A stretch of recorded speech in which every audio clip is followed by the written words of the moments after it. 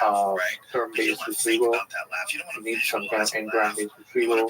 So for the unrestricted web data, you can't just You need a combination of all. A hybrid, and you also need other ranking signals outside of the semantic or word-based, like page rank like signals that score domain authority and recency.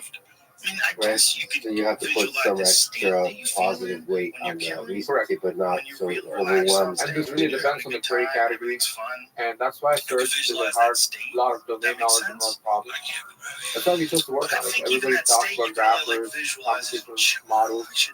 There's this insane amount of domain knowledge you need to work on this, and it takes a lot of time to build up towards like highly, really good index with like really good ranking with all these signals. So how much of search is science manipulated? I would say it's good amount of science, but a lot of user-centric thinking baked into it. The constantly you come up with an issue, there's a particular set of documents and a particular kinds of questions the users ask, and the system perplexity doesn't work well for that, and you're like, okay, how can we make it work well for that? But not in a per query basis. Right. You can do that too when you're small, just to like delight users, but it doesn't scale. You're obviously gonna at the scale of like queries you handle as you keep going in a logarithm dimension. You go from 10,000 queries a day to 100,000 to a million, 10 million. You're gonna encounter more mistakes. You wanna identify fixes that address things that are bigger scale. And you want to find like cases that are representative of the larger set of mistakes. Correct. If you can figure out how to shut that off and go and do stuff. All right, so what about the query stage? So I typed in a bunch of BS. I get more ideas. I typed a poorly structured query. What kind of processing can be done to make that usable? Is that an LLM type problem? I think LLMs really help there. So what LLMs add is even if your initial retrieval doesn't have like a amazing set of documents, like that does really good recall but not as high a precision, LLMs can still find the needle in the haystack. And traditional search is like they're all about precision and recall simultaneously. Like in Google, even though we call it 10 blue links, you get annoyed if you don't even have the right link in the first 3 or 4. The eye is so tuned to getting it right. LLMs are fine, like you get the right link maybe in a 10 or 9, you feed it to the model, it will still know that was more relevant.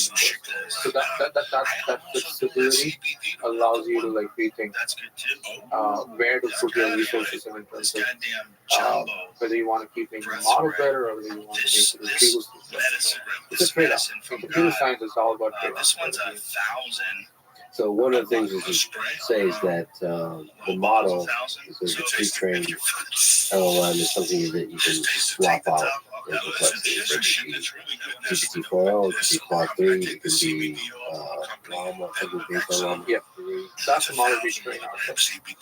We took Llama 3 and we post-trained it to be very good at few skills like summarization, referencing citations, keeping context, and longer context support.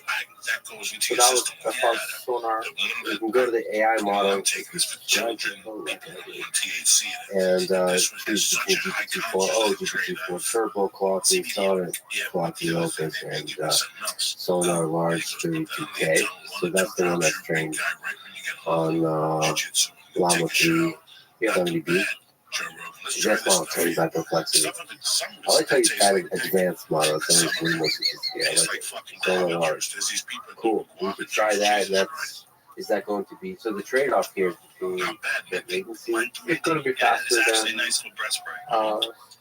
Claude models or 4.0 because we are pretty good at inferencing it ourselves. Like we host it and we have like cutting edge API for it. I think it still lags behind from GPT-4 today. In like some finer queries that require more reasoning and things like that. But these are the sort of things you can address with more post training, RLHF training, things like that, and you're working on it. So in the future, you hope your model could be like the dominant default model. We don't care. That doesn't mean we're not going to work towards it, but this is where the model agnostic viewpoint is very helpful. Like, does the user care if Perplexity has the most dominant model in order to come and use the product? No. Does the user care about a good answer? Yes. So whatever model is providing us the best answer, whether we fine-tuned it from somebody else's base model or a model we host ourselves, it's okay. And that flexibility allows you to We focus on the user. but it allows you to be AI completely. It means like you keep improving whatever. Yeah, We're we're not taking off-the-shelf models from anybody. We have customized it for the product. Whether like we own the race or not, something else. Right? So the I think there's also power to design the product to work well with any model.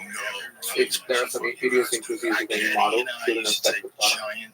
So it's really responsible. How do you get the latency to be so low? And how do you make it even lower? The inspiration from Google, there's a whole concept called tail latency. It's a paper by Jeff Dean and another person, where it's not enough for you to just test a few queries, see if it's fast, and conclude that your product is fast. It's very important for you to track the P90 and P99 latencies, which is like the 90th and 99th percentile. Because if a system fails 10% of the time in a lot of servers, you could have like certain queries that are at the tail, failing more often without you even realizing it. And that could frustrate some users, especially at a time when you have a lot of queries, suddenly a spike, right? So it's very important for you to track the tail latency, and we track it at every single component of our system, be it the search layer or the LLM layer.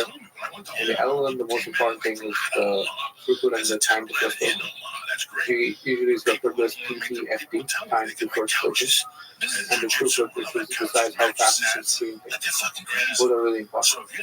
And of course, the models that we don't control in terms of serving, like OpenAI or Anthropic, we are reliant on them to build a good infrastructure. And they are incentivized to make it better for themselves and customers, so that keeps improving. And for models we sell ourselves, like Llama-based models, we can work on it ourselves by optimizing at the kernel level. Right? So there we work closely with NVIDIA, who's an investor in us, and we collaborate on this framework called TensorRT LLM. And if needed, we write new kernels, optimize things at the level of like making sure the throughput is pretty high without compromising anything. Is there some interesting complexities that have to do with keeping latency low, just serving all this stuff? The TTFT, when you scale up, as more and more users get excited, a couple of people listen to this podcast and are like, holy shit, I want to try Perplexity. They're going to show up. What is the scaling of compute look like? Almost from a CEO startup perspective. Yeah, I mean, you gotta make decisions like, should I go spend like 10 million or 20 million more and buy more GPUs? Or should I go and pay like go on the model providers like 5 10 million more and I get more compute capacity from them? What's the trade-off between in-house versus on cloud? It changes. The dynamics, but everything's on cloud. Even the models we serve are on some cloud provider. It's very inefficient to go build like your own data center right now at the stage we are. I think it will matter more when you become bigger. But also, companies like Netflix still on AWS and have shown that you can still scale, with somebody else's cloud solution. So Netflix is entirely on AWS. Largely. Let's not understand. If I'm wrong, like, what's that? That's not Perplexity, right? Does Netflix use AWS.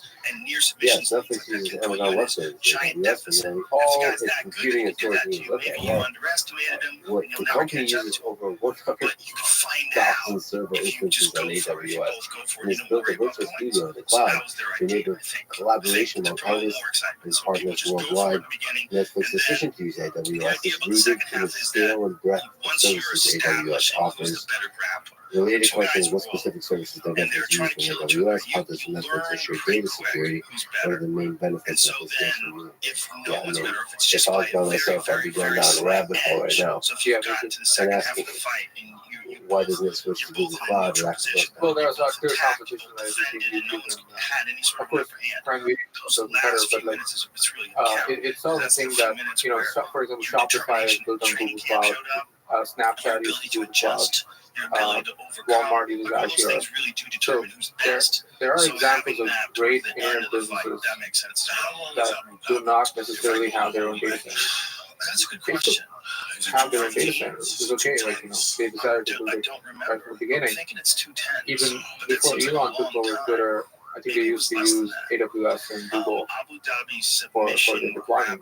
Other things is Elon has talked about, they seem to use like a distinct collection of data centers. Mm-hmm. Now I think he has this mentality that it all has to be in house, but it frees you from working on problems that you don't need to be working on when you're like scaling up the startup. Also, AWS infrastructure is amazing. Bad positions. Like it's not just amazing in terms of its quality. It also helps you to recruit engineers easily, because if you're on AWS and all engineers are already trained on using AWS, so the speed at which they can ramp up is amazing. So does Professor use AWS? Yeah. I think it's so you have to figure out how much more is this to die, that those kinds of things. Yeah, that's the kind of problems you need to solve. Like more, like whether you want to like keep look the whole reason it's called elastic, some of these things can be scaled very gracefully, but other things so much not, like GPUs or models or things to like make decisions. Yeah, there it is. You tweeted a poll asking who's likely to build the first 1 million 100 GPU equivalent. And there's a bunch of options there, so but who do you think will do it? Like Google, Meta, XAI. But yeah, I want to point out, like a lot of people said, it's not just OpenAI, it's Microsoft. That's a fair counter for that. But what was the option for like OpenAI? I think it was like Google, OpenAI, Meta, X. Obviously, OpenAI is not just OpenAI, it's Microsoft too. And Twitter doesn't let you do polls with more than 4 options. So I do usually add some topics from Amazon to the mix. Million is just a cool number. Yeah, you want to announce some insane.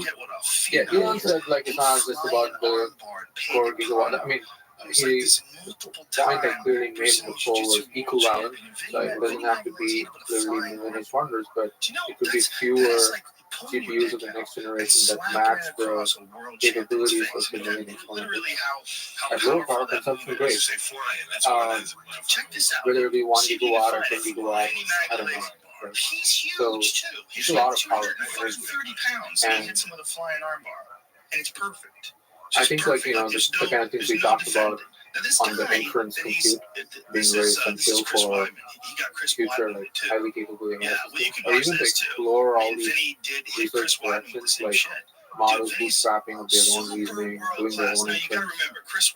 You need a lot of GPUs. How much about winning in a George Cox way, hashtag winning, is about the compute, who gets the biggest compute? Right now, it seems like that's where things are headed in terms of whoever is like really competing on the AGI race, like the frontier models. But any breakthrough can disrupt that. If you can beef up the reasoning and facts and end up with much smaller models that can reason really well, you don't need a million H100 equivalent cluster. That's a beautiful way to put it. Decoupling reasoning and facts. Yeah, how you represent knowledge in a much more efficient, abstract way, and make reasoning more thing that is greater than parameter decoupled.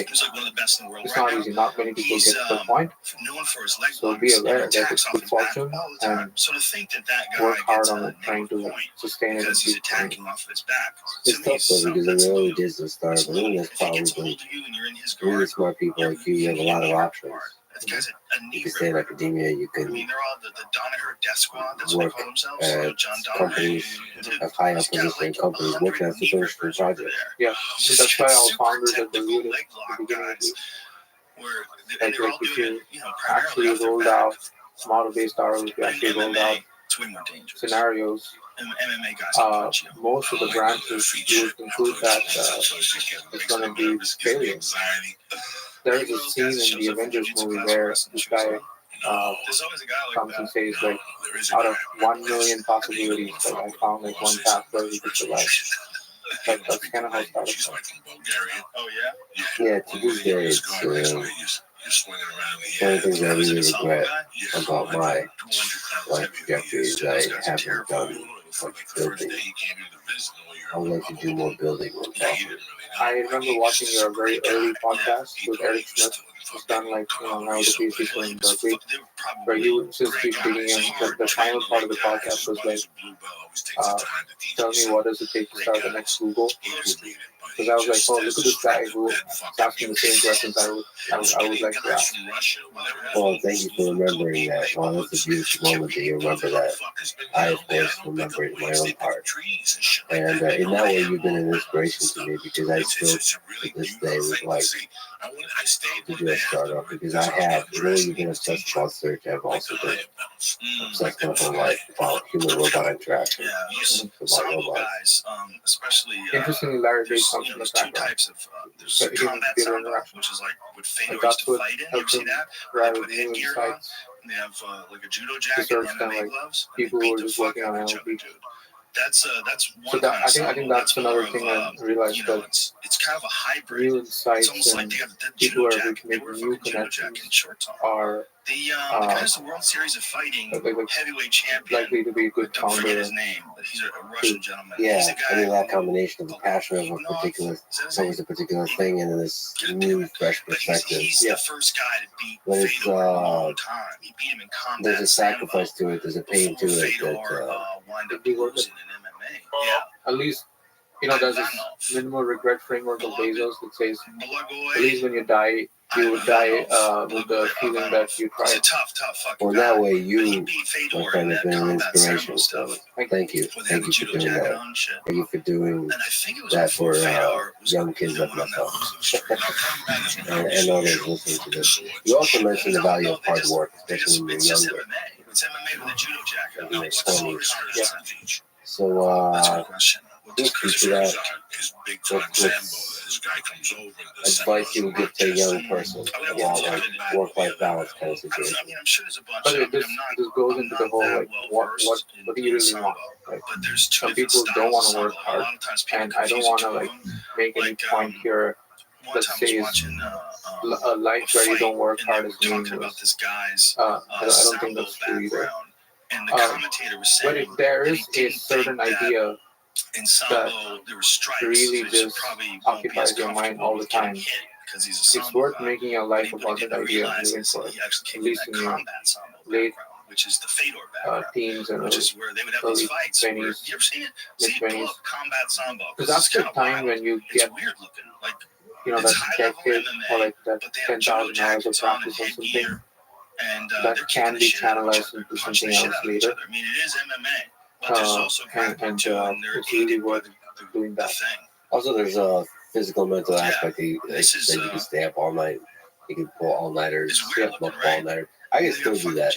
I'll still pass out sleeping on the floor in the morning on the desk. I still could do it.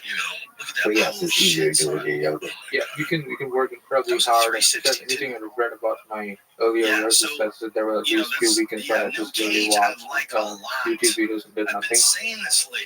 And like, Yeah, use your time. Use your time when you're young. Because that's planting a seed that's going to grow into something big if you plant that seed early on.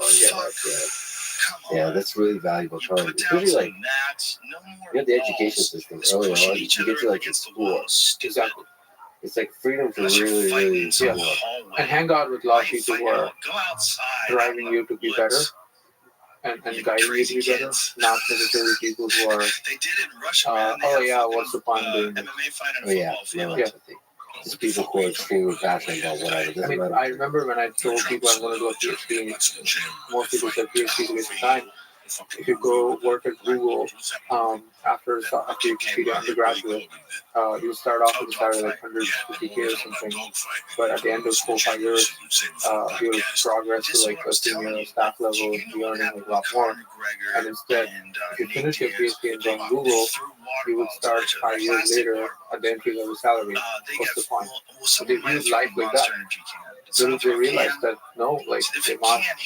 You're optimizing with a discount factor that's like equal to 1, but not like discount factor is close to 0.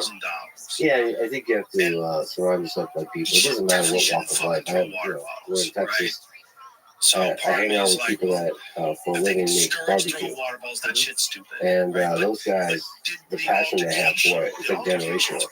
That's their whole life. They stay up all night. They do all they do. Like barbecue. And it's all they talk about. And it's all they love. And Mr. Beast doesn't do like AI or math, but he's obsessed and worked hard to get to where he is. And I watched YouTube videos of him saying how like all day he would just hang out and analyze YouTube videos, like watch patterns of what makes the views go up and study. That's the 10,000 hours of practice. Messi has this quote, right, but maybe it's falsely attributed to him. This is internet, you can't do what you read, but you know, I became I worked for decades to become an overnight hero. Yeah, yeah, so that's Messi's your favorite. No, I like Ronaldo. Because he had a CBD vape pen, but not. That's the first thing you said today that I just but it does deeply disagree with. let me caveat this thing that I think Messi is the GOAT. Back pain or something And like I that, think especially Messi is after a very long talented. fight. Provides you with a little But I like relief. Ronaldo's journey. But what's crazy is the human and the journey that you why they I like his vulnerability, his performance openness about wanting to be the best. But the human who came closest to So Messi are they protecting you from is actually an yourself? achievement, What are they considering doing? Messi's They pretty don't supernatural. want you to do Yeah, it you because got you're it. flaunting the fact Similarly, like that you're doing tennis it for as another everybody, example. that they piss Novak you off to Djokovic. the CBD. Controversial, not as liked as Federer and Nadal. Actually ended up beating them, like he's, objectively the GOAT. And did that like by not starting off. And they might do it differently in Do you different like places. underdog? I mean, your own story is like Concerned about him. Like, what Yeah, it's more relatable. You can derive more Like, what is inspiration. the issue? It's just, it looks bad. Like there are some people you just admire, That vapor's coming but out. not really can get inspiration from them. There are some people who clearly like connect dots to yourself and try to work towards that. We're a month away. When it becomes If legal, you just it's really look, going to put go on your nuts. It's gonna visionary be good hat, for look into everybody. the future. What do you think the future of search So looks they like? get fucking And maybe pissed off even that. But let's go with a bigger pothead question. What is the future of the internet, the web look like? What is this evolving towards? And maybe even the future of the web browser, how we interact with it. So if you zoom out, before even the internet, it's always been about transmission of knowledge. That's a bigger thing in search. Search is one way to do it. The internet was a great way to like disseminate knowledge faster. It started off with like organization by topics, Yahoo, categorization, and then better organization of links, Google. Google also started doing instant answers through the knowledge panels and things like that. I think even in 2010s, 1/3 of Google traffic, when it used to be like 3 billion queries a day, was just answers from instant answers from the Google Knowledge Graph. This is basically from the 3 days and weekly data stuff. So it was clear that like at least 30 to 40% of search traffic is just answers, right? Even the rest you can say deeper answers, like what we're serving right now. But what is also true is that with the new part of like deeper answers, deeper research, you're able to ask kind of questions that you couldn't ask before. Like could you ask questions like AWS is AWS all on Netflix without an answer box? It's very hard.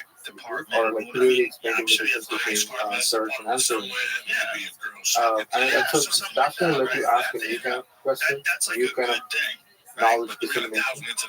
And I just believe that we're working towards neither search or answer engine, but just discovery. knowledge discovery. Do you know? Did That's you the- watch that's the when bigger Floyd mission. Mayweather was doing? And I believe that it was for Showtime. Can be catered to They through were chatbots, doing answer one of bots, those behind the scenes things at his voice gym. voice form And factor usage. he has what he But calls doghouse something fights. bigger than that is like guiding people towards And discovery. let me just I say, think that's this what we kind of want to thing work on as has been complexity. going on in gyms It's forever, fundamental right? human They've always curiosity. had gym So wars. there's this collective intelligence of the human species sort of always reaching out for more knowledge, I'm pretty and sure you're it became giving it illegal tools in to reach out at California a fairly faster rate. recently. Correct. In the last Do you think- decade, they you stopped think, like, allowing people to have what they call smokers. The measure And of what knowledge smoker is, they have organized of the fights. human species would But be there's not really like a lot of rapidly backbone, increasing and over nobody gets time. paid. And Nobody gets paid. even But more it than gives that, people if we valuable can experience. They used to have a lot of them in change Muay Thai. every Like, I person used to to be go more They truth were seeking cool. They than would set up before, like these little just because plastic they are lawn able chairs. to, You pay a small just amount because of they money, have the you know, like tools to, $30 or something like that. I And think you it will go and lead you to a watch all better these world. amateur fights, and a lot of times kids are pretty fucking More talented. And knowledge, it's fun to watch. and fundamentally more But people so are they've always interested had in fact organized gym checking fights. So and like essentially, uncovering things rather what than Floyd just Mayweather did relying on was other have things, his own like what they hear from other people, in-house which always can be gym like fights, like politics amateur fights. Like or they didn't you know, even having disguise the ideologies. fact that it was a competition. So Like I they think that weren't sort of trying to. impact would be very nice to have. They weren't trying I to hope swallow. that's the internet we Like can these create, guys are having like fights. through the pages projects you're working on, like you're letting people create new articles It's really without crazy. much human effort. And I hope like He has these that guys. the insight One for that guy was gets your beat up, browsing session, and your he's query Hasim that you asked Rahman's in Perplexity. It doesn't need to be just or useful to son. you. Hasim Jensen Rahman's says son, this in I his thing, believe. right? That I do my one is to ends and I give feedback to one person in front of other people, Okay, his brother. not Maybe because it's I his want to brother. like put That makes anyone more down or sense. up, Because Hasim but that Rahman's not that old. we can To have all a learn from kid each other's that's that, experiences. Like, you know, why like should it that be that developed? only Because you so get he's to like learn from the other his kids? 20s. Other people can also Maybe learn, he's anyway. or you, Point being, another person can so also this learn from another English person's guy success.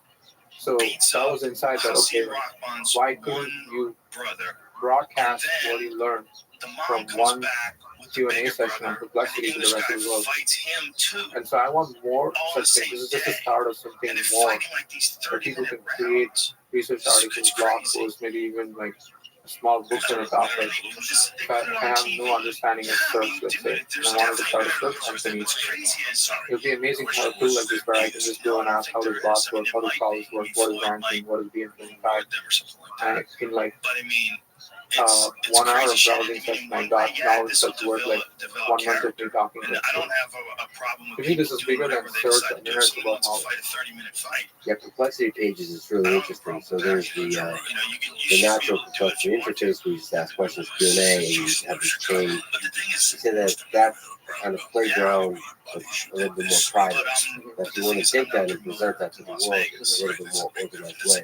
First of all, you can share that, and I have shared that as a by itself. Yeah, but if you want to organize that in a nice way, to create a Wikipedia-style page. Yes, you can do that with Perplexity pages. The difference there is subtle, but I think it's a big difference in the actual what it looks like. So it is true that there is certain Perplexity sessions where I ask really good questions and I discover really cool things. And that is, by itself, could be a canonical experience that if shared with others, they could also see the profound insight that I have found. And it's interesting to see what that looks like. I mean, I would love to see other people's journeys because my own has been beautiful. Yeah, because you discover so many things. There's so many aha moments. It does encourage the journey of curiosity. Yeah, exactly. That's why I want to discover time. Building a timeline for your knowledge. Today it's curated, but we want to get it to be personalized to you. Interesting news about today. So we imagine a future where the entry point for a question doesn't need to just be from the search bar. The entry point for a question can be you listening or reading a page, listening to a page being read out to you. If you got curious about one element of it, you just have to follow up. That's why I'm saying it's very important to understand your mission is not about changing the search. Your mission is about making people smarter and delivering knowledge. And the way to do that can start from anywhere. You can start from you reading a page, you can start from you listening to an article, And that just starts your journey. exactly, it's just a journey. There's no end. How many alien civilizations are in the universe? That's a journey that I'll continue later for sure. Reading National Geographic is so cool. By the way, watching the poster operate it gives me a feeling there's a lot of things going on. Cool. As a kid, I loved Wikipedia. Rabbit holes a lot. Okay, go to this rate equation. Based on the system, there is no definitive answer on the exact number of aliens in the and then it goes to the Drake equation. Recent estimates include, wow, well done. Based on the size of the universe and the number of habitable planets studied. One of the main factors in the Drake equation is how the scientists determine if a planet is habitable yet. Well, one of the heartbreaking things for me recently, learning more and more, is how much bias, human bias, can seep into Wikipedia. Yeah, so Wikipedia is not the only thing. Wikipedia is one of the greatest websites ever created. Right. It's just so incredible, crowdsourced. You can take such a big step forward. But it's too human control. You need to scale it up. There's that complexities that are the AI will continue to say in the good sense. Yeah, and this power is like AI. At its best, yeah. There's a reason for that. Twitter is great. It serves many things. There's like human drama in it. There's news. There's like knowledge you gain. But some people just want the knowledge. Some people just want the news without any drama. And a lot of people go on and try to start other social networks. But the solution is not even being starting another social app. Like Tourette's try to say, oh yeah, I want to start Twitter without all this drama. But that's not the answer. The answer is like, as much as possible, try to cater to human curiosity, but not as human drama. Yeah, but some of that is the business model. Things like if it's an ad model, that's right. It's easier to start up to work on all these things without having all these. Like the drama is important for social apps because that's what drives engagement, and advertisers need you to show the engagement. Yeah, and so that's the challenge with more and more as perception scales up, as figuring out how to avoid the delicious temptation of drama, maximizing engagement, ad-driven, and all that kind of stuff. That, for me personally, just posting this podcast, I'd be very careful to avoid sharing about views and clicks and all that kind of stuff. So that you maximize. Well, actually, the thing I can mostly try to maximize and Logan's an inspiration is maximizing my curiosity. Literally my inside this conversation and in general, people I talk to, we try to maximize. Pushing the related. That's exactly what I'm saying. Yeah, I'm not saying that the final solution is just a start. By the way, in terms of just podcast, I do also look for the crazy wild card type of thing. So this might be nice to have related, even wilder sort of directions. Because right now it's kind of on topic. Yeah, that's a good idea. That's kind of the RL equivalent of the silent reading. Where you want to increase the that'd be cool if you could actually control that parameter. Yeah. It's kind of like how wild I want to get. Maybe you can go real wild, real quick. One of the things I read in the About page was the question is, if you want to learn about nuclear fission, PhD in math, it can be explained. If you want to learn about nuclear fission and you're in middle school, it can be explained. So what is that about? How can you control the depth and the sort of the level of the explanation that's provided? Is that something that's possible? Yeah, so you're trying to do like 2 pages where you can select the audience to be like expert or beginner and try to like cater to that. Is that on the human creator side, or is it the LLM thing? Yeah, the human creator picks the audience and then LLM tries to do that. And you can already do that through your search thing. Elify it to me. I do that by the way. I add that option a lot. Elify it to me and it helps me a lot to like learn about new things. Especially I'm a complete noob in governance or like finance. I just don't understand simple investing terms, but I don't want to feel like a noob to investors. And so, like, I didn't even know what an MOU means or LOI, all these things. Like, just throw acronyms. And like, I didn't know what a SAFE is, simple acronym for future equity, or Y Combinator things. And like, I just needed these kind of tools to like answer these questions for me. And at the same time, when I'm like trying to learn something latest about LLMs, let's say about the star paper, I'm pretty detailed. Like, I'm actually wanting equations, and so I asked like, explain, like, give me equations, give me detailed research of this, and understand that.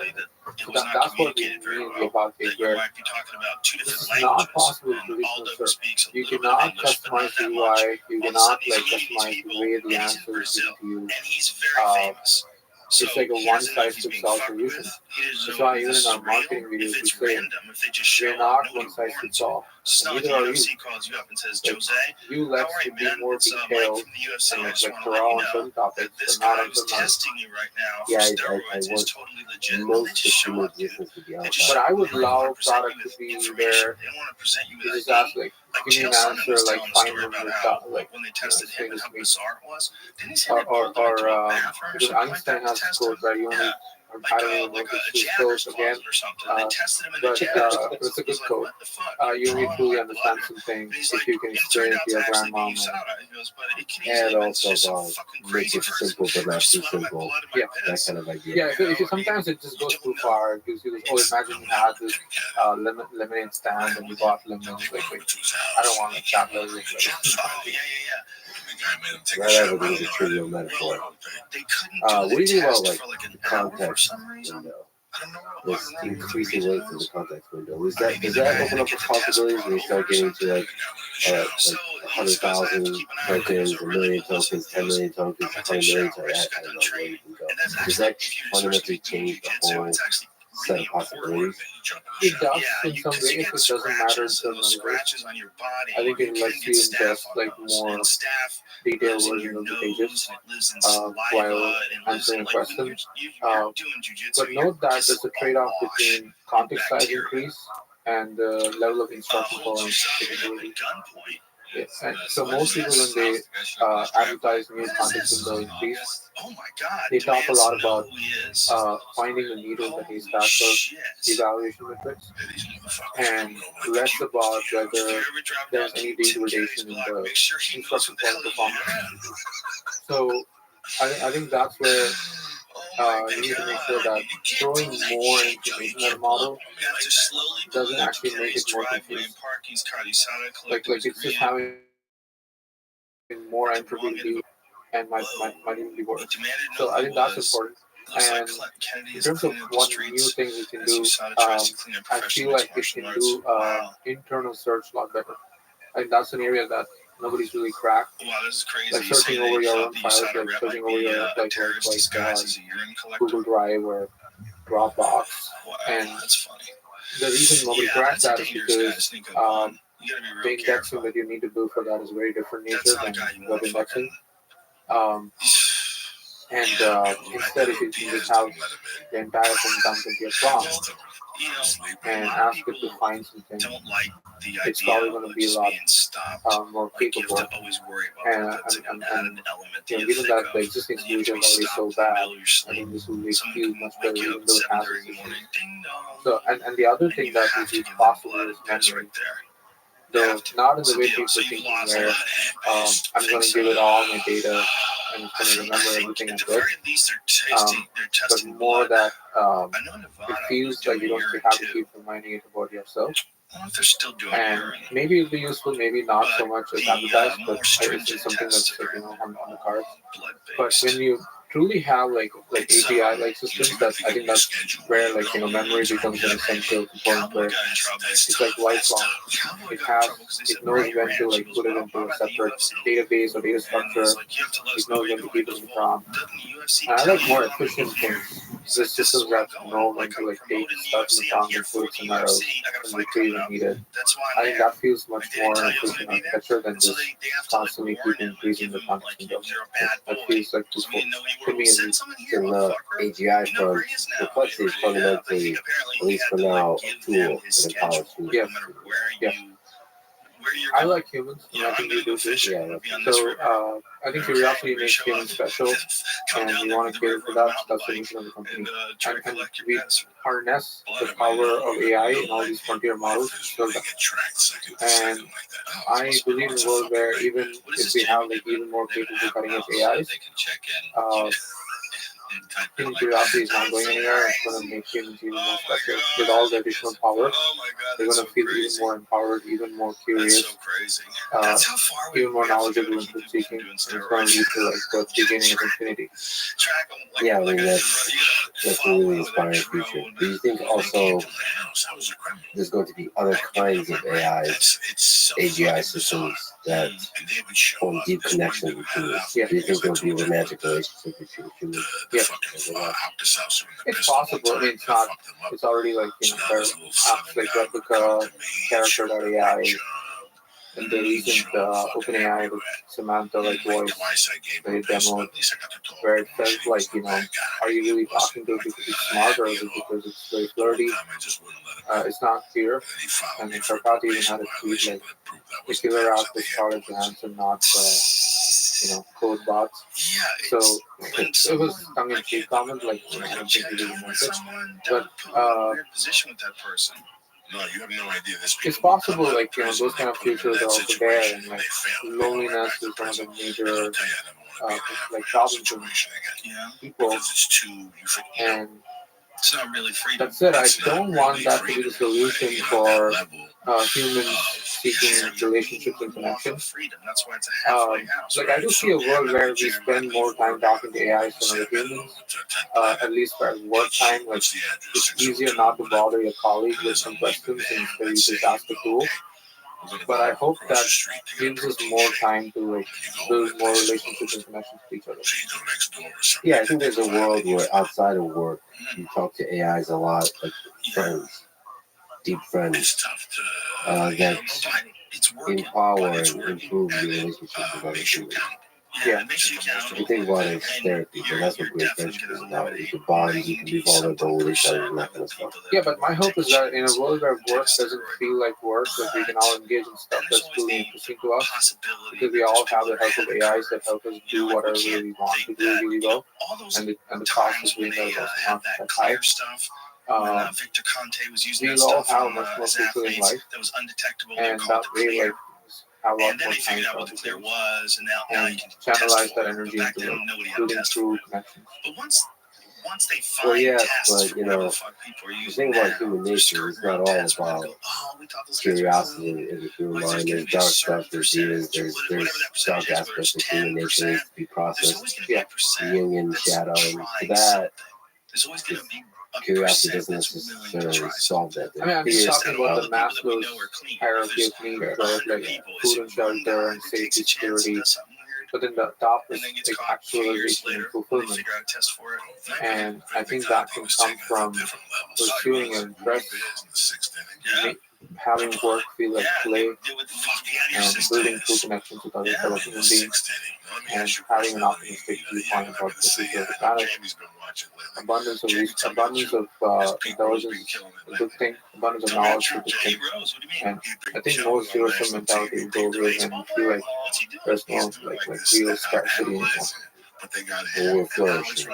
That's my hope, right? Like, but some of the things you mentioned could also happen. Like people building a deeper emotional connection with their AI chatbots, or AI girlfriends or boyfriends can happen. And we're not focused on that sort of a company. From the beginning, I never wanted to build anything of that nature. But whether that can happen, in fact, like I was even told by some investors, you guys are focused on hallucinations. Your product is such that hallucination is a bug. AIs are all about hallucination. Why are you trying to solve that? Make money out of it. And hallucination is a feature in this product. Like AI girlfriends or AI boyfriends. Yeah. So go build that. Like bots. Like different fantasy fiction. Yeah. I said no, like I don't care. Like maybe it's hard, but I want to walk the harder path.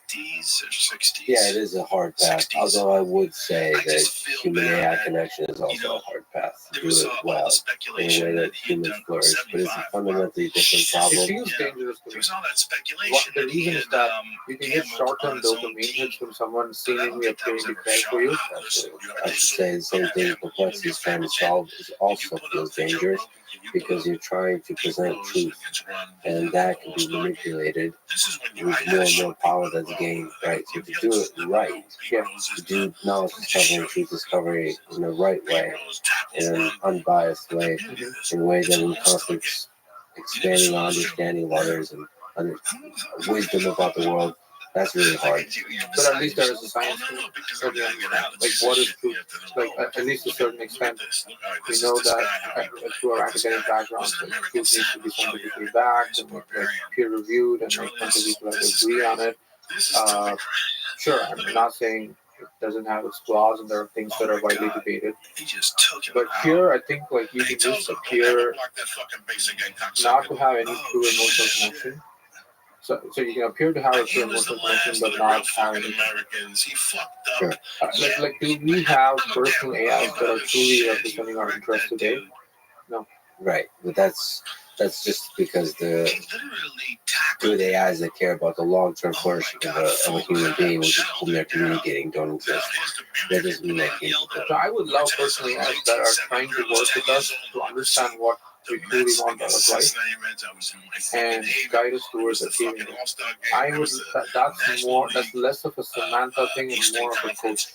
For those with Samantha, that's a great partner, a great friend. They're not great friends because you're drinking a bunch of beers and you're partying all night. They're great because you might be doing some of that, but you're also becoming better human beings in the process. Like lifelong friendship means you're helping each other flourish. I think we don't have a AI coach where you can actually just go and talk to them. Look, this is different from having AI alias explorers. It's almost like you get that's more like a great consulting session with one of the world's leading experts. But I'm talking about someone who's just constantly listening to you, and you respect them, and they're like almost like a performance coach for you. I think that's going to be amazing. And that's also different from AI too. That's why different apps will serve different purposes. And I have a viewpoint of what are like really useful. I'm okay people disagreeing with it. Yeah, and at the end of the day, it's humanity first. Yeah, long-term future, not short. A lot of paths to dystopia. The computer sitting in the middle of them, Brave New World. There's a lot of ways that seem pleasant, that seem happy on the surface, but in the end are actually dimming the flame of human consciousness, human intelligence, human flourishing in a counterintuitive way. So the unintended consequences of a future that seems like a utopia, it turns out to be a dystopia. What gives you hope about the future? Again, I'm kind of beating the drum here, but for me, it's all about like curiosity and knowledge. And like, I think there are different ways to keep the light of consciousness, preserving it. And we all can go about different paths. For us, it's about making sure that it's even less about like that sort of thinking. I just think people are naturally curious. They want to ask questions and they want to serve that mission. And a lot of confusion exists mainly because we just don't understand. We just don't understand about other people or about like just how the world works. And if our understanding is better, like we all are grateful. Like, oh wow, like, I wish I got to the realization sooner. I would have made different decisions, and my life would have been higher quality and better. I mean, it's possible to break out of the echo chambers, to understand other people, other perspectives. I've seen that in wartime when there's really strong divisions. Understanding paves the way for peace and for love between the peoples. Yeah, because there's a lot of incentive in war to have very doing stuff like that. narrow 30 and years shallow ago, conceptions of the some world, skinny guy would lurk at the bar, different he would- truths Mhm. on each side, and so You get bridging that, cash. that's what After 3 or real 4 or 5 fucking understanding weeks, looks like, stuff so real they truth can looks pay like. credit. What do you think It they're feels worried like about? AI can do that better Gambling than that illegal. Do you think they're worried we're humans just do. gonna go crazy? Just It's gamble all the money viewing away? their bias. Like, what are they worried about? And I Like, hope why is that it, why through would you AI, protect humans someone from gambling? Like, reduce their trying biases. to keep people To me, that prosperous, represents like removing the threat. positive They outlook can't towards do the it, so future. because they can't do Where it, a lot AI of can people who also fall help into us to gambling won't, because we're going to protect them from understand themselves. everything around us better. So that doesn't seem to make any Yeah, sense. curiosity will show Like, the way. when I was a kid, the reason why my Thank you for parents this didn't incredible know I was in the city conversation. is Thank because you they gave me a ticket in the for city and a felony in Jersey. being an inspiration Surely the second to children. me and With to all those all the degenerate kids out there motherfuckers in the that tri-state love area, building what you're stuff. telling me And is, thank you for if building you got arrested complexity. for Thank gambling you. in New York Thanks City for talking to me. in the 70s and 80s, you got a Thanks for ticket. listening to this conversation with Arvin The cop said, Srinivas. what are we gonna To do? support this podcast, I got please a check out our thousand of these sponsors yeah, in it's the popping description. apartment buildings all And over now, the place. let me leave you with some words from In Albert. the 70s, it was all little bodegas. The and important everybody thing took action. is Whether not it to was stop Numbers, questions. the Knicks, Curiosity the is its Brooklyn own number, the reason for Roosevelt existence. number. Remember, there's 5 One numbers cannot that help come out of but fucking be in New York. awe when he Did I contemplates tell the you my mysteries of grandmother got eternity, arrested? Yes. of life, Yes. and the marvelous structure of reality. It is enough if one tries merely to comprehend a little of this For mystery years, each okay, day. everybody, well, I did. Thank I you don't for know about listening, you. Once a and month, hope to let's see you even if I next time. over-exaggerate, once a month, somebody would pull me aside and wait a minute. You know, anybody who wants sneakers, what do you got? Yeah, I got Converse. Okay, they usually go for 20. For you, I'll give it to you for 7. You don't even ask. You just know they're stolen. So you have an original life event. It evolved for 4 billion years, at least on our planet. It evolved the technosphere. The technologies themselves start having this property we call life, which is the phase we're undergoing now. It solves the origin of itself, and then it figures out how that process all works, understands how to make more life, and then can copy itself onto another planet so the whole structure can reproduce itself. You don't ask if they're stolen. The following is a conversation with Sarah Walker, the third time in this podcast. She is an astrobiologist and theoretical physicist interested in the origin of life and in discovering alien life on other worlds. He has written an amazing new upcoming book titled Life as No One Knows It, The Physics of Life Emergence. This book is coming out on August 6th, so please go pre-order it now. It will blow your mind. This is a lecture and podcast. To support it, please check out our sponsors in the description. And now, dear friends, here's Sarah Walker. We open the book, Life as No One Knows It, The Physics of Life's Emergence, with the distinction between the materialist and the vitalist. So what's the difference? Can you maybe define the two?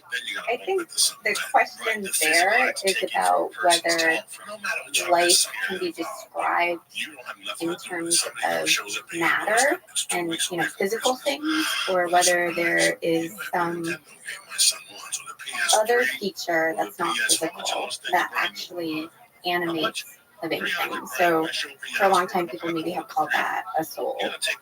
It's been really hard to pin down what that is. So I think the vitalist idea is really that it's kind of a dualistic interpretation, that there's sort of the material properties, but there's something else that animates life that is there when you're alive and it's not there when you're dead.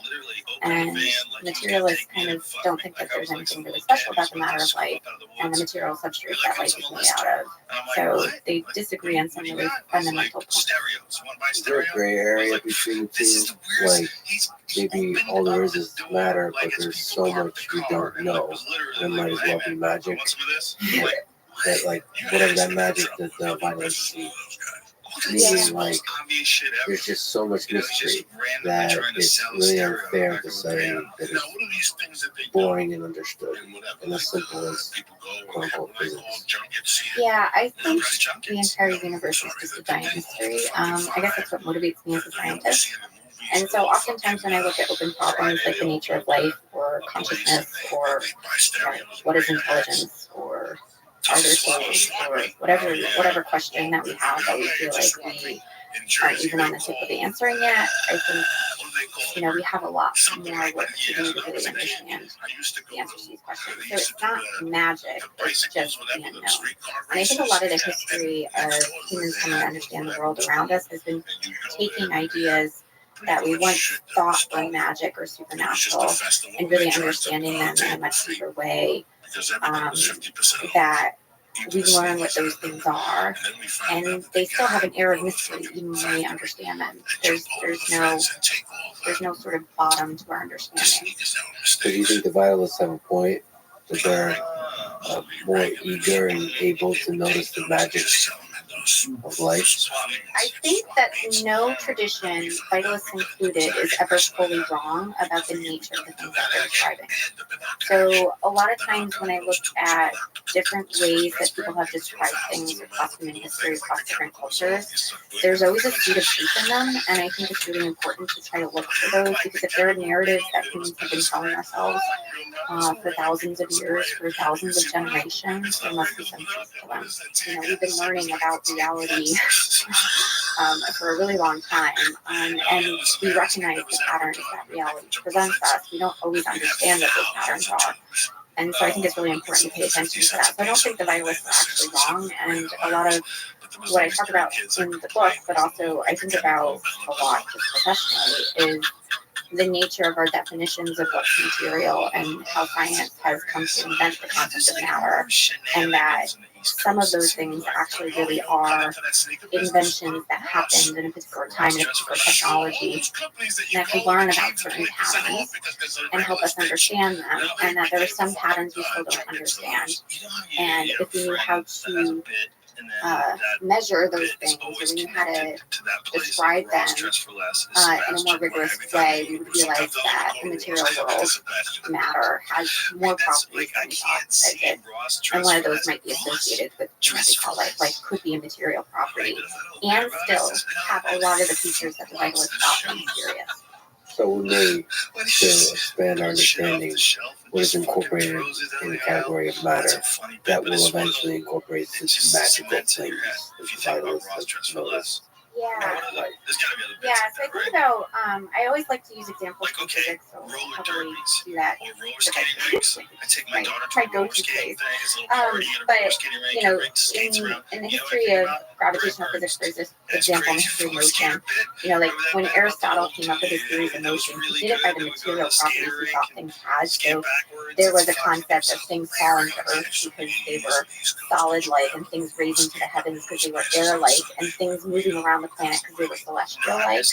But then we came to realize that thousands of years later, and after the invention of many technologies that allowed us to actually measure time in a mechanistic way and track planetary motion, and we could, roll balls down inclined planes and track that progress, we realized that if we just talked about mass and acceleration, we could unify all motion in the universe in a really simple description. So we didn't really have to worry about the fact that my cup is heavy and the air is light.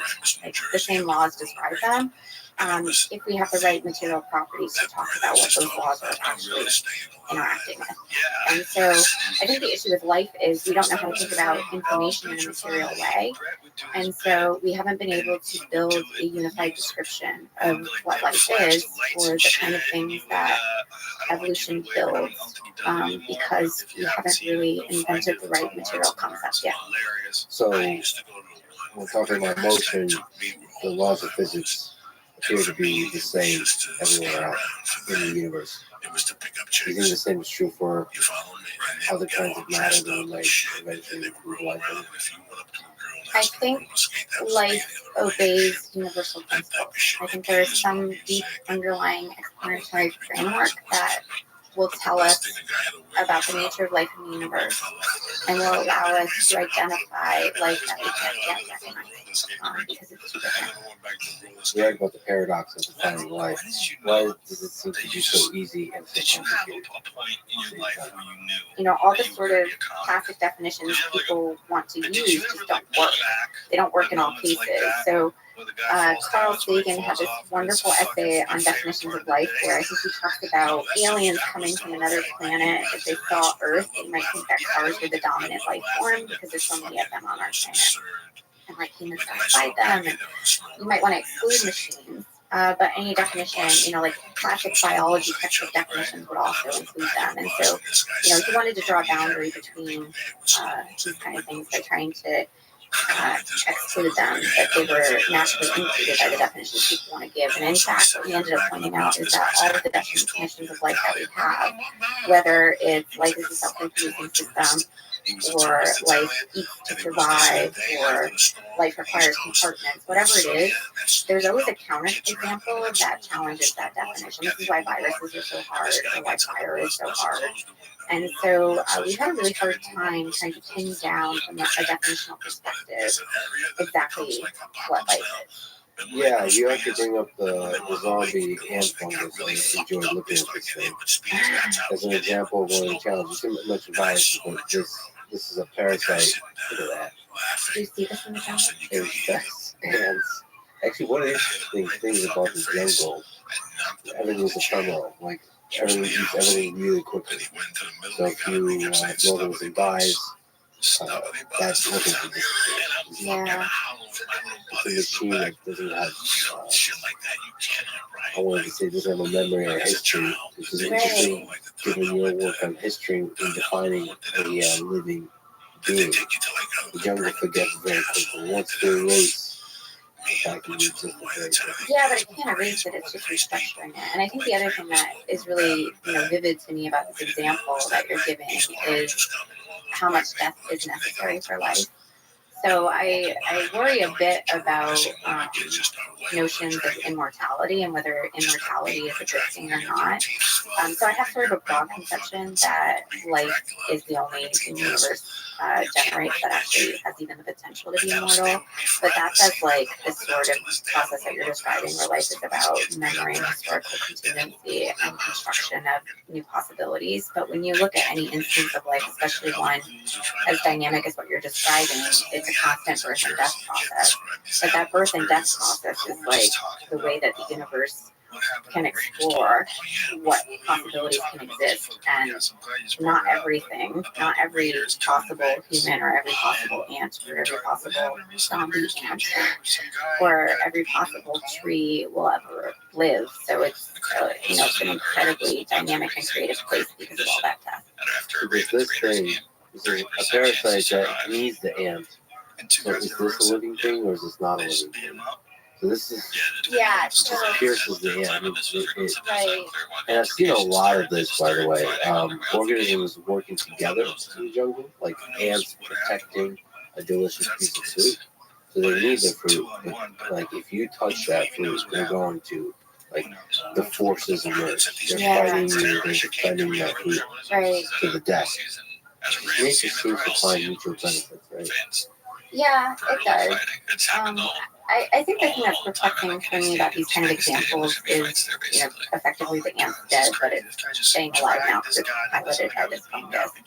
And so that gets back to this, thing we were talking about a few minutes ago about how the boundary of life is really hard to define. So, any time that you want to draw a boundary around something and you say, this feature is the thing that makes this alive, or this thing is alive on its own, there's not ever really a clear boundary. And these kind of examples are really good at showing that, because it's like the thing that you would have thought is a living organism is now dead, except that it has another living organism that's piloting it. So the two of them together are alive in some sense, but they're now in this kind of weird symbiotic relationship that's taking this ant to its death. So what do you do with that when you try to define life? I think we have to get rid of the notion of an individual as being relevant. And this is really difficult because, a lot of the ways that we think about life, like the fundamental unit of life is the cell, individuals are alive, but we don't think about how gray that distinction is. So, for example, you might consider, self-reproduction to be the most defining feature of life. A lot of people do actually, like, one of these standard different definitions that a lot of people may feel like to use in astrobiology is life is a self-sustaining chemical system capable of Darwinian evolution, which I was once quoted as agreeing with, and I was really offended because I hate that definition. It's terrible. And I think it's terrible that people use it. I think like every word in that definition is actually wrong as a descriptor of life. Life is a self-sustaining chemical system capable of Darwinian evolution. Why is that? That seems like a Yeah, I know. It's going to make me angry kind of and believe it. so self-sustaining chemical system, Darwinian evolution. What is self-sustaining? What's so frustrating? I mean, which aspect is frustrating to you? But also, those are very interesting words. Yeah, they're all interesting words. And together they sound really smart and they sound like they've often what life is. But you can use any of the words individually, and you can come up with counterexamples that don't fulfill that property. The self-sustaining one is really interesting, thinking about humans, right? Like, we're not self-sustaining; we're dependent on society. And so, I find it paradoxical that, it might be that societies, because their self-sustaining units are now more alive than individuals are. And that could be the case, but I still think we have some property associated with life. I mean, that's the thing that we're trying to describe. So that one's quite hard, and in general, no organism is really self-sustaining. They always require an environment. So being self-sustaining is coupled in some sense to the world around you. You don't live in a vacuum. So that part's already challenging. And then you can go to chemical system. I don't think that's good either. I think there's a confusion because life emerges in chemistry. That life is chemical. I don't think life is chemical. I think life emerges in chemistry because chemistry is the first thing the universe builds, where it cannot exhaust all the possibilities because the combinatorial space of chemistry is too large. Well, but it's possible to have a life that's not a chemical system. Yeah. There's a guy I know named Lee Crow that's been on my podcast a couple times. He just got really pissed off listening to it. He probably just got really pissed off hearing that. I hope people somehow don't know he's a chemist. Yeah, but he would agree with that statement. Would he? I don't think he would. I don't think he would. He would broaden the definition of chemistry and then include everything. Oh, sure. Okay, so Or you're. maybe, I don't know. Oh wait, but you said that you're like the first thing it creates is chemistry. We're very precisely, it's not the first thing it creates, obviously, like, it has to be atoms first, but it's the first thing. Like, if you think about, the universe originated, atoms were made in, Big Bang synthesis, and then later in stars, and then planets form, and planets become engines of chemistry. They start exploring what kind of chemistry is possible, and the combinatorial space of chemistry is so large that even on every planet in the entire universe, you will never express every possible molecule. I like this example actually that Lee gave me, which is to think about Taxol. It has a molecular weight of about 853. It's got a lot of atoms, but it's not astronomically large. And if you try to make one molecule with that molecular formula in every three-dimensional shape you can make with that molecular formula, it would fill 1.5 universes in volume. So with one unique molecule, that's just one molecule. So chemical space is huge. And I think it's really important to recognize that, because if you want to ask a question of why does life emerge in chemistry, well, life emerges in chemistry because life is the physics of how the universe selects what gets to exist. And those things get created along historically continued pathways and memory and all the other stuff that we can talk about. But the universe has to actually make historically continued choices in chemistry because it can't exhaust all possible molecules. What kind of system can you create that's outside the combinatorial space of chemistry?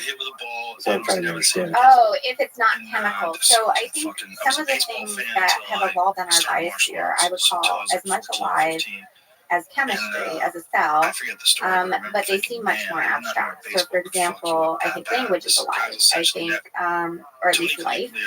I think memes are. I think. You're saying language is life. Language is alive. Oh boy, I have to explore that one. Okay, Life maybe not alive, but I don't know where I stand exactly on that. I've been thinking about that a little bit more lately, but mathematics too. And it's interesting because people think that math has this platonic reality that exists outside of our universe, and I think it's a feature of our biosphere, and it's telling us something about the structure of ourselves. And I find that really interesting because when you sort of internalize all of these things that we notice about the world, and you start asking, well, what do these look like if I was, something outside of myself observing these systems that we're all embedded in, what would that structure look like? And I think we look really different than the way that we talk about what we look like to each other. What do you think a living organism in math is? Is it one axiomatic system, or is it individual theorems, or is it? I think it's the fact that it's open-ended in some sense. It's another open-ended combinatorial space, and the recursive properties of it allow creativity to happen, which is what you see with, like the revolution in the last century with Gödel's theorem and Turing, and there's clear places where mathematics notices holes in the universe. So it seems like you're sneaking out a different kind of definition of life, open-ended, life dimensional space. Yeah. Room for creativity. Definitely not. Chemistry is one substrate. Yeah. I mean, what about the third thing, which I think would be the hardest thing, probably, like the evolution or selection? Well, specifically it's Darwinian evolution, and I think Darwinian evolution is a problem. But the reason that definition is a problem is not because evolution is in the definition, but because the implication is that most people would want to make is that an individual is alive, and the evolutionary process, at least the Darwinian evolutionary process, most evolutionary processes, they don't happen at the level of individuals, they happen at the level of population. So again, you would be saying something like what we found with the self-sustaining definition, which is that populations are alive, but individuals aren't, because populations evolve and individuals don't. And obviously, like, maybe you're alive because, your gut microbiome is evolving, but Lex as an entity right now is not evolving by canonical theories of evolution. In assembly theory, which is attempting to explain life, evolution is a much broader thing. So an individual organism can evolve under assembly theory? Yes. You're constructing yourself all the time. Assembly theory is about construction. It's how the universe selects for things to exist. What if you were formulating everything like the population is a living organism? That's fine too. But this again gets back to so I think what all of the you can nitpick at definitions. I don't think it's like incredibly helpful to do it. But the reason for me, yeah, it is fun. It is really fun. And actually, I do think it's useful in the sense that when you see the ways that they all break down, you either have to keep forcing in your sort of conception of life you want to have, or you have to say all these definitions are breaking down for a reason. Maybe I should adopt a more expansive definition that encompasses all the things that I think and are life. And so for me, I think life is the process of how information structures matter over time and space. And an example of life is what emerges on a planet and yields an open-ended cascade of generation of structure and increasing complexity. And this is the thing that life is. And any individual is just a particular instance of these lineages that are, structured across time. And so we focus so much on these individuals that are these short temporal moments in this larger causal structure that actually is the life on our planet. And I think that's why these definitions break down, because they're not general enough, they're not universal enough, they're not deep enough, they're not abstract enough to actually capture that regularity. Because we're focused on those that we're ephemeral thing. Yeah, it's like Aristotle focusing on, heavy things falling because they're Earth-like, and things floating because they're air-like. It's the wrong thing to focus on. What exactly are we missing by focusing on that such a short span? I think we're missing most of what we are. So one of the issues, I've been thinking about this, like really viscerally lately. It's weird when you do theoretical physics because I think it like literally changes the structure of your brain. And you see the world differently, especially when you're trying to build new abstractions. Do you think it's possible if you're a theoretical physicist that like it's easy to fall off the cliff and go descend into madness? I mean, I think you're always on the edge of it, but I think what is amazing about being a scientist and trying to do things rigorously is it keeps your sanity. So I think if I wasn't a theoretical physicist, I would be probably not sane. But what it forces you to do is hold the fire. Like you have to hold yourself to the fire. Like these abstractions in my mind have to really correspond to reality, and I have to really test that all the time. And so I love building new abstractions, and I love going to those like incredibly creative, spaces that people don't see as part of the way that we understand the world now. But ultimately, I have to make sure that whatever I'm pulling from that space is something that's really usable and really like relates to the world outside of me.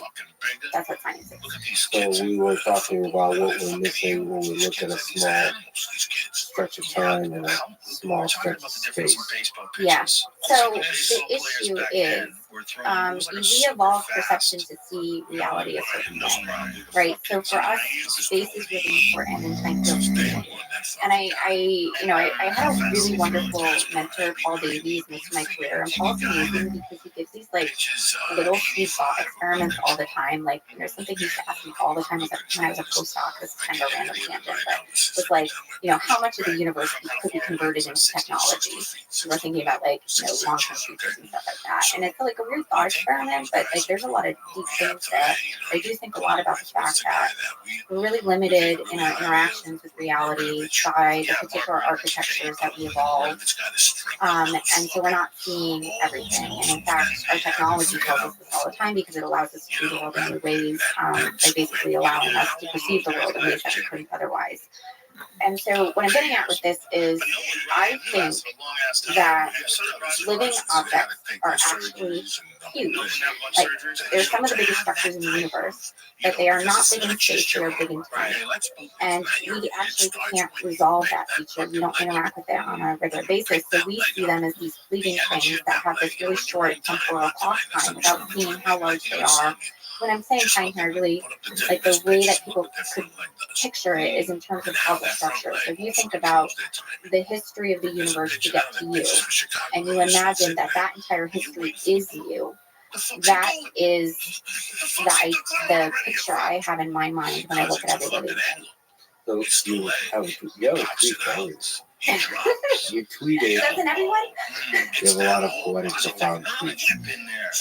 Sometimes they're puzzles that take a long time to figure out. Well, you know what it is? The trick is, the reason they're hard to write is because it's compressing a very deep idea into a short amount of space. And I really like doing that intellectual exercise because I find it productive.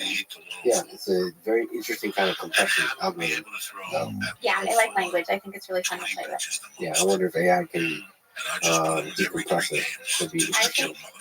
I would like to try this, but I think I use language in certain ways that are non-canonical, and I do it very purposefully.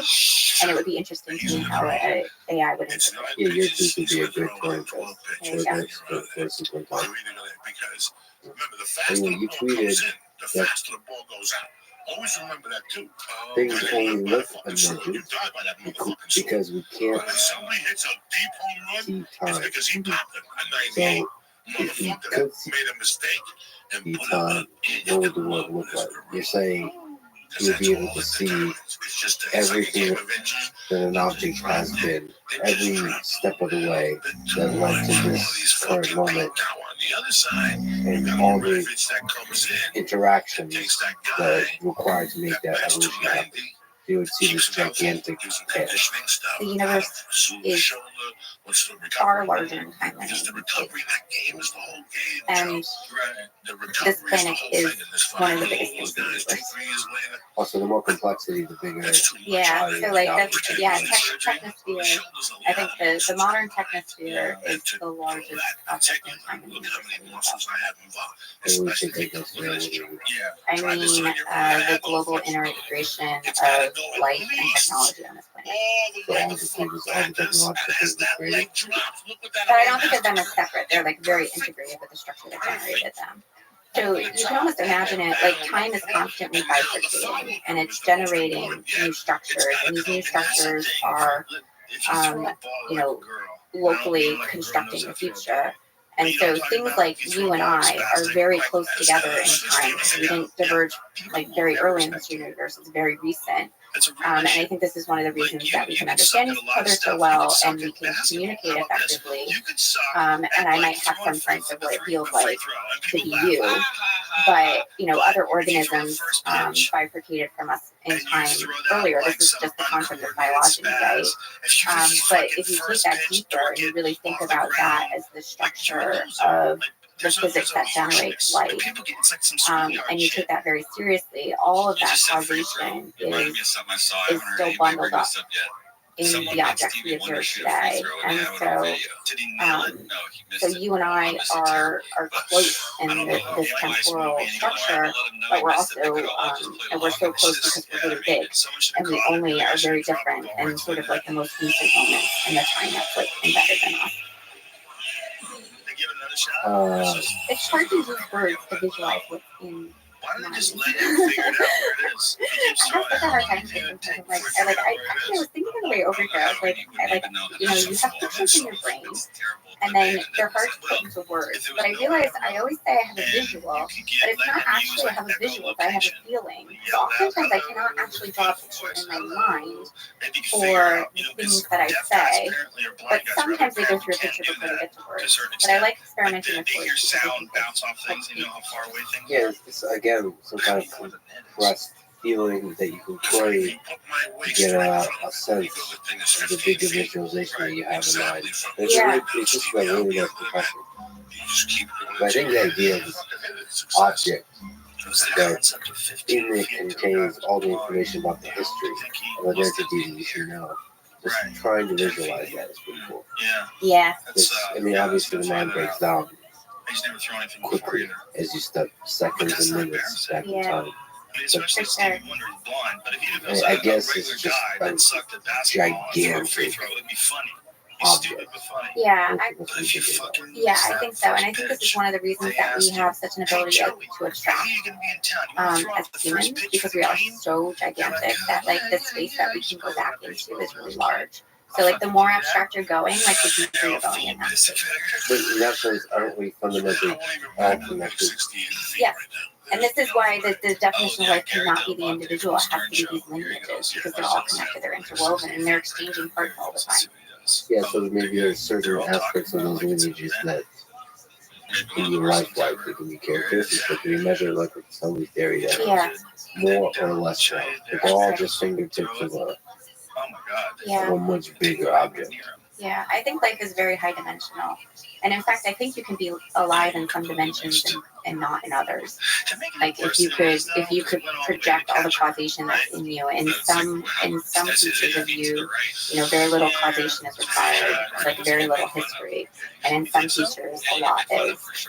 So it's quite difficult to take this really high dimensional, very deep structure and project it into things that we really can understand and say, like, this is the one thing that we're seeing, because it's not one thing. It's funny we're talking about this now, and I'm slowly starting to realize one of the things I saw when I took ayahuasca afterwards, actually. So the actual ceremony is 4 or 5 hours, but afterwards you're still riding whatever the thing that you're riding. And I got a chance to afterwards hang out with some friends and just shoot the shit in the forest. And I get to see their faces. And what was happening with their faces and their hair is I would get this interesting effect. First of all, everything was beautiful. And I just had so much love for everybody. But I could see their past selves behind them. It would be this effect where I guess it's a blurring effect of where, like, if I move like this, the faces that were just there are still there, and they would just float like this behind them, which would create this incredible effect. But it's also another way to think about that. I'm visualizing a little bit of that object, the thing they wore just a few seconds ago. It's a Yeah. cool little effect. Very And now it's like giving it a bit more profundity to the effect that it's just beautiful aesthetically, but it's also beautiful from a physics perspective, because that is a pass off a very little glimpse of the process that they wore. But then you take that to its natural conclusion, not just a few seconds ago, but just to the beginning of the universe, and you could probably get down that road. It's crazy that there's billions of years inside of all of us. All of us. Yeah. And it will connect, obviously. Yeah. Not too long ago. You mentioned just the technosphere, and you also wrote that the most alive thing on this planet is our technosphere. Yeah.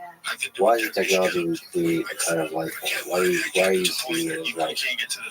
Because it's creative, but with us, obviously, like not independently of us, and also because of this sort of lineage view of life. And I think about life often as a planetary scale phenomenon, because that's sort of the natural boundary for all of this causation that's bundled in every object in our biosphere. And so, for me, it's just sort of the current boundary of how far life on our planet has pushed into the things that our universe can generate. And so it's the furthest thing, it's the biggest thing. And I think a lot about the nature of life across different scales. And so, we have cells inside of us that are alive, and we feel like we're alive, but we don't often think about the societies that we're embedded in as alive, or a global scale organization of us and our technology on the planet as alive. But I think if you have this deeper view into the nature of life, which I think is necessary also to follow the origin of life, then you have to include those things.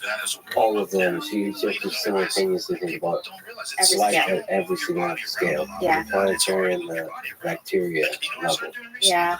This is the hard thing about solving the problem of life, I think, is how many things you have to integrate into building a sort of a unified picture of this thing that we want to call life. And a lot of our theories of physics are built on building deep regularities that explain a really broad class of phenomena. And I think we haven't really traditionally thought about life that way. But I think to get at some of these hardest questions, like looking for life on other planets or the origin of life, you really have to think about it that way.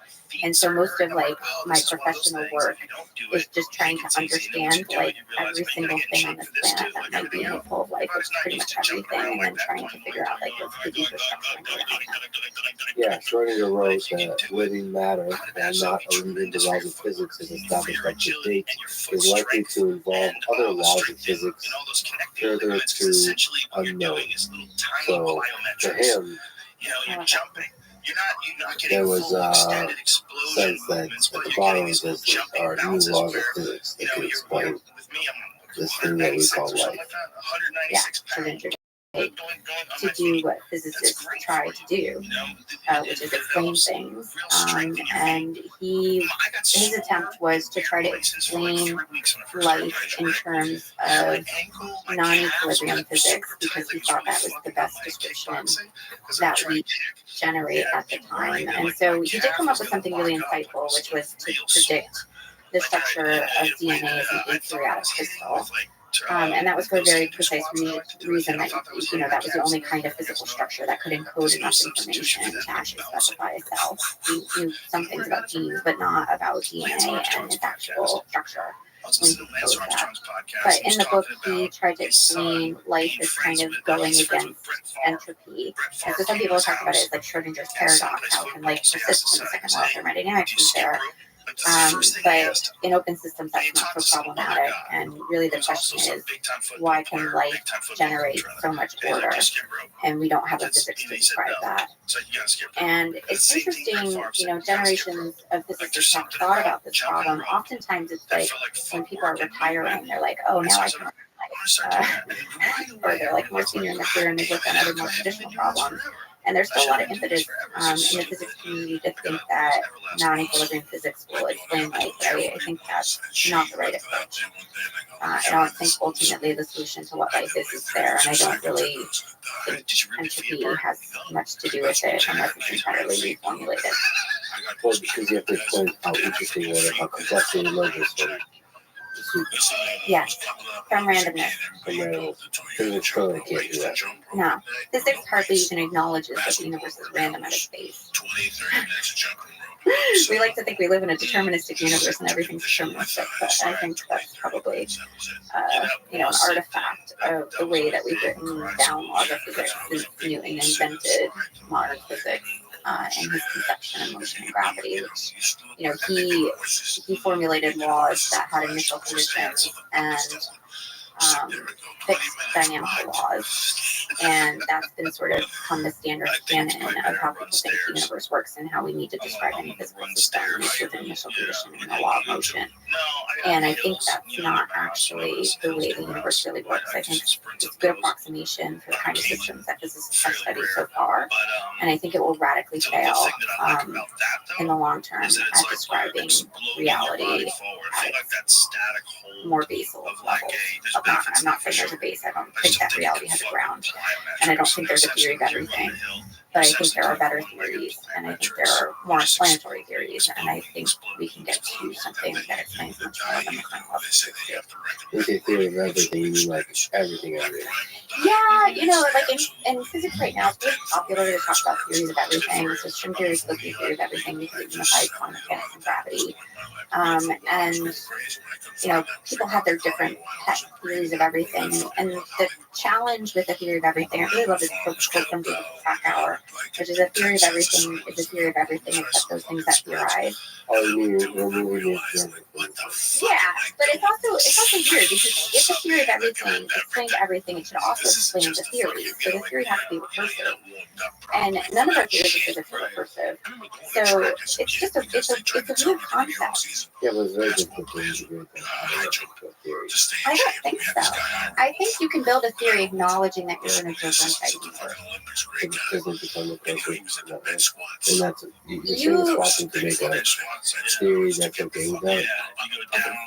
I mean, I don't think there's always going to be the paradox of another meta level you could build on the meta level, right? So, like, you assume this is your universe and you're the observer outside of it. You have some meta description of that universe, but then you need a meta description of you describing that universe, right? So, this is one of the biggest challenges that we face, being observers inside our universe, and also, why the paradoxes and the foundations of mathematics and any place that we try to have observers in the system or a system describing itself show up.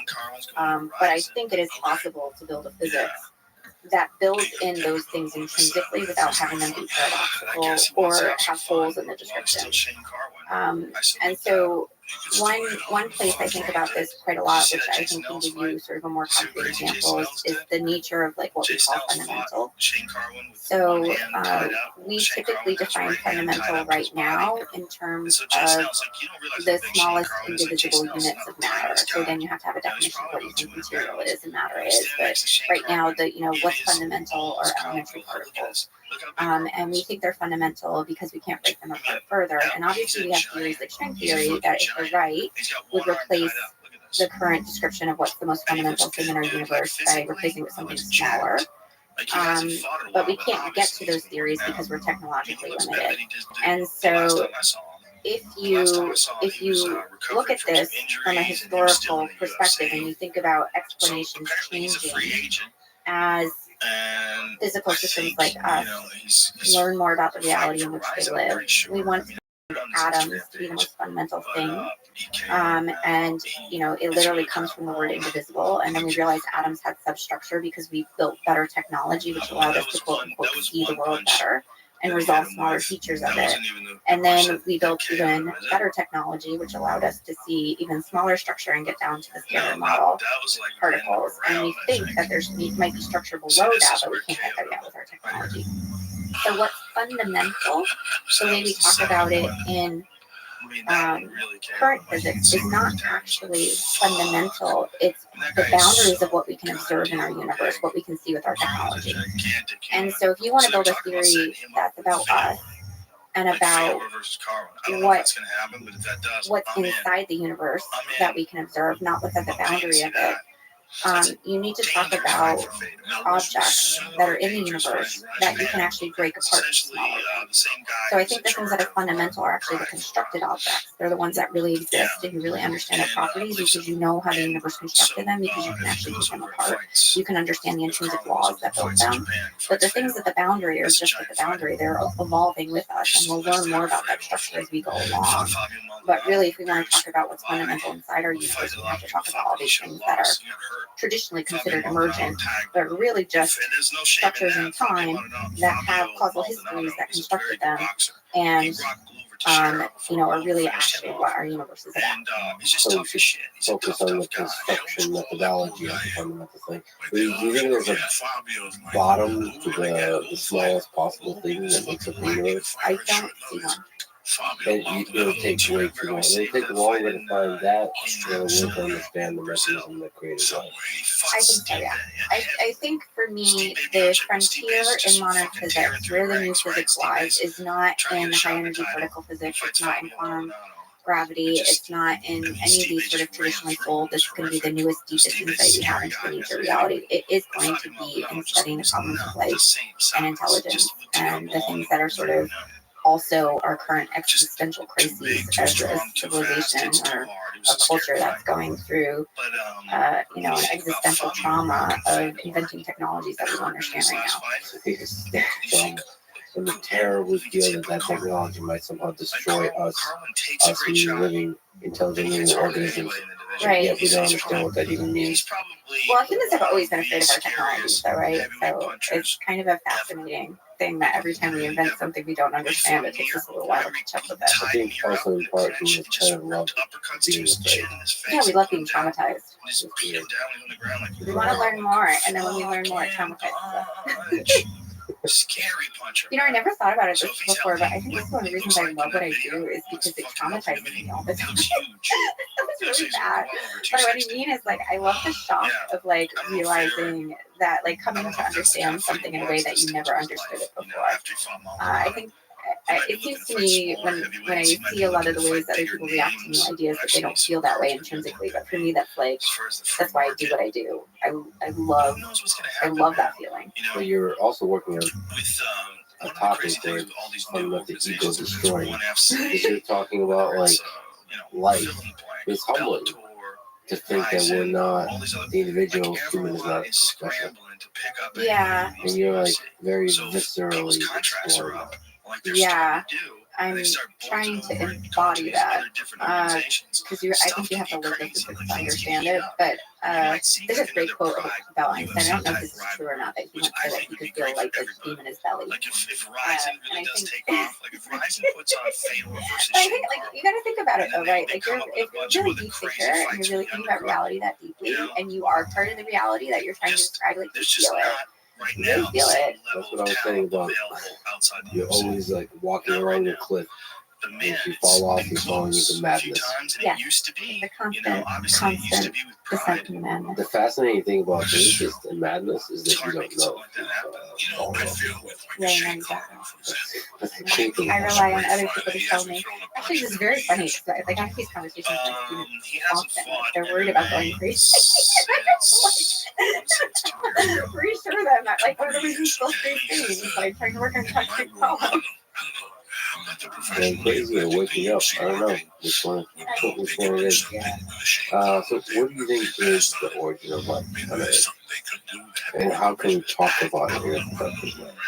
The origin of life is this boundary that the universe can only cross if a structure that emerges can reinforce its own existence, which is self-reproduction, autocatalysis, things people traditionally talk about.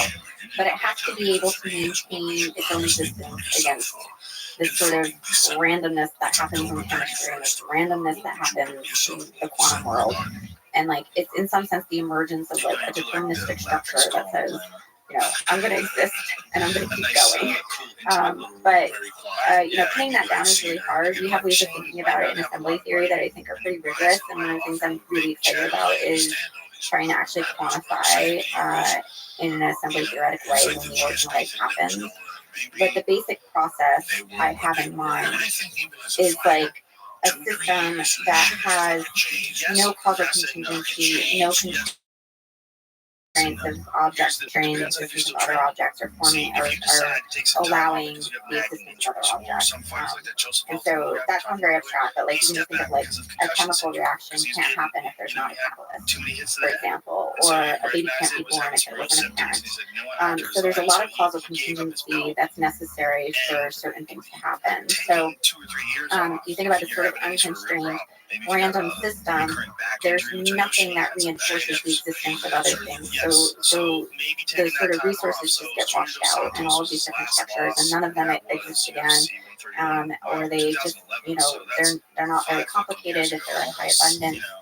And some random events allow some things to start reinforcing the existence of a small subset of objects. And if they can do that, like just molecules basically recognizing each other and being able to catalyze certain reactions, there's this kind of transition point that happens where unless you get a self-reinforcing structure, something that can maintain its own existence, it actually can't cross this boundary to make any object in high abundance without having this sort of past history that it's carrying with us and maintaining the existence of that past history. And that boundary point where objects can't exist unless they have this selection and history in them is what we call the original life. And pretty much everything beyond that boundary is holding on for dear life to all of the causation and causal structure that's basically put it there.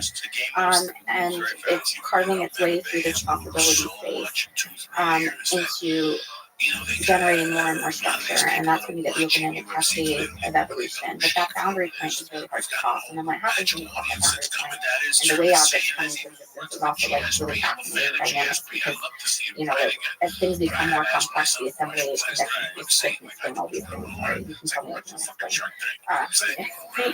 Or what people want to hear. Sorry, I have like a very vivid visual on my brain, and it's really hard to articulate it. I know. So hard. It's going from like a feeling to a visual to language is so stifling sometimes. I have to convert it from language to a visual feeling. Yeah. I think it's working. I hope so. I really like the system for objects. I mean, just so I understand, one way to create a lot of the same kind of objects is make them self-reinforcing. Yeah. So self-reproduction has this property, right? Like if a system can make itself, then it can persist in time, right? Because all objects decay, they all have a finite lifetime. So if you're able to make a copy of yourself before you die, before the second law eats you, or whatever people think happens, then that structure can persist. So that's a way to emerge out of a random soup. Yeah. Right. But things that can copy themselves are very rare. And so what ends up happening is that you get structures that enable the existence of other things, and then somehow only for some sets of objects you get closed structures that are self-reinforcing and allow that entire structure to persist. Okay, so the one object A reinforces the existence of object B, but object A can die. Yeah. So you have to close that loop. Right. So this is the classic all idea. very unlikely. Yeah. But that's sufficiently.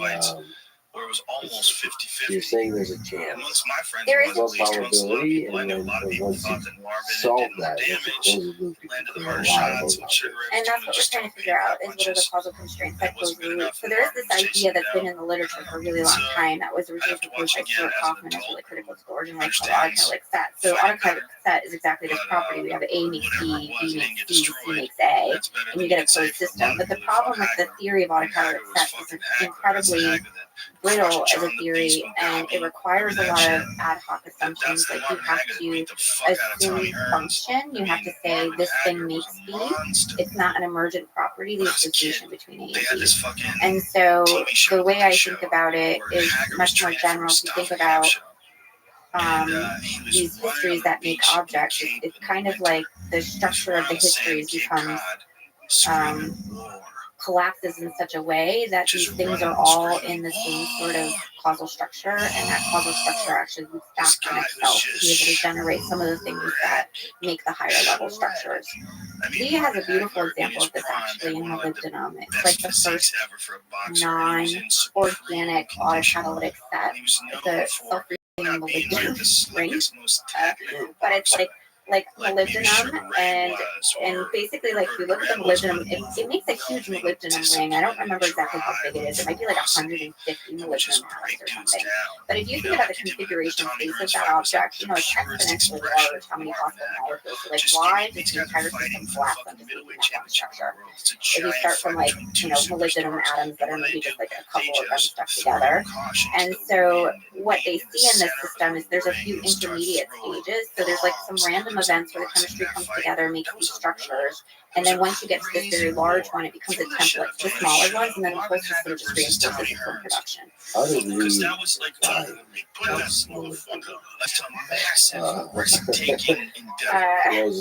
If I knew how Lee's brain works, I think I would understand. So this is not an algorithm discovery saying. No, but I think it goes to the deepest roots of like when he started thinking about origins of life. So I mean I don't know all of his history, but like what he's told me is he started out in crystallography, and you know there were some things that he would just, you know, like people would just take for granted about chemical structures that he was like deeply perplexed about, like just like why are these like really intricate, really complex structures forming so easily under these conditions.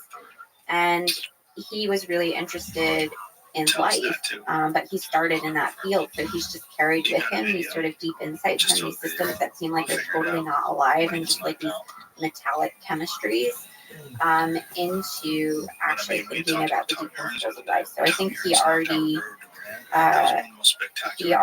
knew a lot about that chemistry, and he also you know, assembly theory came from him thinking about how these systems work. So he had some intuition about what was going on with this molybdenum ring. The molybdenum might be able to be the thing that makes a ring. They knew about them for a long time, but they didn't know the mechanism of why that particular structure formed was autocatalytic feedback.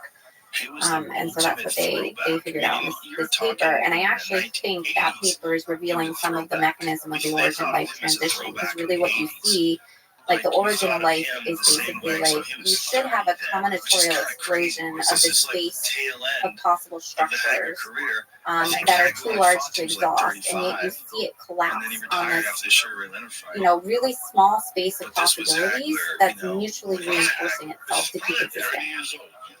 That is the origin of life. There's some set of structures that result in this autocatalytic feedback. Yeah.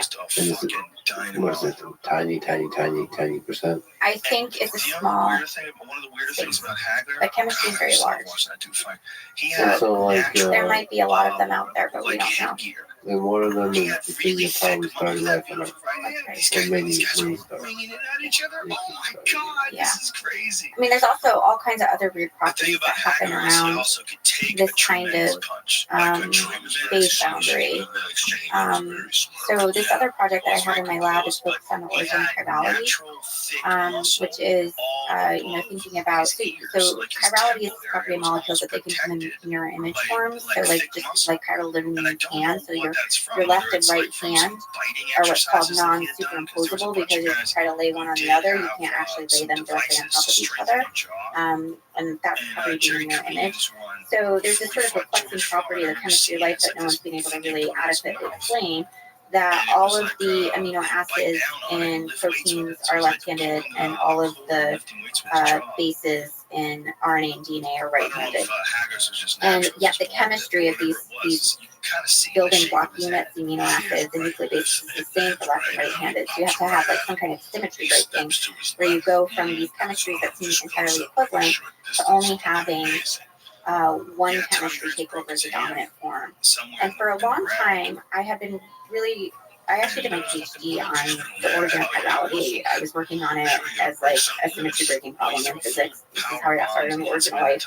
And then I left it for a long time because I thought it was like one of the most boring problems in the origin of life. But I've come back to it because I think there's something really deep going on here related to this like combinatorial explosion of the space of possibilities.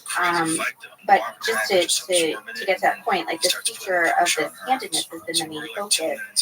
But people take for granted the existence of chiral molecules at all, that this property of having a handedness, and they just assume that, like it's just a generic feature of chemistry. But if you actually look at molecules, if you look at chemical space, which is like the space of all possible molecules that people can generate, and you look at small molecules, things that have less than about 7 to 11 heavy atoms, so things that are not hydrogen, almost every single molecule in that space is achiral, like doesn't have a chiral center. So it would be like a spoon. A spoon doesn't have it, like it's the same as its mirror image. It's not like a hand that's different than its mirror image.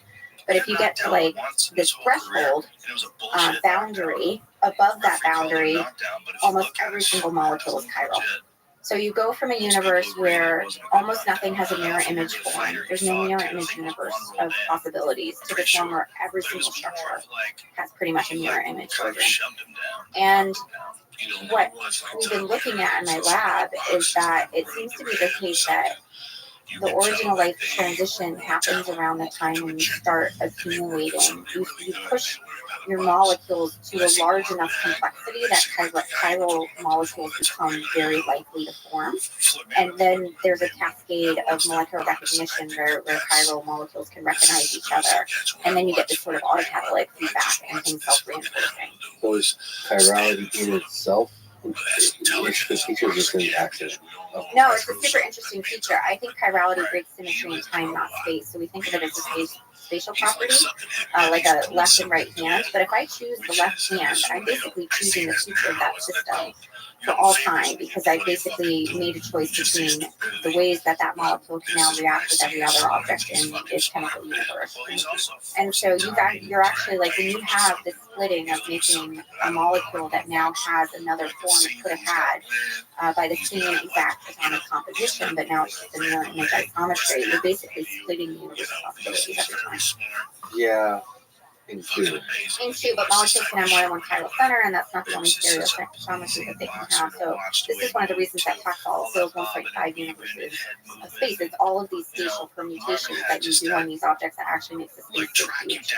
So the point of this sort of chiral transition that I'm putting out is chirality is actually a signature of being in a complex chemical space.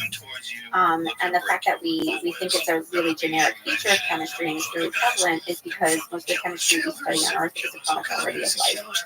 And it also has to do with this transition in assembly, this transition in possibility spaces, because I think there's something really fundamental going on at this boundary, that you don't really need to go that far into chemical space if you can to actually see life in terms of this depth in time, this depth in symmetries of objects, in terms of like chiral symmetries or this assembly structure.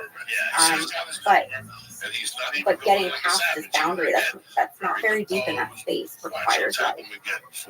It's a really weird property, and it's really weird that so many abrupt things happen in chemistry at that same scale. So would that be the greatest invention ever made on Earth in its evolutionary history? So I really like that formulation of it. Nick Lane has a book called Life Ascending, which is the 10 great inventions of evolution. The origin of life the DNA, the hereditary material that encodes the genetic instructions for all living organisms, and photosynthesis, the process that allows organisms to convert sunlight into chemical energy, producing oxygen as a byproduct. Complex cell, eukaryotic cells, which contain nucleus and organelles that rose from simple bacterial cells. Sex, sexual reproduction, movement, and just the ability to move under which you have the predation, the predators, and ability of living organisms to find food. Yeah, I think, but movement includes a lot of different stuff. Like predators are pretty dynamic. Right. which, not to romanticize the nature of metal, that seems like the important one. I don't know. It's such a computationally powerful thing to try to get. Well, it's efficient for things to eat other things that are already alive. So they don't have to go all the way back to base chemistry. Well, that, but maybe I just like deadlines. But it creates an urgency. You're gonna get eaten. You gotta live. Yeah, like survival is not just the static Oh, I environment you're see. battling against. You're like Yeah. the dangers against which you're trying to survive are also evolving. It's just a much faster way to explore the space of possibilities. I actually think it's a gift that we don't have much time. Yes. Sight's ability to see things like increasing complexifying of sensory organisms, consciousness, and death. The concept of programmed cell death. These are all inventions Yeah. along the line. I like invention as a word for them. I think that's good. Which are the more interesting inventions? The origin of life, because you kind of are not glorifying the origin of life itself. No, I think the origin of life is a continual process. That's why I'm interested in the first transition and solving that problem because I think it's the hardest. But I think it's happening all the time. When you look back at the history of Earth, like, what do you expect to happen? I like sight as an invention because I think having sensory perception and trying to comprehend the world using anthropocentric terms is like a really critical feature of life. And I also, it's interesting the way that sight has complexified over time, right? So like if you think of the origin of life, nothing on the planet could see. Right? So like for one time, life had no sight. And then, like photon receptors were invented. And then when multicellular evolved, those cells eventually grew into eyes. And we had the multicellular eye. And then it's interesting when you get to societies, like human societies, that we invent even better technologies of seeing, like telescopes and microscopes. Which allow us to see deeper into the universe or at smaller scales. So I think that's pretty profound, the way that sight has transformed the ability of life to literally see the reality in which it's existing in. I think consciousness is also obviously deeply interesting. I've gotten kind of obsessed with like octopus. They're just so weird, and the fact that like they evolved complex nervous systems kind of independently is like seems very alien. Yeah, there's a lot of alien-like organisms. That's another thing I saw in the jungle. Yeah. Just things that are like, oh, okay, they're different than us, huh? It just feels like there's a frog that's as thin as a sheet of paper. And I was like, what? And it gives birth to like pores. Like, oh, I've seen videos of that. It's so gross when the babies come out. Yeah. Did you see that? Like in person, like the baby? Oh no, coming out? no. I saw the without the. Have you seen videos of that? It's so gross. It's one of the grossest things I've ever seen. Well, so gross is just the other side of beautiful. Yeah. It's like, oh wow, that's possible. I guess if I was one of those cows, I would think it was the most beautiful event I'd ever seen. Although, like, human childhood is not that beautiful either. Yeah. So our perspective. Well, we come in the world so violently. It's just like, it's amazing. I mean, the world is a violent place. Again, another. It's just another side of the coin. You know what? This actually makes me think of one that's not up there, which I do find really incredibly amazing. Is the process of like the germline cell in organisms. Like basically, like every living thing on this planet, at some point in its life, has to go through a single cell. And this whole issue of like development, like the developmental program is kind of crazy. Like, how do you build you out of a single cell? How does a single cell know how to do that? Like, pattern formation of a multicellular organism obviously like evolves with DNA, but there's a lot of stuff happening there about when cells take on certain morphologies and things that people don't understand, like the actual shape formation mechanism. A lot of people study that, and it's and there's a lot of advances being made now in that field. And it's pretty shocking though that like how little we know about that process. especially and often stuff off of people's lists, which is kind of what interesting. it was like when I was in And high we have school when Dennis. this was going on. Yeah, because This was it was just Yeah. there was And no the genes and all this all are internet, the same, So right? this So this like the was just differentiation word of has to mouth be and radio. You know, something you hear that's about like it on the radio, much you more see about it like in the actual newspaper, like if you can buy it in the sports section. you know Fuck yeah. expression of genes over time and like how they get switched on and off, and also the physical environment of like the cell interacting with other cells, and there's just a lot of stuff going on. Yeah, the computation, the intelligence of that process Yes. might be like Go there and you'd pay the most important thing to understand. We just kind of don't really think about it. Right. We think about the product. Yeah. That's how sugar Maybe and the key to understanding the organism is understanding that process, not the final product. Probably, yeah. I think most of the things about understanding anything about what we are embedded in. Yeah, I saw I know. Such a difficult. standing room only. On this big screen, It's turning into a deterministic They put universe. on a big screen. It always and has they played been. commentary to the Always crowd. It was was, crazy. like, It was the like a news. giant, Yeah, always like was, almost but it like won't be a in the drive-in future. movie theater with And its that's, speakers. before we talk about Instead, the that was in future, let's Vegas. talk about the past. The assembly They fought theory. Frank Bruno. Can you And explain they were assembly fighting in theory Vegas, to me? but I didn't have I listened to Lee talk about it for many hours, and I just did nothing else. I just wanted to take another perspective. You've been already talking about it, but best just guy to enough. ever box Just heavyweight ever. You ever see Frank what, Bruno? Do you remember from Frank a Bruno? big picture view, Jesus Christ. is the assembly theory way of thinking about our universe? Yeah. I think the first thing is, you know, that like the observation that Maybe I'm wrong. life seems to be the only thing in the universe that builds complexity in the way that we see it here. And complexity is obviously like a loaded term, so I'll just use assembly instead, because I think assembly is more precise. But the idea that like, you know, all the things on your desk here, from your computer to the pen to you know, us sitting here, don't exist anywhere else in the universe as far as we know. They only exist on this planet, and it took a long evolutionary history to get to us. Is a real feature that we should take seriously as one that's deeply embedded in laws of physics and the structure of the universe that we live in.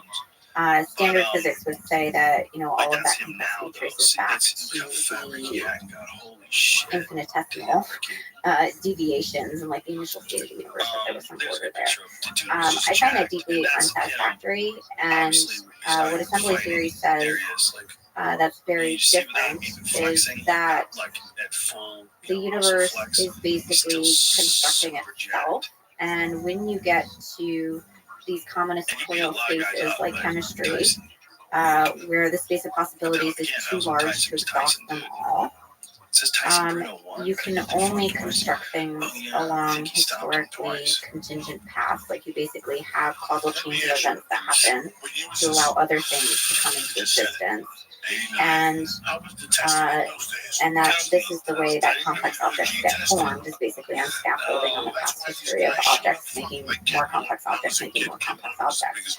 That idea in itself is easy to state and simple, but it has some really radical implications as far as what you think is the nature of the physics that would describe life.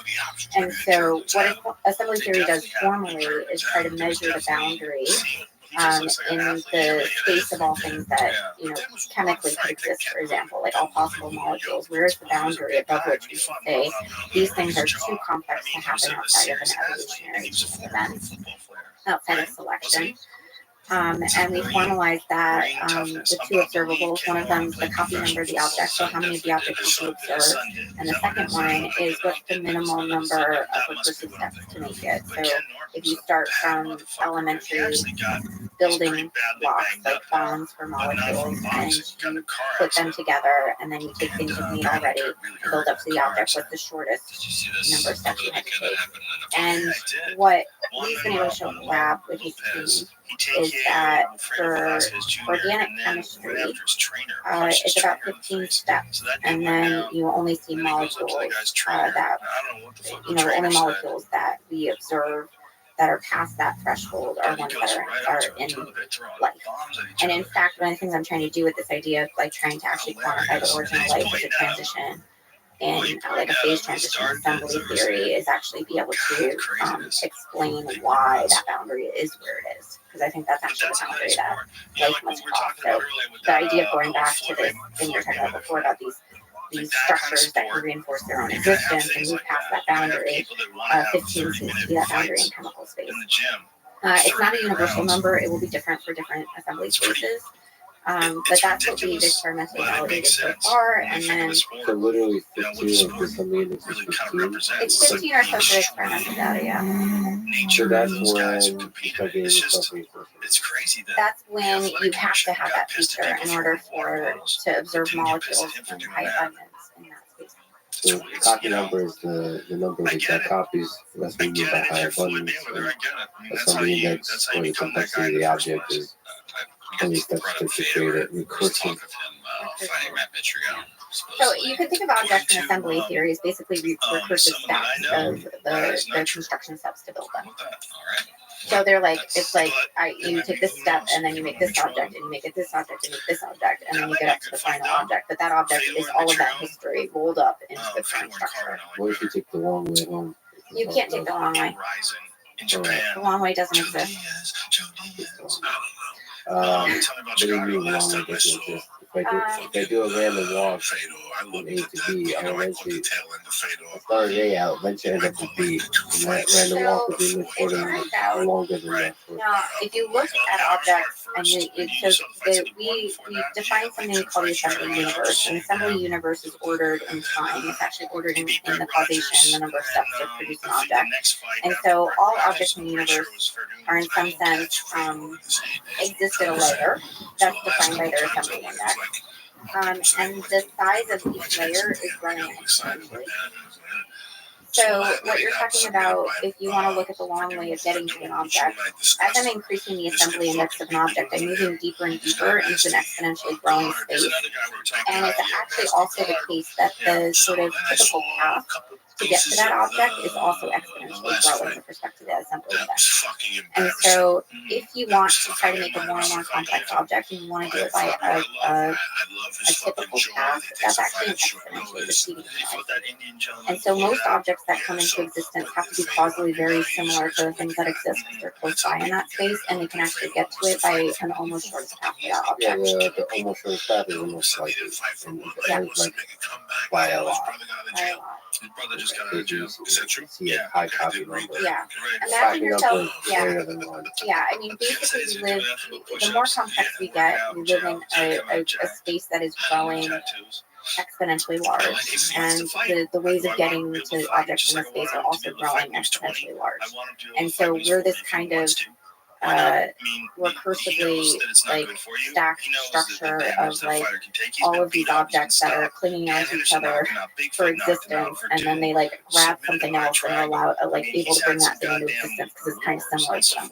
But there is a space transition. There is a transition. There is a place where you would say, I think it's actually abrupt. I've never been able to say that in my entire career before. I've always gone back and forth about whether the original life is kind of gradual or abrupt. I think it's very abrupt. Life snaps into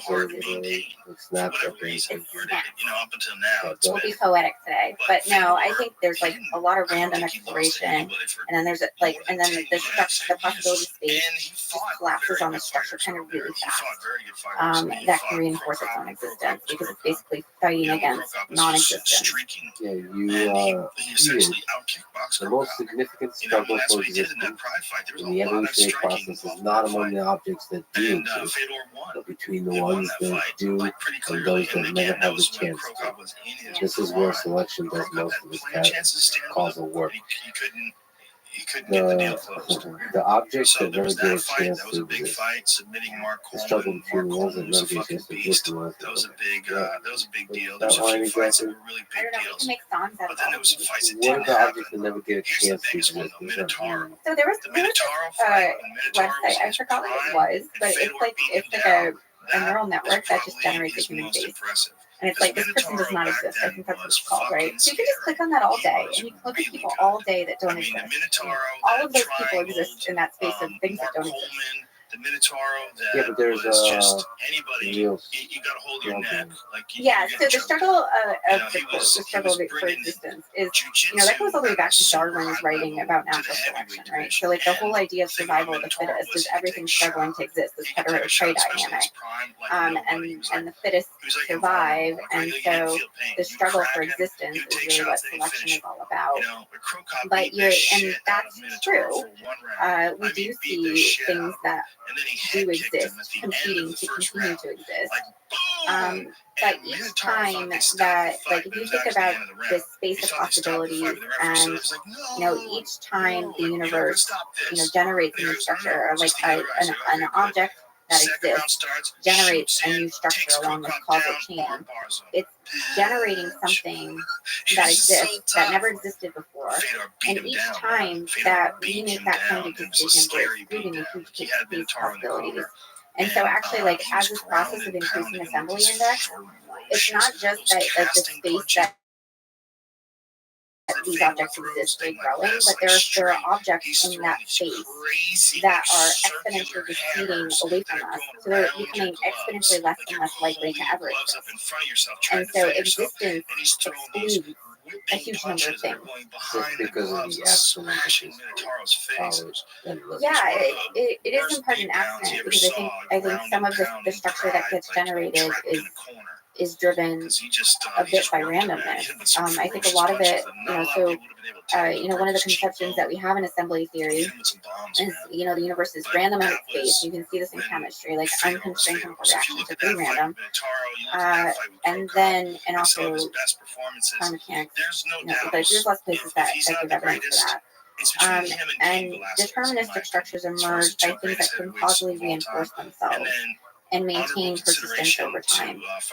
And so we are some of the most deterministic things in the universe. And so, like, we can generate very regular structure, and we can generate new structure along a particular lineage, but the possibility space at the sort of tip of the things we can generate next is really huge. So there's some stochasticity in what we actually, instantiate as, like, the next structures that get built in the biosphere. It's not completely deterministic, because the space of future possibilities is always larger than the space of things that exist now.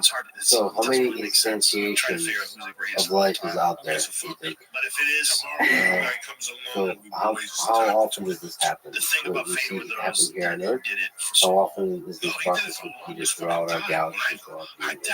So I said before, like, right now, I think the origin of life is a continuous process on Earth. Like, I think this idea of, like, combinatorial spaces that our biosphere generates, not just chemistry, but other spaces, often cross this threshold where they then allow themselves to persist with a particular regular structure over time. So language is another one where, like, the space of possible configurations of the 26 letters of the English alphabet is astronomically large, but we use with very high regularity certain structures. And then we associate meaning to them because of the regularity of, like, how much we use them, right? So meaning is an emergent property of the causation and the objects, and, like, how often they recur, and what the relationship of the recurrence is to other objects. Meaning is the emergent property. Okay, got it. Well, this is why you can play with language so much, actually. So words don't really carry meaning. It's just about how you lace them together.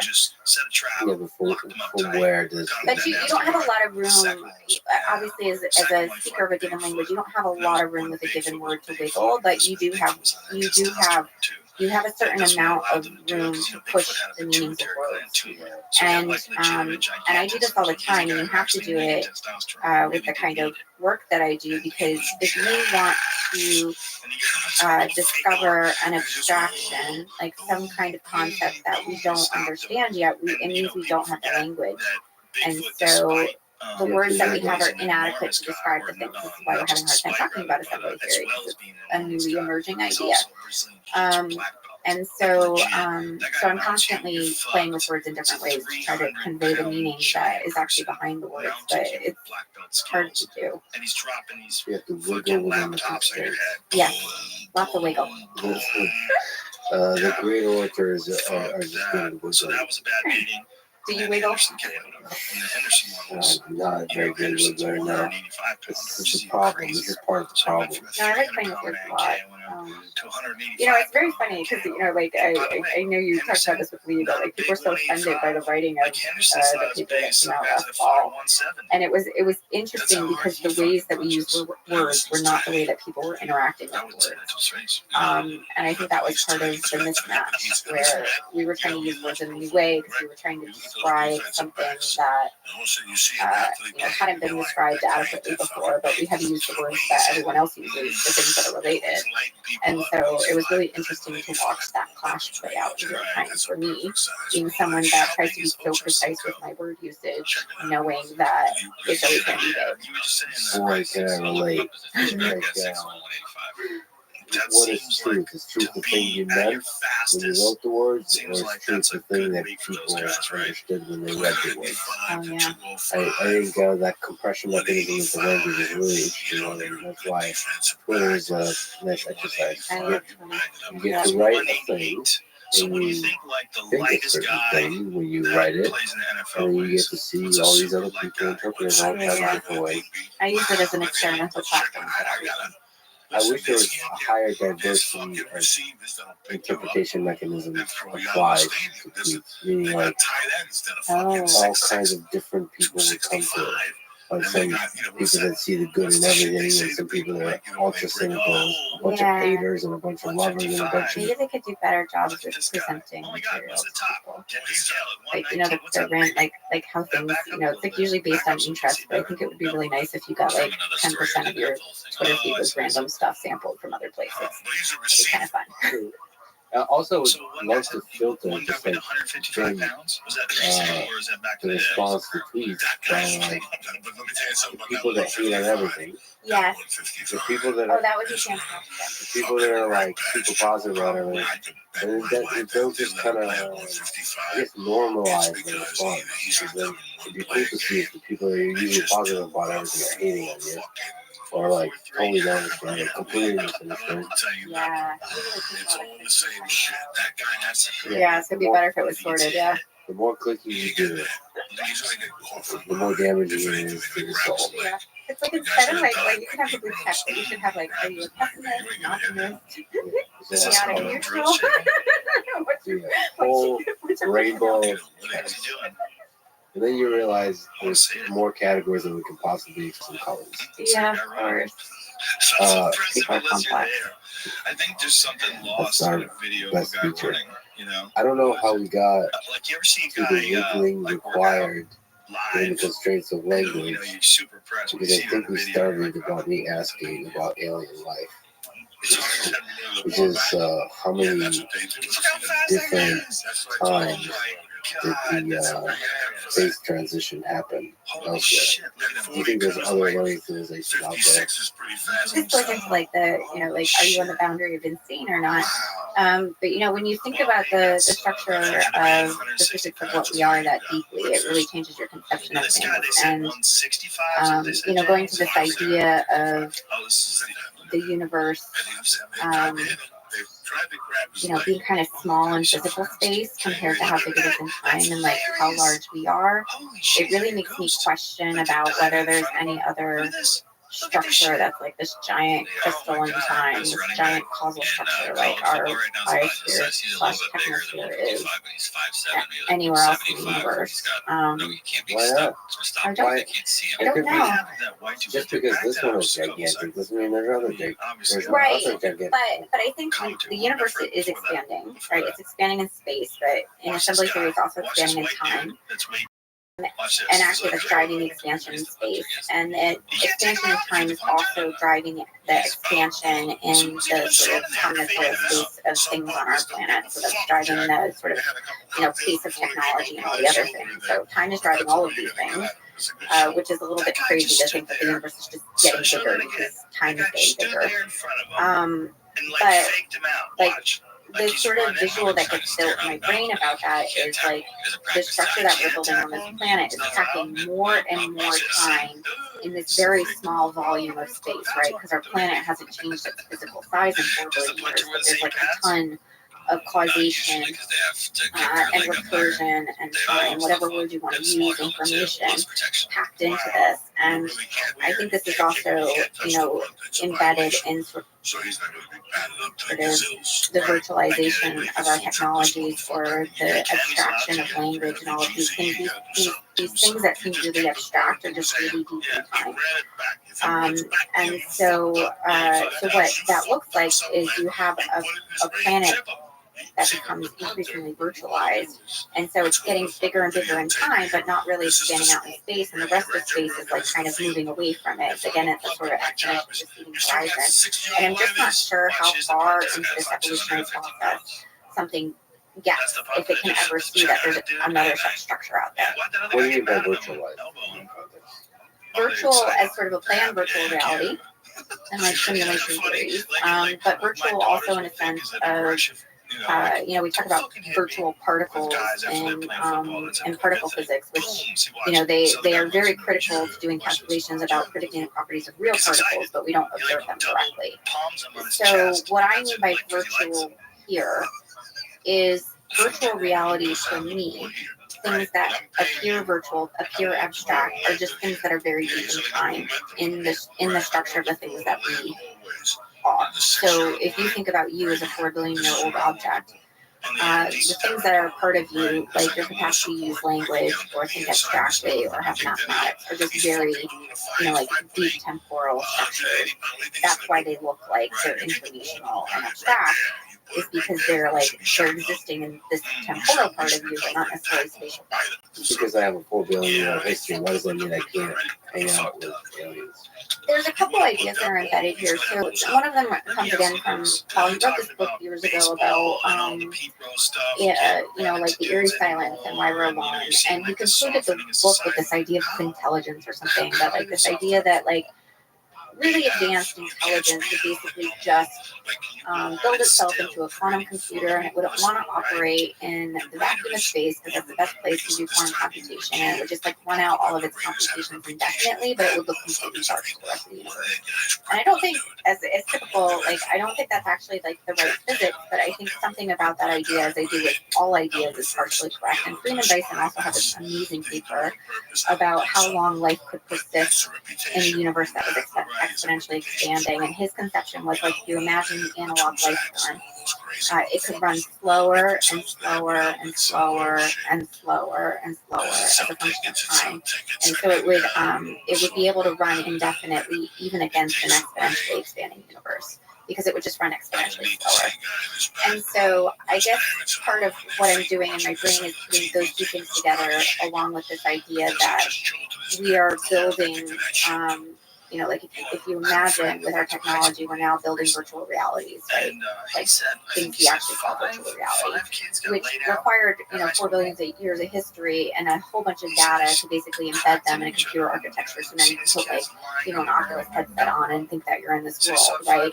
And what you really are embedded in is in a very deep temporal structure. And so it's huge in time, but it's very small in space. And you can go lots of places in the virtual space, right? But you're still stuck in like your physical body and like sitting in the chair. And so, part of it is, it might be the case that sufficiently evolved biospheres kind of virtualize themselves, and they internalize their universe in their sort of temporal causal structure, and they close themselves off from the rest of the universe. I just don't know if the deep temporal structure necessarily means that you're closed off. No, I don't either. So that's kind of my fear. So I'm not sure I'm agreeing with what I say. I'm just saying this is one sort of conclusion, and like in my most sort of it's interesting because I don't do psychedelic drugs, but when people describe to me like this is the faces and stuff, and I have had a lot of deep conversations with friends that have psychedelic drugs for intellectual reasons and otherwise, but I'm always like, oh, it sounds like you're just doing theoretical physics, like that's what brains do on theoretical physics. So I live in these really abstract spaces most of the time, but there's also this issue of extinction, right? Like extinction events are basically pinching off an entire causal structure. The one who's I'm going to call them sensors. I don't like know what, but there's like these very large objects in time, pinching off that whole structure from the rest of it. And so it's like, if you imagine that sort of same thing in the universe, I once thought that sufficiently advanced technologies would look like black holes. That would be just completely perceptual. Yeah. So there might be lots of aliens out there. Maybe that's They're the always like explanation for all the singularities. They're all pinched off puzzle structures that were tried to kind of built off from it. Black hole in every way, so like untouchable to us, or unlikely to be detectable by us. Right. With whatever sensory. Yeah.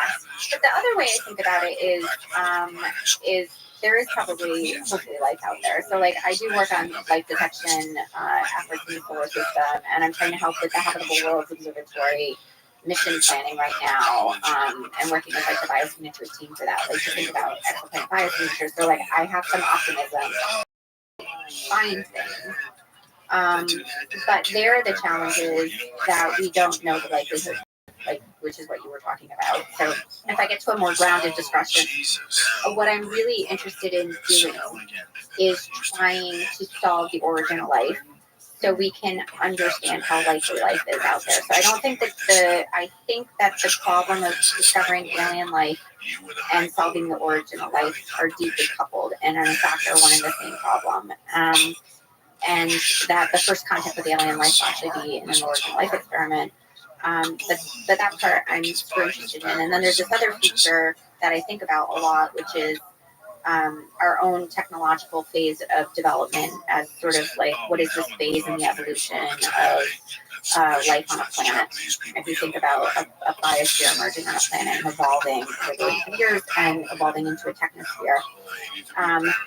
When a technosphere can move off planet and basically reproduce itself on another planet, now you have biospheres reproducing themselves. Basically, they have to go through technology to do that.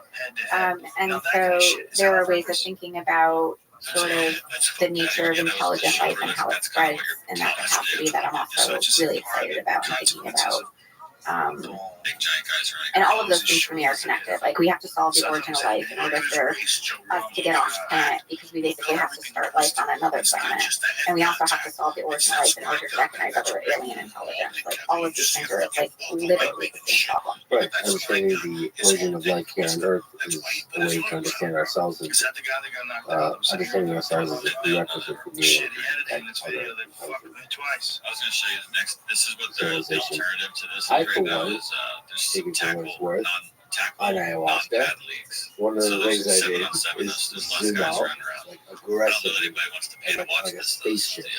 And it would always go quicker to the galaxy, and the galaxy to this representation of the universe. And at least for me, from that perspective, it seemed like it was full of alien life. And not just alien life, but intelligent life and conscious life. But I don't know how to convert it into words. It's more like a feeling. A feeling converted to a visual to words. So I had a visual with it, but really it was a feeling that it was just full of this vibrant energy that I was feeling when I'm looking at the people in my life and full of gratitude. That same exact thing is everywhere in the universe. Right. So, I totally agree with it. Like that visual, I really love, and I think we live in a universe that like generates life and purpose, and like it's part of the structure of the world. And so maybe like this sort of lonely view I have is, I never thought about this until you described that. I was like, I want to live in that universe, and I'm like a very optimistic person, and I love building visions of reality that are positive. But I think for me right now in the intellectual process, I have to tunnel through this particular way of thinking about the loneliness of being like separated in time from everything else, which I think that we also all are, because time is what defines us as individuals. part of you draws in trauma of being alone Yeah. In the physics. Yeah, but also part of what I mean is like you have to go through ideas you don't necessarily agree with to work out what you're trying to understand. And I'm trying to be inside the structure so I can really understand it. And I don't think I've been able to like I'm so deeply embedded in what we are intellectually right now that I don't have an ability to see these other ones that you're describing if they're there. Well, one of the things you kind of described that you already spoke to, we call it the great perceptual filter.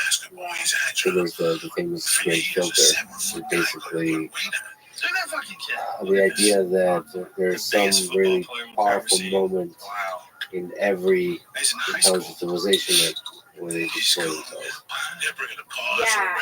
That explains why we have not seen aliens. And you're saying that there's something like that in the temporal history of the creation of complex objects, that at a certain point they become an island too far to reach based on the I perceptions. hope not. But yeah, I worry about it. Yeah. But that's basically meaning there's something fundamental about the universe where the more complex you become, the harder it will be to perceive other complex. Yeah. I mean, just think about us with microbial life, right? Like, we used to want to be cells. And for most of human history, we didn't even recognize cellular life was there until we built a new technology, microscopes that allowed us to see them. Right? So, it's kind of weird, right? Like things And they're close to us, they're close, they're everywhere. but also in the history of the development of complex objects. Yeah, super close. Super close. 30 years ago. Yeah, I mean, everything on this planet is it's like pretty much the same thing. Like the space of possibilities is so huge. Like we're virtually identical. So how many flavors or kinds of life do you think are possible? I'm just like trying to imagine all the little flickering lights in the universe, like in the way that you were describing it. I was kind of It was awesome. It was exactly that. It was like lights. yeah. The way you maybe see a city, but a city from like up above, you see a city with a flickering lights, but there's a coldness to the city. Yeah. There's some, you know, that humans are capable of good and evil. You can see like this complex feeling to the city. I had no such complex feeling about seeing the lights of all the galaxies, the galaxies. Yeah, this is kind of cool. I guess I'll touch on a second, but it's maybe like this idea of flickering lights and intelligence is interesting to me because we have such a human-centric view of alien intelligences that a lot of the work that I've been doing with my lab is just trying to take inspiration from non-human life on Earth. And so I have this really talented undergrad student that's basically building a model of alien communication based on fireflies. So one of my colleagues, or Peleg, she's totally brilliant, but she goes out with like GoPro cameras and films in high resolution all this firefly flickering, and she has like this theory about how their signaling evolved to like maximally differentiate the flickering pattern. So like she has a theory basically that predicts, this species should flash like this. If this one's flashing like this other one's going to do it at a slower rate so that they can distinguish each other living in the same environment. And so this undergrad's building this model where you have like a pulsar background of all these like giant flashing sources in the universe, and an alien intelligence, wants to signal it's there, so it's flashing like a firefly. And I like the idea of thinking about non-human aliens. That was really fun. The mechanism of the flashing, unfortunately, is the diversity of that is very high, and we might not be able to see it. That's what. Yeah, well, I think there's some ways we might be able to differentiate that signal. I'm still thinking about this part of it. So one is like if you have pulsars and they all have a certain spectrum, their pulsing pattern, and you have this one signal that's in there that's basically tried to maximally differentiate itself from all the other sources in the universe, it might stick out in the distribution. Like there might be ways to actually be able to tell if it's an anomalous pulsar, basically. But I don't know if that would really work or not. So still thinking about it. You tweeted, if one wants to understand how truly combinatorial and compositionally complex our universe is, they only need step into the world of fashion. It's bonkers how big the constructible space of human aesthetics is. Can you explain? Can you explore the space of human aesthetics? Yeah, Yeah, Like maybe I don't know. it's just, I'm kind of they just obsessed that's with what they do. Like I that's never one of know the how reasons to why they pronounce it. came back close to Chaparral. getting You know, kicked out of the like Olympics. they have They were ears or talking about something. kicking Like the it's such like entire a Russian weird team grotesque out of the aesthetic Olympics. that like It's like you it's fucking people totally have bizarre. state sponsored But what I doping. meant, like I have a And I visceral think in experience their when I eyes, walk it's like into my everybody's doing closet. it. I have Fuck it. like Let's a just lot do it of. the right way. How big is your closet? It's pretty big. It's like I do assembly theory every morning when I walk in my closet because I really like a very large combinatorial diverse palette, but I never know what I'm going to build in the morning. Do you get rid of stuff? Sometimes. Do you have trouble doing it? I think Like, I have trouble getting rid of some stuff. It depends on what it is. If it's vintage, it's hard to get rid of because it's kind of hard to replace. It depends on the piece. so you have your closet is What's this one of guy? those Is this another one? time crystals that Yeah. Oh, this It's guy like- gets You get to visualize the bronze entire medal. It's history a of it. physical manifestation of personality. Why is that a good visualization of the combinatorial and composition complex? I think it's an interesting feature of our species that we get to express Yeah, ourselves there's through two what we wear. guys. Right, like if you think about all those animals in the jungle you saw, like they're born looking the way they look, and then they're stuck with it for life. That's true. I mean, it is one of the loudest, clearest, most consistent ways we signal to each other. Yeah. The clothing we wear. Yeah, Weird business. and it's highly dynamic.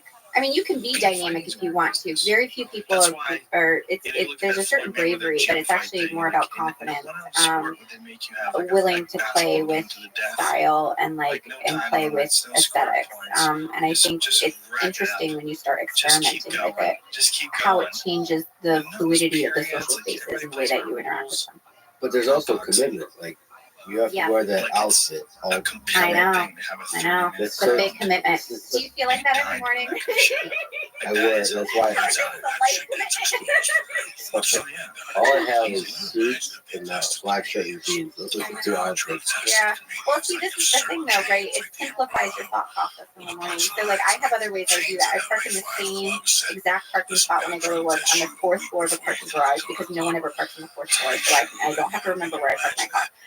But I really like aesthetics and playing with them, so I'm willing to spend part of my cognitive energy every morning trying to figure out what I want to do that day. Did you deliberately think about the outfit you wore today? Was there backup options, or were you going back and forth? 3 or 4. Yeah, but that's his room. But I really like Were the they leather. drastically different? Yes. But if like Okay. And then even this one could have been really different because, like, it's not just the sort of jacket and the shoes and the hairstyle. It's like the jewelry and accessories. So like any outfit is a lot of small decisions. Well, I think your turnoff is like a lot of shades of yellow. There's like a theme. It's nice. It's really, I'm grateful that you did that. It's like it's own art form. Yeah, yellow's my daughter's favorite color, and I never really thought about yellow much, but she's been obsessed with yellow. She's 7 now. I don't know, I just really love it. I guess you can pick a color and just make that the strength. Yeah. And just go with it. I I'm playing understand with yellow a lot lately. Like, this is not even the most yellow red black one, but I've worn outfits that have covered sides. What do you think beauty is? You seem to underline this idea of playing with aesthetics is you find something beautiful. Yeah. What is it that you find beautiful? And why do you need to find beautiful? Yeah, it's interesting. It's not. I'm not. I mean, I am attracted to style and aesthetics because I think they're beautiful, but it's much more because I think it's fun to play with.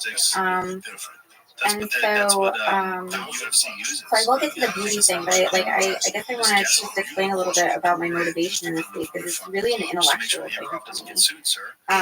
And Stuart Brand has this great infographic about the layers of like human society, and I think it starts with like the natural sciences and like physics at the bottom, and it goes through all these layers and it's like economics, and then like fashion is at the top. It's like a fascinating part of human culture, and I think I really like that because it's so dynamic and so short and it's temporal longevity, contrasted with like studying the laws of physics, which are like, you know, like the deep structure reality, that I feel like I like bridging those scales tells me much more about the structure of the world that I live in. That said, there's certain kinds of fashion, like a dude in a black suit and black tie. It seems to be less dynamic. Yeah. It seems to persist in time. Everybody Yeah, I think so. I think I think it's just. I like to see you wear yellow. I wouldn't even know what to do with myself. I would freak out. I wouldn't know how to act in the world. I know, this is amazing though, isn't it? Amazing, like you have the choice to do it. But one of my favorite, just on the question of beauty, one of my favorite fashion designers of all time is Alexander McQueen. And he was really phenomenal, but like his early, and actually I kind of used like what happened to him in the fashion industry as a coping mechanism with our paper when like the nature paper in the fall, when everyone was saying it was controversial and how terrible that, like, you know, like, but controversial is good, right? But like when Alexander McQueen, you know, first came out with his fashion lines, he was mixing horror and beauty, and people were horrified. It was so controversial. Like it was macabre. He had like, you know, like it looked like there was blood on the models, and like yeah, no, I mean his stuff is amazing. His first like runway line, I think it's called realism. I don't know if you can find it. You know, I mean, he was really dramatic. He carried a lot of trauma with him. There you go. Yeah. But he changed the fashion industry. His stuff became popular. That's a good answer. Right. But this gets to the question, like, is that horrific or is it beautiful? And I think, you know, he had a traumatic, he ended up committing suicide, and actually he left his death note on the descent of man. So he was a really deep person. So he's a great fashion certainly has that kind of stuff. Yeah, it sure does. So I think it's the intellectual pursuit, right? Like it's not, so this is like very highly intellectual, and I think it's a lot like how I play with language. It's the same way that I play with fashion, and the same way that I play with ideas in theoretical physics. Like there's always this space that you can do just enough. So they're like, they look like something someone thinks is familiar, but they're not familiar. And yeah, and I think that's really cool. It seems like beauty doesn't have much function, right? But it seems to also have a lot of influence on the way we It has tons of collaborate. function. What do you mean it doesn't have function? I guess sexual selection incorporates beauty somehow. But why? Because beauty is a sign of health or something. I don't even. Oh, evolutionarily, maybe, but then beauty becomes a signal of other things, right? So it's really not like, and then beauty becomes an adaptive trait, so it can change with different, like, you know, maybe some species would think, well, you thought the frog having babies come out of its back was beautiful, and I thought it was grotesque. Like, there's not a universal definition of what's beautiful. It is something that is dependent on your history and how you interact with the world. And I guess what I like about beauty, like any other concept, is when you turn it on its head. So, you know, maybe the traditional conception of, you know, why women wear makeup and they dress certain ways is because they want to look beautiful and, you know, pleasing to people. And I just like to do it because it's a confidence thing. It's about embodying the person that I want to be, and about owning that person. And then the way that people interact with that person is very different than if I didn't have it. Like if I wasn't using that attribute as part of. And obviously that's influenced by the society I live in, like what's aesthetically pleasing things. But it's interesting to be able to turn that around and not have it necessarily be about the aesthetics, but about the power dynamics of the aesthetics too. But you're saying there's some function to beauty in that way, the way you're describing, and the dynamic it creates in the social interaction. Well, so the point is, you're saying it's an adaptive trait for like sexual selection or something, and I'm saying that the adaptation that beauty confers is far richer than that. And some of the adaptation is about social hierarchy and social mobility, and just plain social dynamics. Like, why do some people dress goth? It's because they identify with with a community and a culture associated with that, and they get, and that's a beautiful aesthetic. It's a different aesthetic. Some people don't like it. So it has the same richness as the language. Yeah. Yes, and I think too few people think about the way that the aesthetic they build for themselves in the morning and how they carry it in the world, and the way that other people interact with that, because they put clothes on and they don't think about clothes as carrying function. Let's jump from beauty to language. There's so many ways to explore the topic of language. You said that language is part of language, or language in itself, the mechanism of language is a kind of living life form. You tweet a lot about this in all kinds of poetic ways. Let's talk about the computation aspect of it. You tweeted, the world is not a computation, but computation is our best current language for understanding the world. It is important we recognize this so we can start to see the structure of our future languages that will allow us to see deeper than computation allows us. So what's the use of language in helping us understand and make sense of it? I think one thing that I feel like I notice much more viscerally than I feel like I hear other people describe is that the representations in our mind and the way that we use language are not the things like. Actually, I mean, this is an important point going back to what Girdle did, but also this idea of signs and symbols and all kinds of ways of separating them. There's like the word, right? And then there's like what the word means about the world. And we often confuse those things. And what I feel very viscerally, I almost sometimes think I have some kind of like synesthesia for language or something, and I just like don't interact with it like the way that other people do. But for me, words are objects, and the objects are not the things that they describe. They have like a different ontology to them. Like they're physical things, and they carry causation, and they can create meaning, but they're not what we think they are. And also like the internal representations in our mind, like the things I'm seeing about this room are probably, like there's small projection of the things that are actually in this room. And I think we have such a difficult time moving past the way that we build representations in the mind and the way that we structure our language to realize that those are approximations to what's out there, and they're fluid, and we can play around with them, and we can see deeper structure underneath them. That I think like we're missing a lot. Yeah, but also the life of the mind is in some ways richer than the physical reality. Sure. What's going on in your mind might be a projection. Right. Actually here, but there's also all kinds of other stuff going on there. Yeah, for sure. I love this essay by Poincaré about like mathematical creativity, where he talks about this sort of like softening of all these things, and then like somehow you build doing something that they become kind of concrete. But like, and I also think about this with language. It's like there's a lot of stuff happening in your mind, but you have to compress it in this few sets of words to try to convey it to someone. So it's a compactification of the space, and it's not a very efficient one. And I think just recognizing that there's a lot that's happening behind language is really important. I think this is one of the great things about the existential trauma of large language models, I think, is the recognition that language is not the only thing required.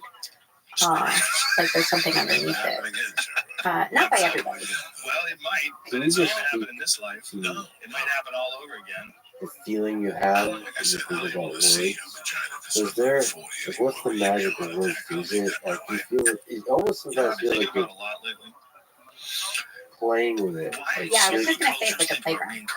but you're almost like I think one of the things you enjoy, maybe I'm projecting, is deviating, like using words in ways that not everyone uses them, like slightly sort of deviating from the norm a little bit. I love doing that and everything. But not so far that it doesn't make sense. Exactly. So you're always like, tethered to reality, to the norm, but like are playing with it. Like basically fucking with people's minds a little bit. I mean, like, and in so doing, creating a different perspective on a thing that's been previously explored in a different way. Yeah, it's literally my favorite thing to do.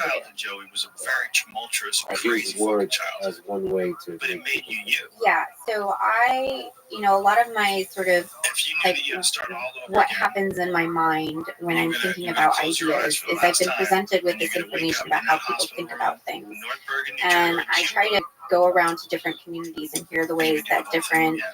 whether it's like, hanging out with a bunch of artists or philosophers or scientists thinking about things, like they all think about it different ways. And then I just try to figure out, like, how do you take the structure of the way that we're talking about it and turn it slightly? So you have all the same pieces that everybody sees are there, but the description that you've come up with seems totally different. So they can understand that there's, like, they understand the pattern you're describing, but they never heard the structure underlying it described the way that you described it. Is there words or terms you remember that disturbed people the most? Maybe in a positive sense of disturbed? Is it somebody theory, I suppose? Yeah, I mean, the first couple of sentences of that paper disturbed people a lot, and I think they were really carefully constructed in exactly this kind of way. What's that? Let me look it up. Oh, it was really fun. But I think it's interesting because I do, sometimes I'm very upfront about it. I say I'm going to use the same word in probably 6 different ways in a lecture, and I will. You're right. Scientists have grappled with reconciling biological evolution with the immutable laws of the universe defined by physics. These laws underpin life's origin, evolution, and prediction. The development of human function. Well, even, I think your love for words runs deeper than me. Yeah, for sure. I mean, this is part of the sort of brilliant thing about our collaboration is, complementary skill set. So I love playing with the abstract space of language, and it's a really interesting playground when I'm working with Lee, because he thinks at a much deeper level of abstraction than can be expressed by language, and the ideas we work on are hard to talk about. What do you think about computational language? I think it's a very poor language. A lot of people think it's a really great one, but I think it has some nice properties. But I think the feature of it that is compelling is this kind of idea of universality, that like you can, if you have a language, you can describe things in any other language.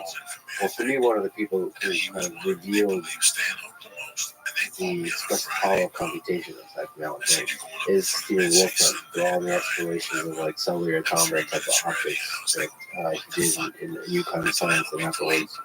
So what do you get from that? The kind of computational worlds that are revealed through even something as simple as cellular combat.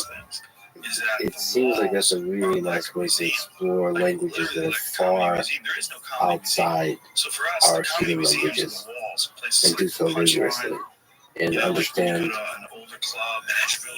how those kinds of complex systems can interact with each other, can emerge, all that kind of stuff. People that aren't even alive anymore. People that aren't I don't think that they're outside our human languages. I think they define the boundary of the space of human languages.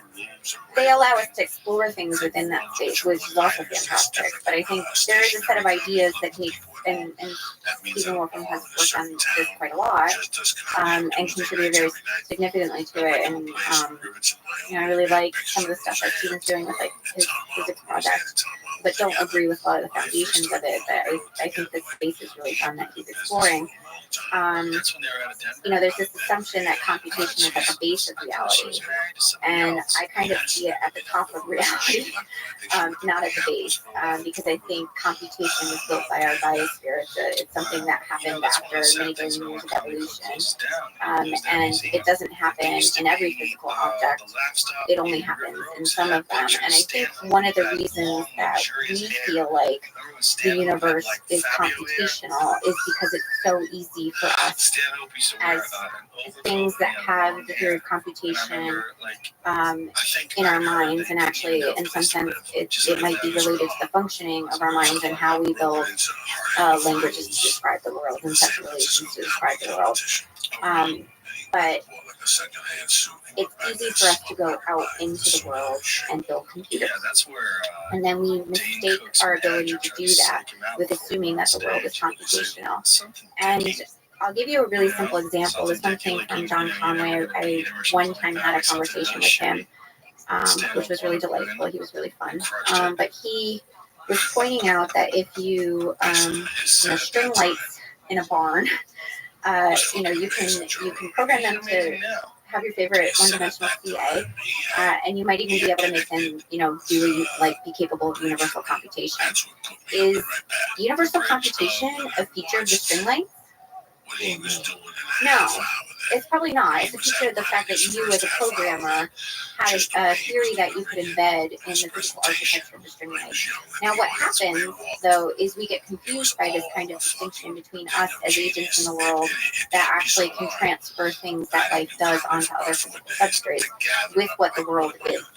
And so, for example, you'll see people, studying the mathematics of chemical reaction networks and saying, well, chemistry is Turing universal, or studying the laws of physics and saying the laws of physics are Turing universal. But anytime that you want to do that, you always have to prepare an initial state. You have to, you have to constrain the rule space, and then you have to actually be able to demonstrate the properties of computation, and all of that requires an agent or a designer to be able to do that. But it gives you an intuition. If you look at a 1D or 2D cellular automata, it gives you, it allows you to build an intuition of how you can have complexity emerge from very simple beginnings. Very simple. I think that's the intuition that people have derived from it. The intuition I get from cellular automata is that the flat space of an initial condition in the fixed dynamical law is not rich enough to describe an open-ended generation process. And so the way I see cellular automata is they're embedded slices in a much larger causal structure. And if you want to look at a deterministic slice of that causal structure, you might be able to extract a set of consistent rules that you might call a cellular automata, but you can embed them in a much larger space. That's not dynamical and is about the causal structure and relations between all of those computations.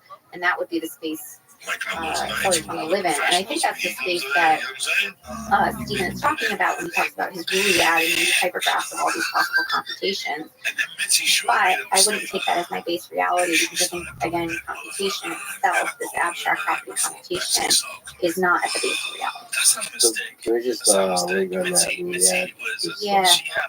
One Ruliad to rule them all. Yeah. So this is part of Wolfman's physics project. It's what you call the tangled limit of everything that is computationally possible. So what's your problem with that?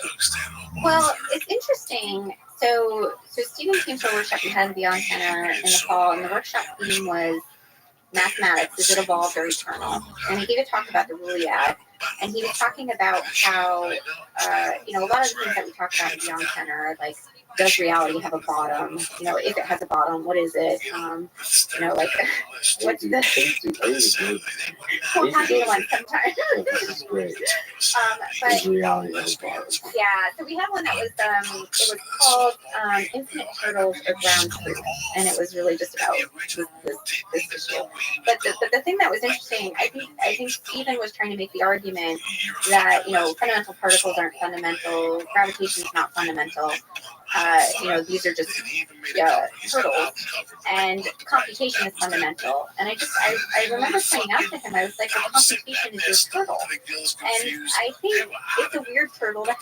First of all, isn't it okay to have a turtle? It's totally fine to have a turtle. Everyone has a turtle.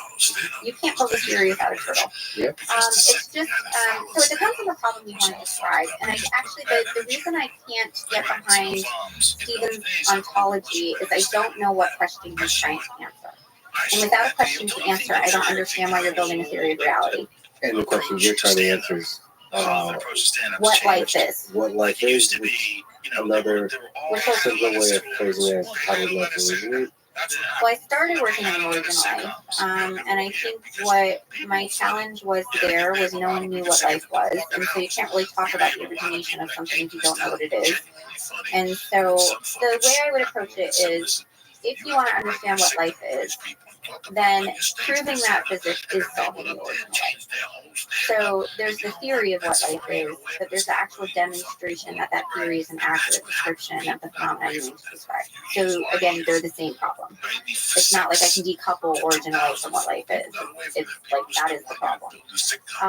And the point I guess I'm making about having a question is no matter what slice of reality you take, what regularity of nature you're going to try to describe, there will be an abstraction that unifies that structure of reality. Hopefully, and that will have a fundamental layer to it, right? Because you have to explain something in terms of something else. But so if I want to explain life, for example, then my fundamental description of nature has to be something I think that has to do with time being fundamental. But if I wanted to describe, I don't know, the sort of interactions of matter and light, I had that one and two particles be fundamental. If I want to describe electricity and magnetism in the 1800s, I have to have waves be fundamental, right? So like or in quantum mechanics, like it's a wave function that's fundamental because that's the sort of explanatory paradigm of your theory. So I guess I don't know what problem saying computation is fundamental solves. Doesn't he want to understand how does basic quantum mechanics and general relativity emerge? Yeah, but And that's time, right. So I then think that doesn't really answer the important question for us. well, I think that the issue is general relativity and quantum mechanics are expressed in mathematical languages, and then computation is a mathematical language. So you're basically saying that maybe there's a more universal mathematical language for describing theories of physics that we already know. That's an important question, and I do think that's what Stephen's trying to do as well. But then the question becomes, does that formulation of a more universal language for describing the laws of physics that we know now tell us anything new about the nature of reality? Or is it a language? What do you languages are fundamental? It can't be fundamental. The language itself is never the fundamental thing. It's whatever it's describing. So one of the possible titles you're thinking about originally for this book is the hard problem of life. So reminiscent of the hard problem of consciousness. So you're saying that assembly theory is supposed to be answering the question about what is life. So let's go to the other hard problem. You also say that's the easiest of the hard problems is the hard problem of life. So what do you think is the nature of intelligence and consciousness? Do you think something like assembly theory can help us understand that? I think if assembly theory is an accurate depiction of the physics of life, it should shed a lot of light on those problems. And in fact, I sometimes wonder if the problems of consciousness and intelligence are at all different than the problem of life generally. And I'm of two minds of it, but I in general try to, like the process of my thinking is trying to regularize everything into one theory. So pretty much every interaction I have is like, oh, how do I fold that into? And like, so I'm just building this giant abstraction that's basically trying to take every piece of data I've ever gotten in my brain into a theory of what life is. And consciousness and intelligence are obviously some of the most interesting things that life has manifest. And so I think they're very telling about some of the deeper features about the nature of life. It just seems like they're all flavors of the same thing, but it's interesting to wonder on which stage is something that you recognize as life in a sort of canonical, silly human way, and something that we would recognize as intelligence. At which stage does that emerge? Like, at which assembly index does that emerge, and at which assembly index is the consciousness? Something that canonically recognized consciousness. Is this use of flavors the same as you meant when you were talking about flavors of alien, like alien life? Yeah, sure. Yeah. I mean, it's same as the flavors of ice cream and flavors of actually. Yeah, like, but we were talking about in terms of colors and like very nondescript, but the way that you just talked about flavors now was more in like the space of consciousness and intelligence. It was kind of like much more specific. It'd be nice if there's a formal way of expressing Quantifying flavors. quantifying flavors. It seems like Mexican food from Mexican people. I would order like consciousness intelligence probably, as like the order in which things emerge, and they're all just the same. And apparently this guy Or is a huge fan of using Mexican the word cooking, life and is a differently real like here. master chef I mean, who goes to life Mexico sort and of, studies I'm under the talking great about Mexican what is chefs a and living opens up person, Mexican not living restaurants thing in in a America bar with a just because person. he I'm already loves like Mexican cooking. And they're like, 4 or 5 drinks in, that kind of thing. can't do culture. Like we're not being too philosophical. Like everything they're doing, Apologize for Indian costumes. and but maybe consciousness perceives that. I'll tell you what's the This best is show weird. I've seen. And Sopranos about last is life perceived consciousness or consciousness perceived life? It's a show. And I think that understanding of what life is and the way you're doing will help us disentangle that. Depending on what you want to explain, as I was saying before, you have to assume something is fundamental. And so because people can't explain consciousness, there's a temptation for some people to want to take consciousness as fundamental and assume everything else is derived out of that. And then you get some people that want to assume consciousness preceded life. And I don't find either of those views particularly illuminating. I think because I don't want to assume a phenomenology before I explain a thing. And so what I tried really hard to do is not assuming that I think life is anything, except hold on to sort of the patterns and structures that seem to be the sort of consistent ways that we talk about this thing, and then try to build a physics that describes that. And I think that's a really different approach than saying, consciousness is this thing, we all feel and experience about things. I would want to understand the regularities associated with that and build a deeper structure underneath that and build into it. I wouldn't want to assume that thing and that I understand that thing, which is usually how I see people talk about it. The difference between life and consciousness. Yeah. Which comes first? Yeah, so I think if you're thinking about this sort of thinking about living things as these giant causal structures or these objects that are deep in time or whatever language we end up using to describe it, it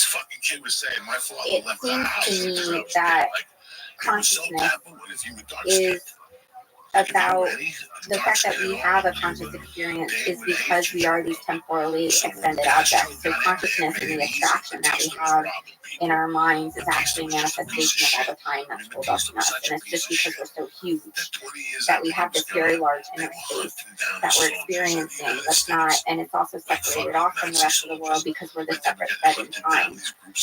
And so our consciousness is not exactly shared with anything else because nothing else occupies the same part of time that we occupy, but I can understand something about you maybe being conscious because you and I didn't separate that far in the past in terms of our causal histories. So in some sense we can even share experiences with each other through language because of that sort of overlap in our structure.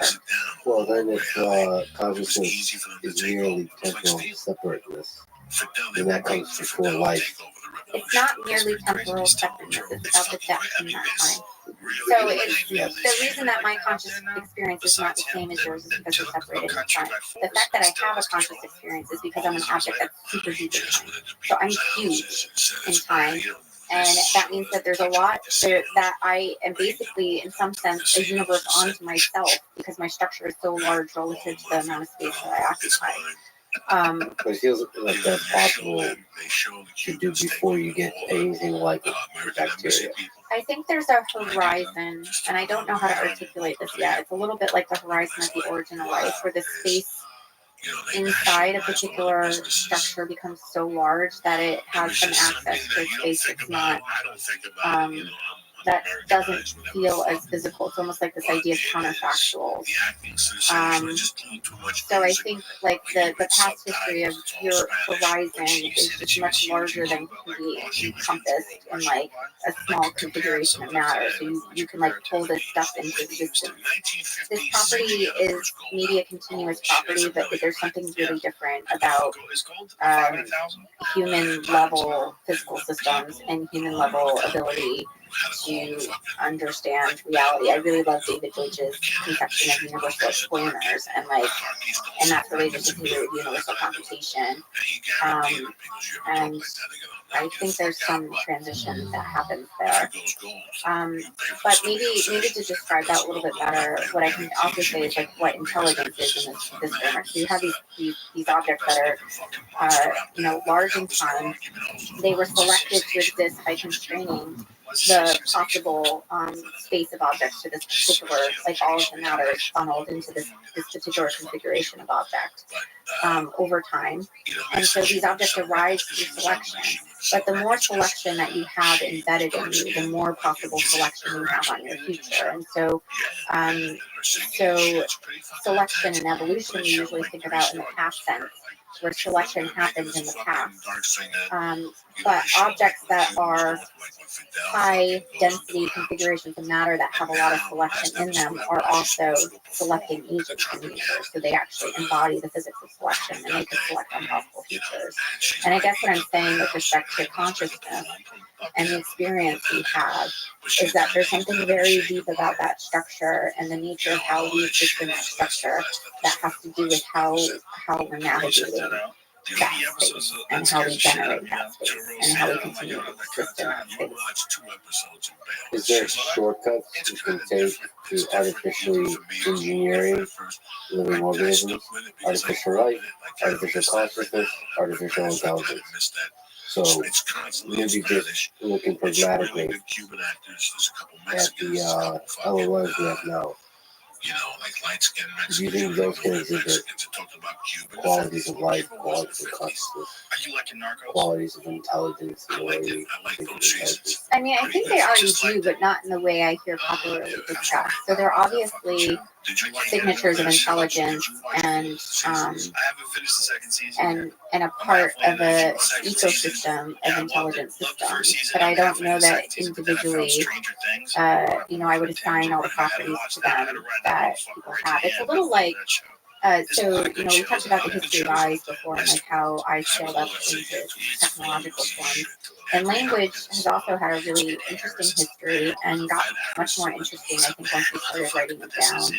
And then, inventing books and things. But every time that we started exploring language in a new way, we were kind of existentially traumatized by it. So, the idea of written language was traumatic because it seemed like the dead were speaking to us, even though they were deceased, and books were traumatic because suddenly there were lots of copies of this information available to everyone and it was going to somehow dilute it. And large language models are kind of interesting because they don't feel as static, they're very dynamic. But if you think about language in the way I was describing before, language is this very large in time structure, and before it had been something that was distributed over human brains as a dynamic structure, and occasionally we store components of that very large dynamic structure in books or in written language. Now we can actually store the dynamics of that structure in a physical artifact, which is a large one. And so I think about it almost like the evolution of genomes in some sense, where there might have been really primitive genes in the first living things, and they could store a lot of information, or they were really messy. And then we, by the time you get to the eukaryotic cell, you have this really dynamic genetic architecture that's rewritable, right? And it has all of these different properties. And I think large language models are kind of like the genetic system for language, in some sense, where it's allowing a sort of archiving that's highly dynamic. And I think it's very paradoxical to us because obviously in human history we haven't been used to conversing with anything that's not human. But now we can converse basically with a crystallization of human language in a computer. That's a highly dynamic crystal because it's a crystallization in time of this massive abstract structure that's evolved over human history and is now put into a small device. I think crystallization kind of implies a limit on its capabilities. I think there's not, I mean it very purposefully because a particular instantiation of a language model trained on a particular data set becomes a crystal of the language at that time it was trained. But obviously, we're iterating with the technology and evolving it. I guess the question is, you crystallize it and compress it, Yeah. archive it. You're archiving some slice of the collective intelligence Yeah. of the human species. That's right. And the question is, like, how powerful is that? Right, it's a societal level technology, right? We've actually put collective intelligence. Yeah, I mean, how much smarter is collective intelligence of humans versus a single human? And that's the question of AGI versus human level intelligence. Superhuman level intelligence versus human level intelligence. Like, how much smarter can this thing, when done well, when we solve a lot of the complexities, computation complexities, maybe there's some data complexities, and how to really archive this thing, crystallize this thing really well. Yeah. How powerful is this thing? I don't like this sort of language used around that. And I think the language really matters. So I don't know how to talk about how much smarter one human is than another, right? Like usually we talk about abilities or particular talent someone has. And you know, going back to David Rich's idea of universal explainers, adopting the view that we're the first kinds of structures our biosphere has built that can understand the rest of reality. We have this universal comprehension capability. He makes an argument that basically we're the first things that actually are capable of understanding anything. It doesn't matter. It doesn't mean an individual understands everything, but we have that capability. And so there's not a difference between that and what people talk about with AGI. In some sense, AGI is a universal explainer. But, it might be that a computer is much more efficient at doing, prime factorization or something than a human is. But it doesn't mean that it's necessarily smarter or has a broader reach of the kind of things that can understand than a human does. And so I think we really have to think about, is it a level shift, or is it we're enhancing certain kinds of capabilities humans have in the same way that we can enhance eyesight by making telescopes and microscopes? Are we enhancing capabilities we have into technologies? And the entire global ecosystem is getting more intelligent, or is it really that we're building some super machine in a box that's going to be smart and kill everybody? That sounds like a science. It's not even a science fiction narrative. It's a bad science fiction narrative. I just don't think it's actually accurate to any of the technologies we're building or the way that we should be describing them. It's not even how we should be describing ourselves. So the benevolent story is a benevolent system that's able to transform our economy, our way of life, by just 10xing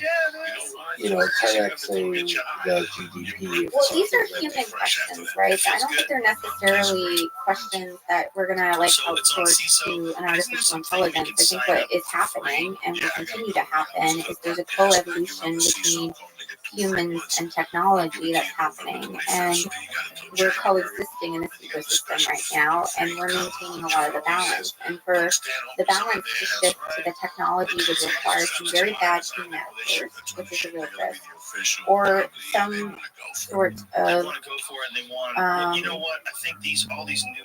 I don't know, some sort of dynamic that favors I just don't know how that plays out without human agency actually trying to put it in that direction. The rapid rate is scary. So I think the things that are, terrifying are, the ideas of deep fakes or, all the kinds of issues that become legal issues about artificial intelligence technologies, and using them to control weapons or using them for like child pornography, or faking out that someone's loved one was kidnapped or killed, and it's and there's all kinds of things that are super scary in this landscape, and all kinds of new legislation needs to be built, and all kinds of guardrails on the technology to make sure that people don't abuse it need to be built, and that needs to happen. And I think one function of sort of the artificial intelligence doomsday sort of part of our culture right now is it's sort of our immune response to knowing that's coming.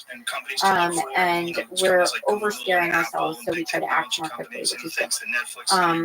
But I just, it's about the words that we use versus the actual things happening behind the words. I think one thing that's good is when people are talking about things different ways, it makes us think about them. And also when things are existentially threatening, we want to pay attention to those. But the ways that they're existentially threatening and the ways that we're experiencing existential trauma, I don't think that we're really going to understand for another century or two, if ever. And I certainly think they're not the way that we're describing them. Well, creating existential trauma is one of the things that makes life fun, I guess. That's what we do to ourselves. Because it's really exciting big problems to solve. Yeah, for sure. Do you think we will see these AI systems become conscious, convince us that they're conscious, and then maybe we'll have relationships with them, romantic relationships? Well, I think people are going to have romantic relationships with them, and I also think that some people will be convinced already that they're conscious. But I think in order, what does it take to convince people that something is conscious? I think that we actually have to have an idea of what we're talking about. That it's like we have to have a theory that explains when things are conscious or not. That's testable, right? And we don't have one right now. So I think until we have that, it's always going to be this sort of gray area where some people think it has it, and some people think it doesn't, because we don't actually know what we're talking about that we think it has. So do you think it's possible to get out of the gray area and really have this formal test for consciousness? For sure. And for life, as we've been talking about for some time. Yeah. Consciousness is a tricky one. It is a tricky one. I mean, that's like all the hard problem of consciousness. Because it's hard. And, it might even be outside of the purview of science, which means that we can't understand it in a scientific way. There might be other ways of coming to understand it, but those may not be the ones that we necessarily want for technological utility, or for developing laws with respect to, because the laws are the things that are going to govern the technology. Well, I think that's actually where the hard problem of consciousness, a different hard problem of consciousness, is that I fear that humans will resist. That's the last thing that will resist, is calling something else conscious. Oh, that's interesting. I think it depends on the culture, though, because, some cultures already think like everything's imbued with, a life essence or kind of conscious. I don't think those cultures have their life. No, they don't. They're probably not building them with advanced technology. The cultures that are trying to destroy, constructing a very effective propaganda machine of what the other is. That's what it's like. The group to hate other cultures that worry would be very resistant to movements. And so, we sort of acknowledge the consciousness in the thing. What do you think the risks are there, that the conscious things will get angry with us and fight back? No, the torture. Like as if it was a live event, so they could see you and then go watch the fights. Yeah. I think we do that quite a lot. All right, folks, that's anyway, it. That's the end. It goes back to your, and I don't know how to feel about this, but, we talked already about the predator prey thing, that, in some sense, being alive requires eating other things that are alive. And even if you're a vegetarian or, try to have, you're still eating living things, right? It may be part of the story of Earth will involve predator-prey dynamic between humans and human creations. Yeah. And all of that is part of the But I don't like thinking about them as our technologies as a separate species, because this again goes back to the sort of levels of selection issue. And if we think about humans, individually alive, you miss the fact that societies are also alive. And so I think about it much more in the sense of an ecosystem is not the right word, but we don't have the right words for these things of like, and that's why I talk about the technosphere. It's a system that is both human and technological. It's not human or technological. And so this is the part that I think we're really good sort of like, and this is driving in part a lot of the sort of attitude of like, I'll kill you first with my nuclear weapons. We're really good at identifying things as other. We're not really good at understanding when we're the same or when we're part of an integrated system that's actually functioning together in some kind of cohesive way. So even if you look at like, you know, the division in American politics or something, for example, it's important that there's multiple sides that are arguing with each other because that's actually how you resolve society's issues. It's not like a bad feature. I think that some of the sort of extreme positions and like the ways people talk about it are maybe not ideal. But that's how societies solve problems. What it looks like for an individual is really different in societal level outcomes, and the fact that like there is I don't want to call it cognition or computation. I don't know what you call it, but like there is a process playing out in the dynamics of societies that we are all individual actors in, and like we're not part of that. You know, like it requires all of us acting individually, but like this higher level structure is playing out some things, and like things are getting solved for it to be able to maintain itself. And that's the level that our technologies live at. They don't live at our level. They live at the societal level, and they're deeply integrated with the social organism, if you want to call it that. And so I really get upset when people talk about the species of artificial intelligence. I'm like, you mean we live in an ecosystem of all these kind of intelligent things and these animating technologies that were, you know, in some sense helping to come alive. We are generating them, but it's not like the biosphere eliminated all of its past history when it invented a new species. All of these things get scaffolded, and we're also augmenting ourselves at the same time that we're building technologies. I don't think we can anticipate what that system's going to look like. So in some fundamental way, you always want to be thinking about the planet as one organism. The planet is one living thing. What happens when it becomes multi-planetary? Is it still just It's still the same puzzle chain. same puzzle? It's like when the first cell split into two. That's what I was talking about. When a planet reproduces itself, the technosphere emerges enough understanding. It's like this recursive. Like the entire history of life is just recursion, right? So you have an original life event. It evolves for 4 billion years at least on our planet. It evolves a technosphere. The technologies themselves start to become having this property called life, which is the phase we're undergoing now. It solves the origin of itself, and then it figures out how that process all works, understands how to make more life, and then can copy itself onto another planet, so the whole structure can reproduce itself. And so the origin of life is happening again right now on this planet, in the technosphere, with the way that our planet is undergoing another transition, just like at the original life in geochemistry transition to biology, which is the global, for me, it was a planetary scale transition. It was a multi-scale thing that happened from the scale of chemistry all the way to planetary cycles. It's happening now, all the way from individual humans to the internet, which is a global technology, and all the other things. Like there's this multi-scale process that's happening and transitioning us globally, and it is really like it's a dramatic transition. It's happening really fast, and we're living it. Do you think this technosphere that we created, this increasingly complex technosphere, will spread to other planets? I hope so. I think so. Do you think we'll become a type 2 Kardashev civilization? I don't really like the Kardashev scale. And it goes back to, like, I don't like a lot of the narratives about life because they're very, like, survival of the fittest, energy consuming, this, that, the other thing. It's very, like, I don't know, sort of old world, like, conqueror mentality. What's the alternative to that? I mean, I think it does require life to use new energy sources in order to expand the way it is. So that part's accurate. But I think this sort of process of life being the mechanism that the universe creatively expresses itself, generates novelty, explores the space of the possible, is really the thing that's most deeply intrinsic to life. And so, these sort of energy consuming scales of technology, I think, is missing the sort of actual feature that's most prominent about any alien life that we might find, which is that it's literally our universe, our reality, trying to creatively express itself and trying to find out what can exist and trying to make it exist. See, but that's a certain level of complexity. Unfortunately, maybe you can correct me, but we're built, all complex life on Earth is built on the foundation of that predator-prey dynamic. Yes. And so, like, I don't know if we can escape that. I don't No, know. we can't. But this is why I'm okay with having a finite lifetime. And one of the reasons I'm okay with that, actually, Yeah. goes back to this issue of the fact that we're resource bound.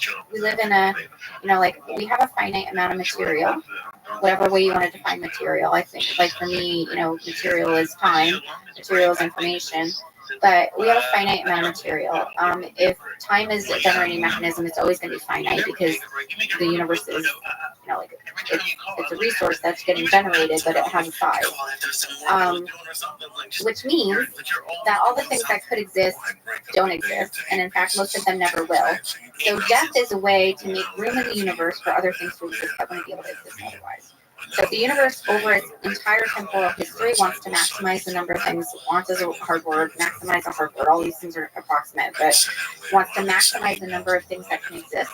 The best way to do it is to make recursively embedded stacked objects like us that have a lot of structure and a small volume of space, and to have those things turn over rapidly so you can create as many of them as possible. So there for sure is a bunch of those kinds of things throughout the universe. Hopefully our universe is teeming with life. This is like early on in the conversation, you mentioned that we really don't understand much. That there's mystery all around us. Yes. If you have to like what percent? So like say a million years from now, the story of science and human understanding that started on Earth, which was written. Like, what chapter are we at? Are we like, is it like 1%, 10%, 20%, 50%, 90%? What do we understand? Like the big stuff. Not like the details of like big important questions. Yeah. I think we're in our 20s, and 20%. like age-wise, let's say we're in our 20s, but the lifespan is going to keep getting longer. I can. You know why I use that though? I'll tell you why. Why my brain went there is because anybody that gets an education in physics, has this sort of trope about how all the great physicists did their best work in their 20s, and then you don't do any good work after that. And I always thought it was kind of funny because for me, physics is not complete. It's not nearly complete, but most physicists think that we understand most of the structure of reality. And so I think I put this in the book somewhere, but like this idea to me that societies would discover everything while they're young is very consistent with the way we talk about physics right now. But I don't think that's actually the way that things are going to go. And you're finding that people that are making major discoveries are getting older in some sense than they were, and our lifespan is also increasing. So I think there is something about age and your ability to learn and how much of the world you can see that's really important over a human lifespan, but also over the lifespan of societies. And so I don't know how big the frontier is. I don't actually think it has a limit. I don't believe in infinity as a physical thing, but I think as a receding horizon. I think because the universe is getting bigger, you can never know all of it. Well, I think it's about 1.7%. 1.7. And it's a finite. That number had to come from somewhere. I think 7 is the thing that people usually think. 7%. So I wanted to say 1%, but I thought it'd be funnier. Yeah. To add a point, so inject a little humor in there. So the 7 is for the humor, 1 is for how much mystery I think there's out there. 99% history, 1% known. In terms of like really big, important questions. Yeah. It's like the list. There's going to be like 200 chapters. Like the stuff that's going to remain true.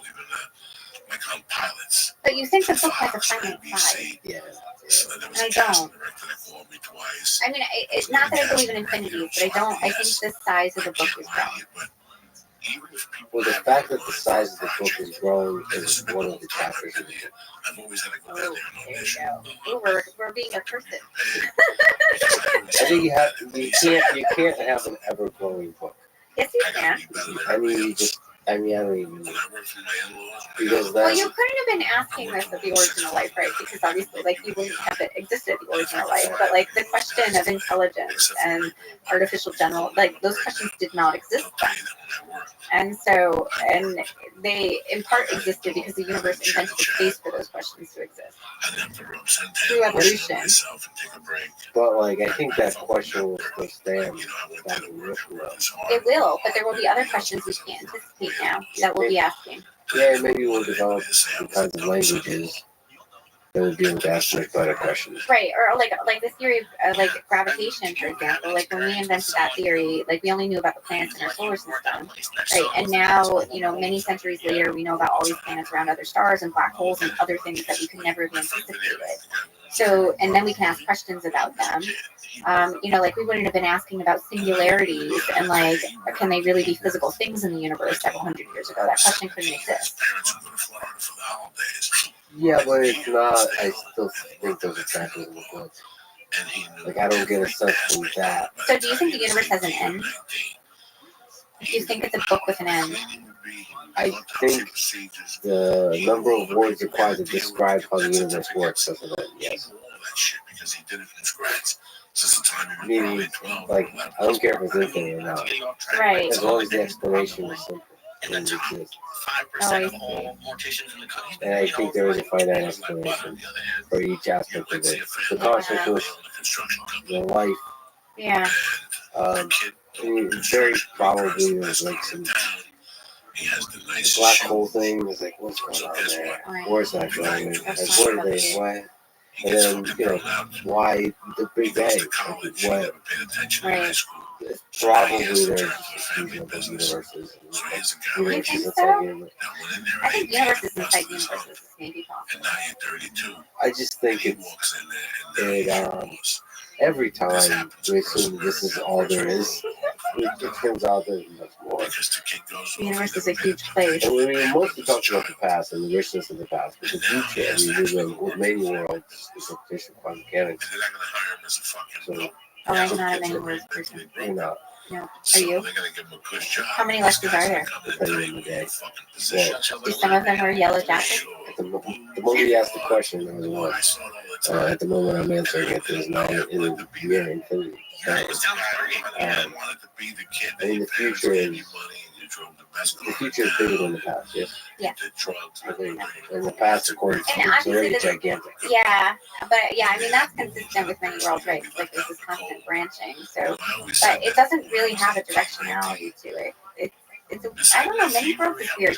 So my interpretation of reality is like if you fold it up, like all that bifurcation of many worlds, and you just fold it into the structure that is you, and you just said you are all of those many worlds, and like that sort of, you know, like your history like converged on you, but like you're actually an object that exists like that, you know, was selected to exist, and you're self-consistent with the other structures. So like the quantum mechanical reality is not the one that you live in. It's this very deterministic classical world, and you're carving a path through that space. But I don't think that you're constantly branching into new spaces. I think you are that space.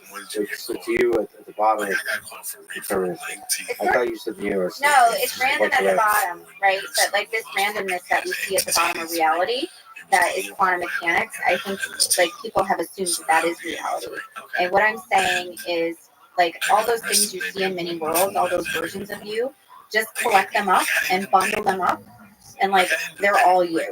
And what has happened is, you know, like elementary particles don't live in a deterministic universe. The things that we study in quantum experiments, they live in this fuzzy random space. But as that structure collapsed and started to build structures that were deterministic and evolved into you, you are a very deterministic macroscopic object. And you can look down on that universe that doesn't have time in it, that random structure.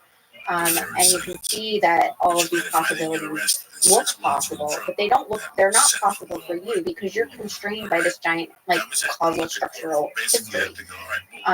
So you can't live in all those universes. You have to go all the way back to the very beginning of the universe and retrace everything again to be able to see it. It was the source of the free will for the macro object. It's the fact that you're a deterministic structure living in a random background. And also all of that selection bundled in you allows you to select on possible futures. So that's where your will comes from. And there's just always a little bit of randomness because the universe is getting bigger. And, you know, like this idea that the past is and the present is not large enough yet to contain the future. The extra structure has to come from somewhere. And some of that is because outside of those giant causal structures that are things like us, it's fucking random out there. And it's scary. And we're all hanging on to each other because the only way to hang on to each other, like the only way to exist is to like cling on to all of these causal structures that we happen to co-inhabitate existence with and try to keep reinforcing each other's existence. All the collection bundled in. But free will is totally consistent with that. I don't know anything about that. It's complicated to imagine. Just that little bit of randomness is enough. Okay. Well, it's not just the randomness. There's two features. One is randomness helps generate some novelty and some flexibility, but it's also that like because you're the structure that's deep in time, you have this combinatorial history that's you. And I think about time in assembly theory not as linear time, but as combinatorial time. So if you have all of the structure that you're built out of, you, in principle, you know, your future can be combinations of that structure. You obviously need to persist yourself as a coherent you, so you want to optimize for a future in that combinatorial space that still includes you most of the time for most of us. And when you make those kinds of, and then that gives you a space to operate in, and that's your sort of horizon where your free will can operate. And your free will can't be instantaneous. So for like example, like I'm sitting here talking to you right now, I can't be in the UK and I can't be in Arizona, but I could plan, I could execute my free will over time because free will is a temporal feature of life. To be there, you know, tomorrow or the next day if I wanted to. What about like the instantaneous decisions you're making? Like I don't know. You put your hand on the table. I think those were already decided a while ago. I don't think free will is ever instantaneous. But on the longer time horizon, there's some kind of staring going on. Obviously, not everyone's observation is a terrible person, but Who do this thing? I don't know who's in like everyone just And walking you being around. this They just macro call the object probation that's officer once a month. incompetent. Are you being Oh, okay. whatever you want to call it? There you are, saying words to things once again. I know. Why does anything exist at all? You've kind of taken that as Yeah. I think that's the hardest question. Isn't it just hard questions stacked on top of each other? It is. Well, wouldn't it be the same kind of question of what is life? It is the same. Well, that's sort of like I try to fold all of the questions into that question because I think that one's really hard, and I think the nature of existence is really hard. Do you think actually like answering what is life will help us understand existence? Maybe there's it's turtles all the way down. It just understanding the nature of turtles will help us kind of march down. Even if we don't have the experimental methodology of reaching before the Big Bang. Right.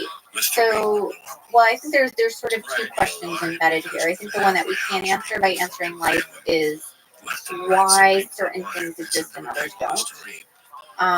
But I think the sort of ultimate question, the sort of like prime mover question of why anything exists, we will not know. What's outside? Oh, there's nothing outside the universe. So I am a very like I am like the most physicalist that like anyone could be. So like for me, everything exists in our universe, and like I like to like think it like everything exists here. So even when we talk about the multiverse, like to me it's not like there's all these other universes outside of our universe that exist. The multiverse is a concept that exists in human minds. here, and it allows us to have some counterfactual reasoning to reason about our own cosmology, and therefore it's causal in our biosphere to understanding the reality that we live in and building better theories. But I don't think that the multiverse is something like, and also math. Like, I don't think there's a platonic world that mathematical things live in. I think mathematical things are here on this planet. Like, I don't think it makes sense to talk about things that exist outside of the universe. If you're talking about them, you're already talking about something that exists inside the universe and is part of the universe and is part of like what the universe is building. It all originates here. It all exists here. I mean, what else would there be? There could be things you can't possibly understand outside of all of this. Right, but and you can say that, and that's an interesting philosophy. But again, this is sort of like pushing on the boundaries of like the way that we understand things. I think it's more constructive to say the fact that I can talk about those things is telling me something about the structure of where I actually live and where I exist. Because it's more constructive doesn't mean it's true. Well, it may not be true. It may be something that allows me to build better theories I can test to try to understand something objective. And in the end, that's a good way to get to the truth. Exactly. Even if you So realize I can't do you were wrong in experiments. the past. Yeah. So there's no such thing as experimental Platonism. But if you think math is an object that emerged in our biosphere, you can start experimenting with that idea. And that to me is really interesting. Like to think about what people, I mean, mathematicians do think about math sometimes as experimental science, but to think about math itself as object for study by physicists rather than a tool physicists use to describe reality, it becomes the part of reality they're trying to describe. To me, is a deeply interesting inversion. What to you is most beautiful about this kind of exploration of the physics of life? I love the way it makes me feel.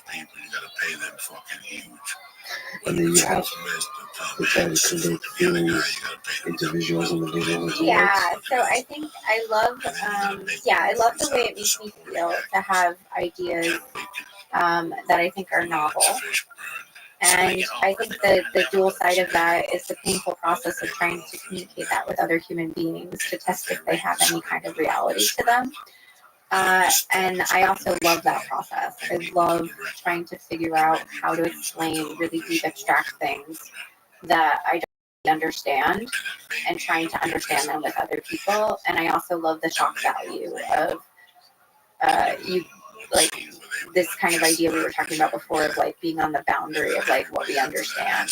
And so people can kind of see what you're seeing, but they haven't ever thought that way before. And I love the shock value that like people have, like that immediate moment of recognizing that there's something beyond the way that they thought about things before. And being able to deliver that to people, I think is one of the biggest joys that I have, is just like, maybe it's that sense of mystery, like to share that there's something beyond the frontier of how we understand, and we might be able to see it. And you get to see the humans transformed. Yeah. An idea. Yeah. And I think my greatest wish in life is to somehow contribute to an idea that transforms the way that we think. Like, you know, I have my problem I want to solve, but like the thing that gives me joy about it is really changing something. And ideally getting to a deeper understanding of how the world works and what we are. Yeah, I would say understanding life at a deep level. Yeah. Is probably one of the most exciting problems, one of the most exciting questions. So I'm glad you're trying to answer just that and doing it in style. It's the only way to do anything. Thank you so much for this amazing conversation. Thank you for being here, Sarah.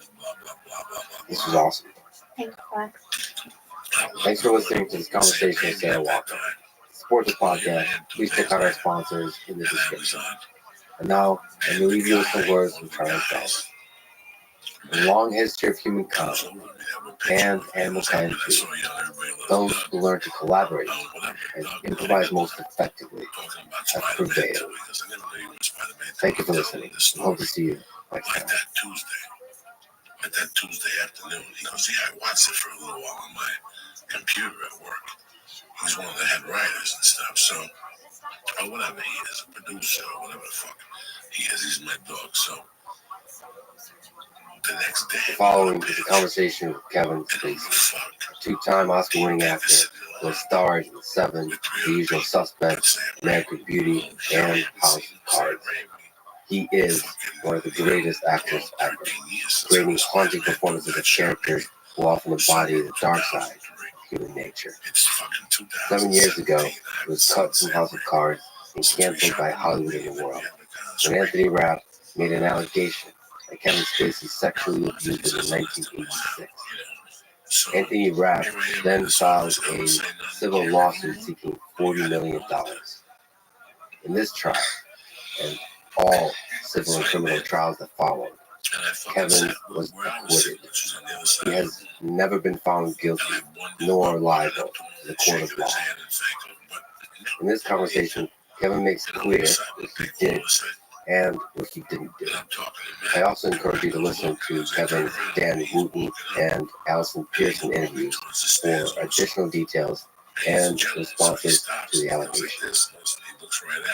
As an aside, let me say that one of the principles I operate under for this podcast and in life is that I will talk with everyone, with empathy and with backbone. For each guest, I hope to explore their life's work, life story, and what and how they think, and do so honestly and fully. The good, the bad, and the ugly, the brilliance and the flaws. I won't whitewash their sins, but I won't reduce them to a worst possible caricature of their sins either. The latter is what the mass hysteria of internet mobs too often does, often rushing to a final judgment before the facts are in. I will try to do better than that, to respect due process, in service of the truth. And I hope to have the courage to always think independently and to speak honestly, from the heart, even when the eyes of the outrage mob are on me. Again, my goal is to understand human beings, their best and their worst. And I hope that such understanding leads to more compassion and wisdom in the world. I will make mistakes. And when I do, I will work hard to improve. I love you all. This is the Life Statement Podcast. Support us. Please check out our sponsors in the description. Now, dear friends, it's Kevin Spacey.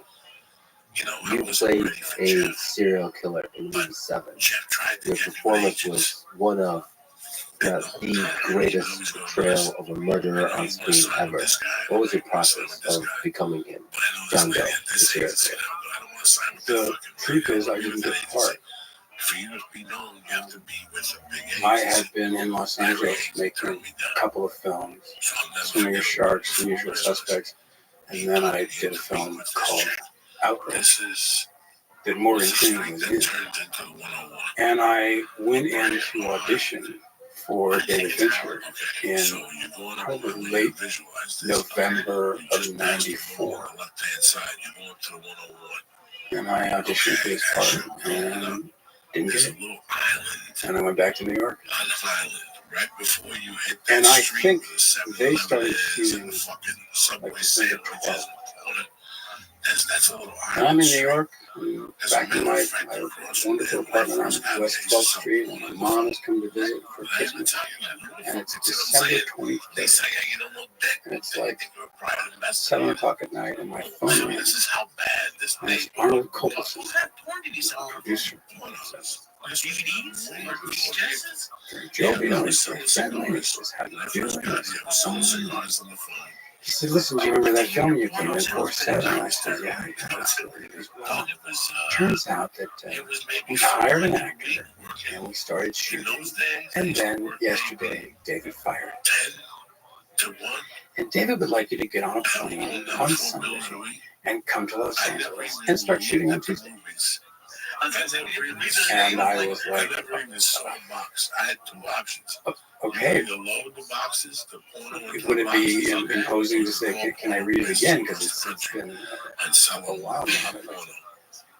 So they sent a script over. I read the script that night. Thought about it. This was way before the cigars. And I had this feeling, I can't even quite describe it, but I had this feeling that it would be really good if I didn't take billing in the film. And the reason I felt that was because I knew that by the time this film would come out, it would be the last one of the 3 movies that I just shot, the 4th one. And if any of those films broke through or did well, if it was going to be Brad Pitt, Morgan Freeman, Gwyneth Paltrow, and Kevin Spacey, and you don't show up for the first 25, 30, 40 minutes, people are going to figure out who you're playing.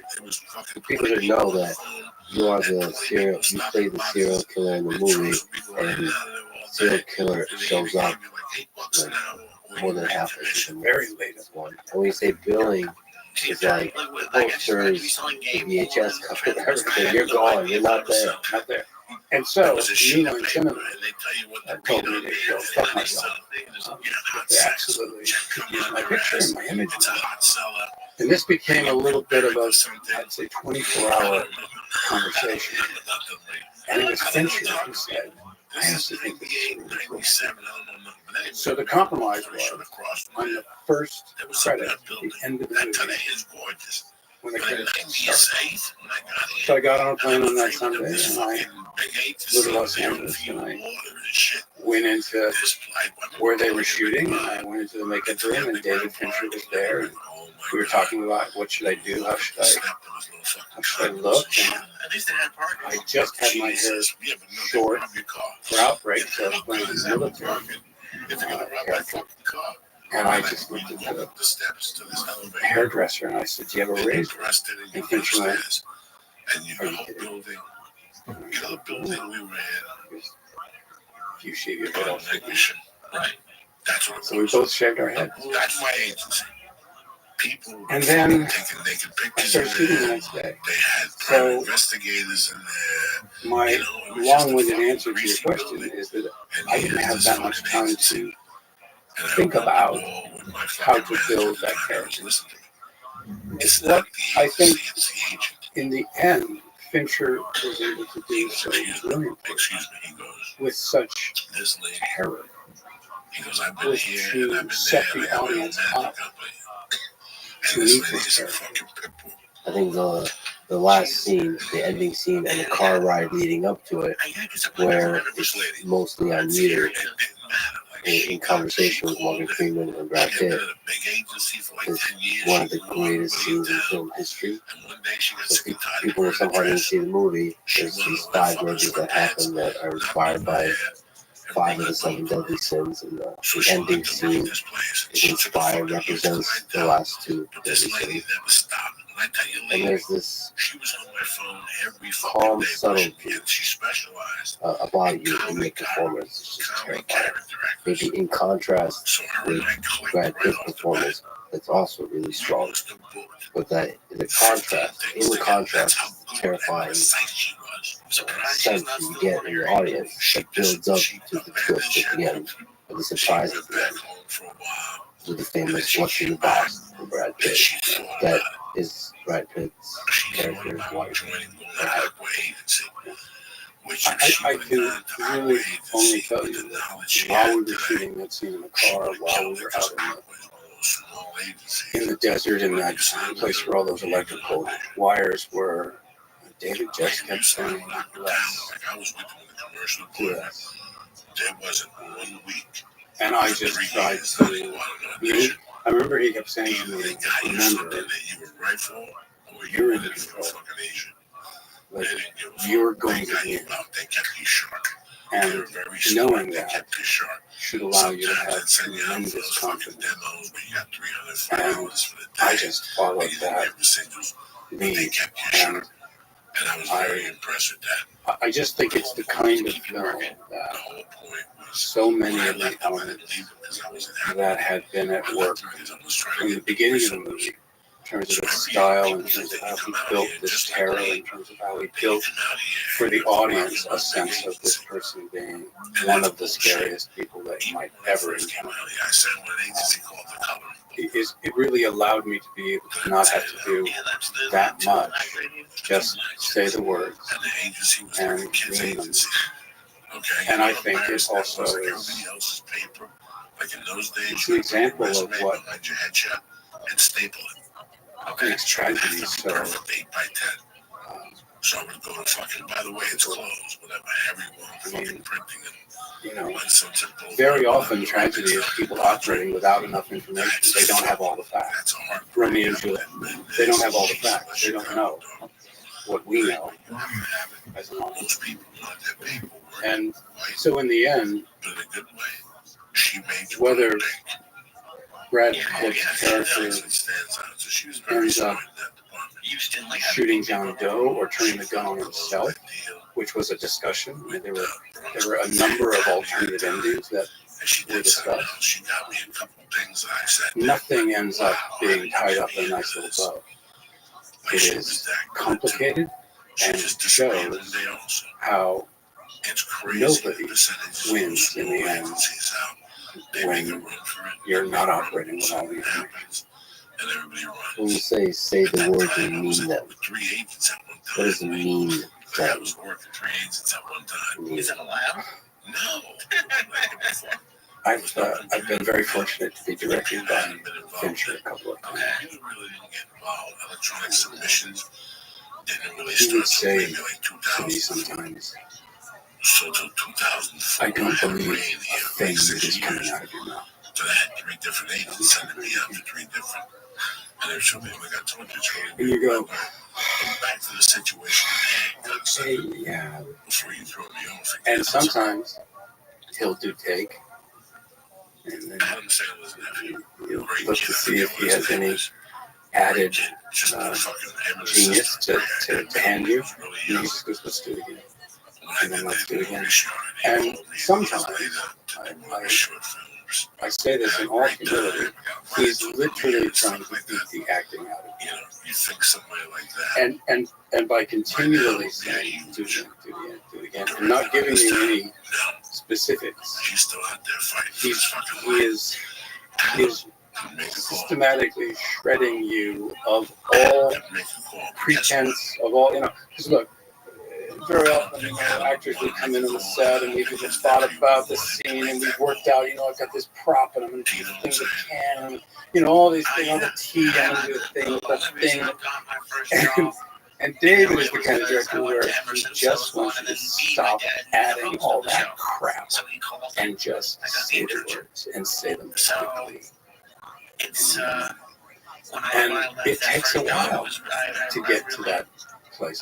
I'll tell you a story. A story I just love because it's in exactly the same wheelhouse. So Jack Lemmon's first movie was a film called It Should Happen to You. It was directed by George Cukor. And Jack tells this story. It was just a charming story. He said, so I'm doing this picture, and let me tell you, I think this is a terrific part for me. And I'm doing a scene. It's on my first day. It's my first day. It's a terrific scene.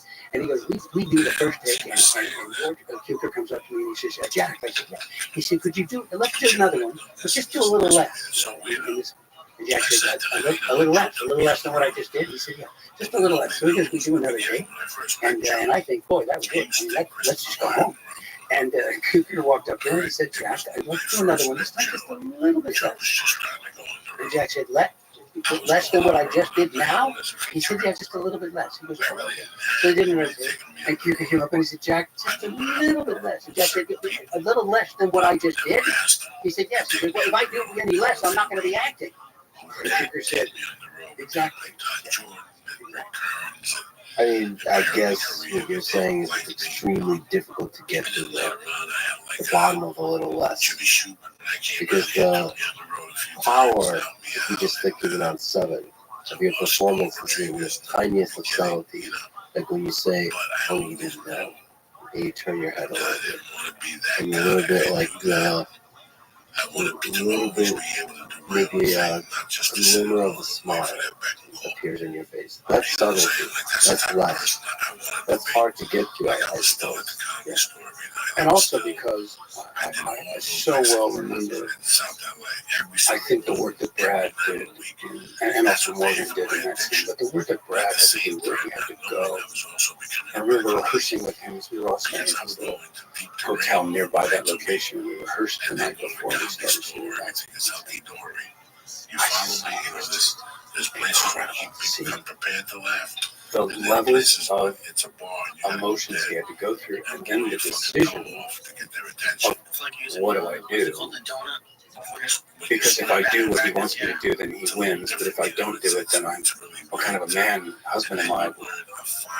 I just thought he did really incredible work. So it was also not easy to not react to the power of what he was throwing at me. I thought it was an extraordinary, a really extraordinary scene. So what's it like being in that scene? So it's you, Brad Pitt, Morgan Freeman, Brad Pitt is going over the top, just having a mental breakdown, and is weighing these extremely difficult moral choices, as you're saying. But he's like screaming and in pain and tormented, while you're very subtly smiling. In terms of the writing and in terms of what the characters had to do, it was an incredible culmination of how this character but it's got to be high energy. could manipulate in the way that he did. And in the end, Because at a bar, the television is going to succeed. At a bar, the pool table You mentioned Fincher likes to do a lot of takes. That's the famous thing about David Fincher. So what are the pros and cons of that? I think I read that he does a crazy amount. He averages 25 to 65 on most directors. Yeah, sometimes it's timing. Sometimes it's literally he has a stopwatch and he's timing how long a scene is taking. And then he'll say, you need to take a minute off this scene. So it's an hour and a half of that. So I want to have to convince me. like this. So let's pick it up. Let's pick up the pace. Let's see if we can take a minute off. So maybe Why the speed? Why say it fast? Experience goes up first. He doesn't really do any damage because I think because Fincher hates indulgence, the open mic per se, and he wants people to talk the way they do in life. Are you with me? We don't take I'm just. Why do you think? dramatic pauses. Yeah, right. When we speak, we say what we want. And I guess actors like the dramatic pauses and the indulgent dramatic. Always like dramatic pauses. You go back, any student of acting, you go back to the 30s and 40s. Half the people aren't really drinking. They're frustrated. It's just like you. Actors. Doing material. It's when you Not just in the comedies, which of course you look at the Preston Sturges movie. It's incredible how fast we go, and how funny things are when they happen that fast. But then acting styles change. We've gone into a different kind of thing in the late 50s and 60s. And, a lot of actors are feeling it, which is, I'm not saying it's a bad thing. It's just that if you want to keep an audience engaged, as Fincher does, and I believe successfully in all of it, that it's not as glamorous, pace, but you get funny timing, fast. movement, Leave a lot clarity, faster than you would be in LA. You know why? or Because you get thrown into the lions a lot faster. And all of that, you want the actor to be So like it's natural. okay if you fuck up Strip in the away back all of the your mind. bullshit It's psychology. of acting. It's okay And if you become fuck up in the back of your mind. look, I've been lucky with other directors. Sam Mendes is similar. I remember when I walked in, maybe the first rehearsal for Richard III that we were doing, I had brought with me a canopy of ailments that my Richard was going to suffer from. And Sam eventually whittled it down to like 3, like maybe your arm and maybe your leg. But let's get rid of the other 10 things that you brought into the room, because I was so excited to capture this character. So very often, Trevor Noon's this way, a lot of wonderful directors I've worked with, they're really good at helping you trim and edit. David Fincher said about you, he's talking in general, I think, but also specifically in the moment of House of Cards, said that you have exceptional skill both as an actor and as a performer, which he says are different things. That he defines the former as dramatization of a text and the latter as the seduction of an audience. Do you see wisdom in that distinction? And what does it take to do both? The dramatization of the text and the seduction of an audience. Those are two very interesting descriptions. When I think performer, I tend to think entertaining, I tend to think comedy, I tend to think winning over an audience, I tend to think there's something about that quality of wanting to have people enjoy themselves. And when you saddle that against what maybe he means as an actor, which is more dramatic, more text-driven, more.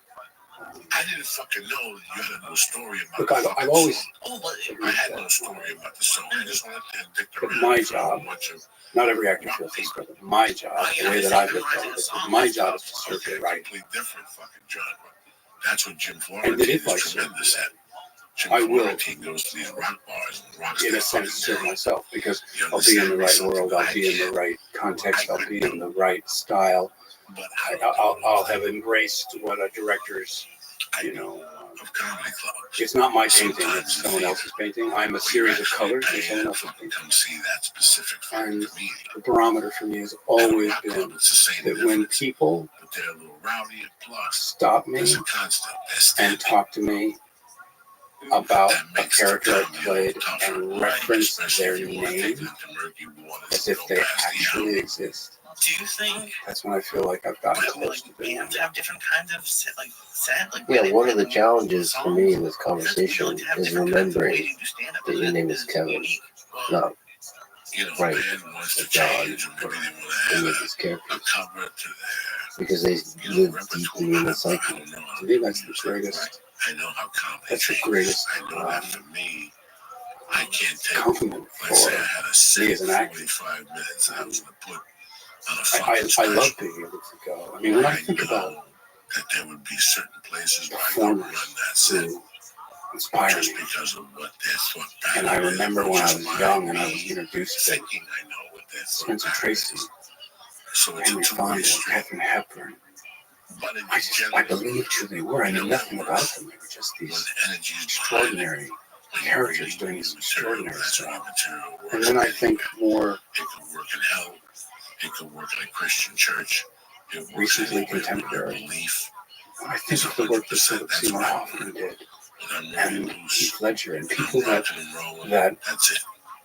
I think about what they could be doing, what they could do, what they would have done had they stayed with us.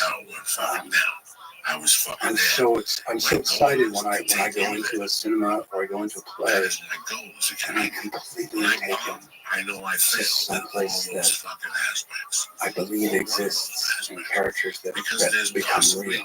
And those characters become like lifelong companions. Like for me, they travel with you, and even if it's the darkest aspects of human nature, you're always there. You're almost like, I feel like I almost met them and gotten to know them and gotten to become like friends with them almost. Hannibal Lecter, whether it's or Forrest Gump. I mean, I feel like I'm like best friends with Forrest Gump. I know the guy, and I guess he's played by some guy named Tom, but like Forrest Gump is the guy I'm friends with. And I think that everybody feels like that when they're in the audience with great characters. They just kind of, they become part of you in some way. The good, the bad, and the ugly of them. One of the things that I feel that I try to do is when I read something, when I read a script, He was not improvising. And I am absolutely devastated by it. It is the most extraordinary, the most beautiful, the most life-affirming or terrifying. It's been a process, weirdly, of working backwards. Because I want to work in such a way that that's the experience I give to the audience when they first see it. That they have the experience I have when I get it. I remember that there's been times in the creative process when something was pointed out to me. I remember I was doing a play, and I was having this really tough time with one of the last scenes in the play. And I just couldn't figure it out. I was in rehearsal. And although we had a director in that play, I called a friend of mine who was also a director. And I had him come over and I said, look, this scene, I'm just having the toughest. I cannot seem to crack this scene. And so we read it through a couple of times. And then this wonderful director named John Steinbeck, who eventually directed a film called The Big Kahoot. Just before that, he said to me the most incredible thing. He said, right, what's the last line you have in the scene before you fall over? You fall asleep. The last line is that last drink, the old KO. And, okay. I want you to think about what that line actually means, and then work backwards. So he left, and I sort of was left with this. What does that mean? And then like a couple of days went by, what does that line actually mean? Well, that last drink, the old KO. KO is knockout, which is a boxing term. The only boxing term the writer uses in the play. And then I went back and I realized my friend was so smart and so incredible to said, ask a question you haven't thought of asking yet. I realized that the playwright wrote the last round, the 8th round between these two brothers, and it was a fight. Physical as well as emotional. And when I brought that into the rehearsal room to the directors during that play, I liked that idea, and we staged that scene as if it was the 8th round. Or the audience would have known that, but just what I loved about that was that somebody said to me, ask yourself a question. What does that mean? What is that, like a catalyst for thinking deeply about what is magical about this play, this story, this narrative? That's what that is, like thinking backwards. That's what that does. Yeah, but also because it's incredible. Why didn't I think to ask that question myself? That's what you have directors for. That's what you have, so many places where ideas can come from. But that just illustrates that even though in my brain I always like to go backwards. I missed it in that one. I'm very grateful to my friend for having pushed me into being able to realize what that meant. To ask the interesting questions. I like the poetry and the humility of I'm just a series of colors in someone else's painting. That was a good line. That said, you talked about improvisation. You said that it's all about the ability to do it again and again and again and yet never make it. And you also just said that you're trying to stay true to the text. So where's the room for the improvisation? That it's never the same. Well, there's two slightly different contexts. One is in the rehearsal room. Improvisation can be a wonderful device. I mean, Sam Mendes, for example, I start a scene, and he does this wonderful thing. He brings rugs and he brings chairs and sofas in. And he says, let's put 2 chairs here and here. You guys, let's start in these chairs far apart from each other. Let's see what happens with the scene if we're that far. And so we'll do the scene that way. Let's bring a rug in and let's bring these chairs much closer. And let's see what happens if there's space between these. So then you try that. Then it's a little harder in Shakespearean. But in any situation where I want to try and see where the scene go. Where would the scene go if I didn't make that choice? Where would the scene go if I made this choice? Where would the scene go if I didn't say that or I said something else? So that's how improv can be a valuable process to learn about limits and boundaries and what's going on with a character that somehow you discover in trying something that isn't on the page. Then there's the different thing, which is the trying to make it fresh and trying to make it new, and that is really a reference to theater. He did some comics and he did some I'll put it to you this way. impersonations, and then he sang. Anybody loves sports, right? So you go and you watch on a pitch, you watch on a tennis game, you watch basketball, you watch football. Yeah, the rules are the same, but it's a different game every time you're out on that court and on the field. He was the musical director. It's no different in theater. Yes, it's the same lines. Even blocking is similar. But what's different is attack, intention, how you are growing in a role and watching your fellow actors grow in theirs, and how every night it's a new audience and they're reacting differently. And you literally, where you can go from week 1 of performances in a play to week 12, and the difference between theater and film is that no matter how good someone might think you are in a movie, you'll never be any better. It's frozen. Whereas I can be better tomorrow night than I was tonight. I can be better in a week than I was tonight. It is a living, breathing, shifting, changing, growing thing every single day. But also in theater, there's no safety net. If you fuck it up, everyone gets to see you do that. And if you start giggling on stage, everyone gets to see you do that too, which I am very good at. I mean, there is something of a seduction of an audience in theater even more intense than there is when you're talking about film. I got a chance to watch the documentary Now in the Wings on the World Stage, which is behind the scenes of, you mentioned, you teaming up with Sam Mendes in 2011 to stage Richard III, played by William Shakespeare. I was also surprised to learn you haven't really done much Shakespeare. At least you said that in the movie. So there's a lot of interesting behind the scenes stuff there. First of all, the camaraderie of everybody, how like the bond theater creates, especially when you're traveling. But another interesting thing, you mentioned the chairs and then trying different stuff. It seemed like everybody was really open to trying stuff, embarrassing themselves, taking risks, all of that. I suppose that's part of acting in general, but the theater especially. Just take risks. It's okay to embarrass the shit out of yourself, including the directors. And it's also because I can't even imagine doing something for 20 years.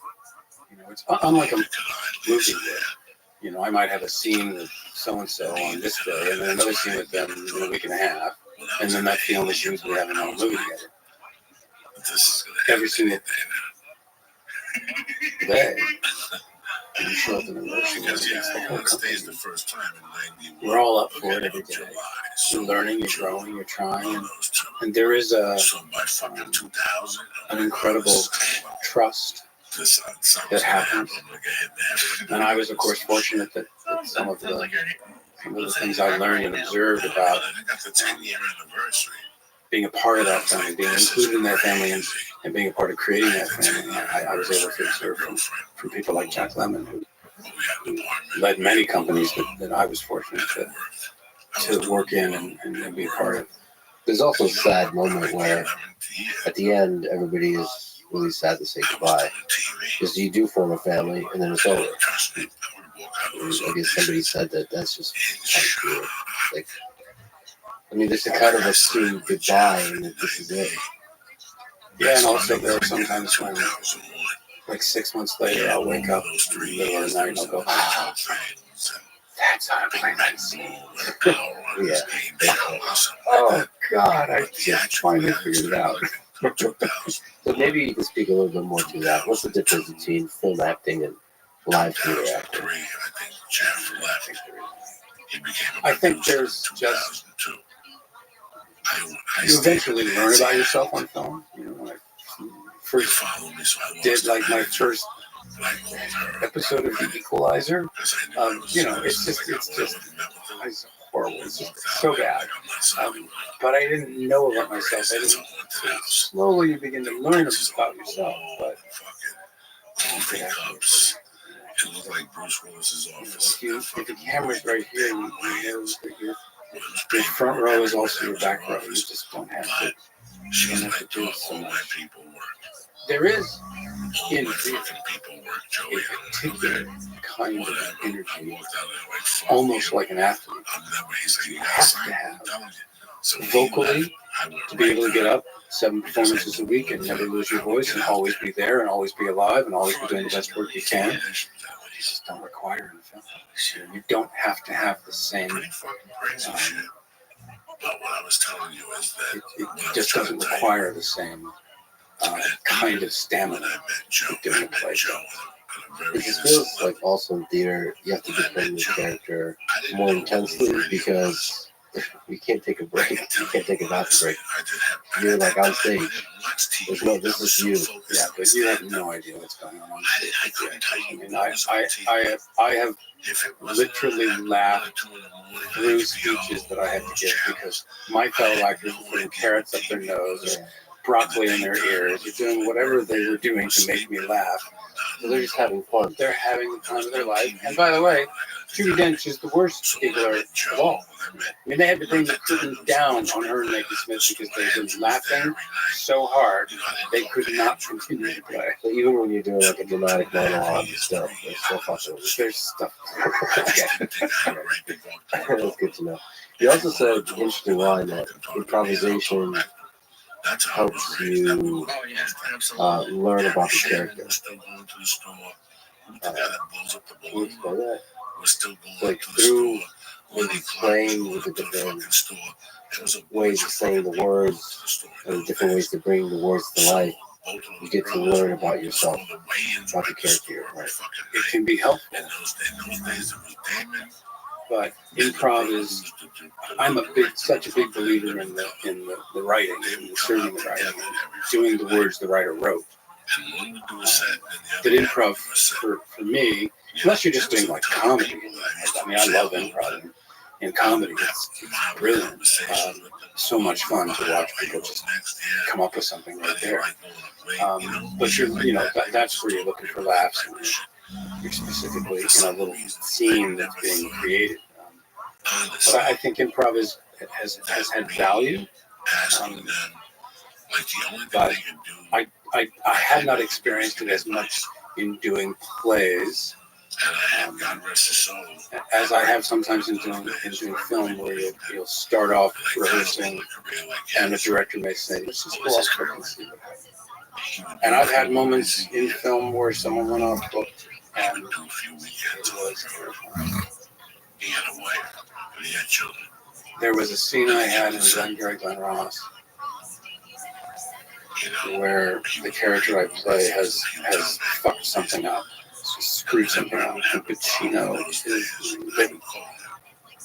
And so we had this scene where Al is walking like this, and the camera is moving with him, and he is shooing me a new ass. And in the middle of the take, Al starts talking about me. How long did you have him as like a sounding board? You don't think we know how you got this?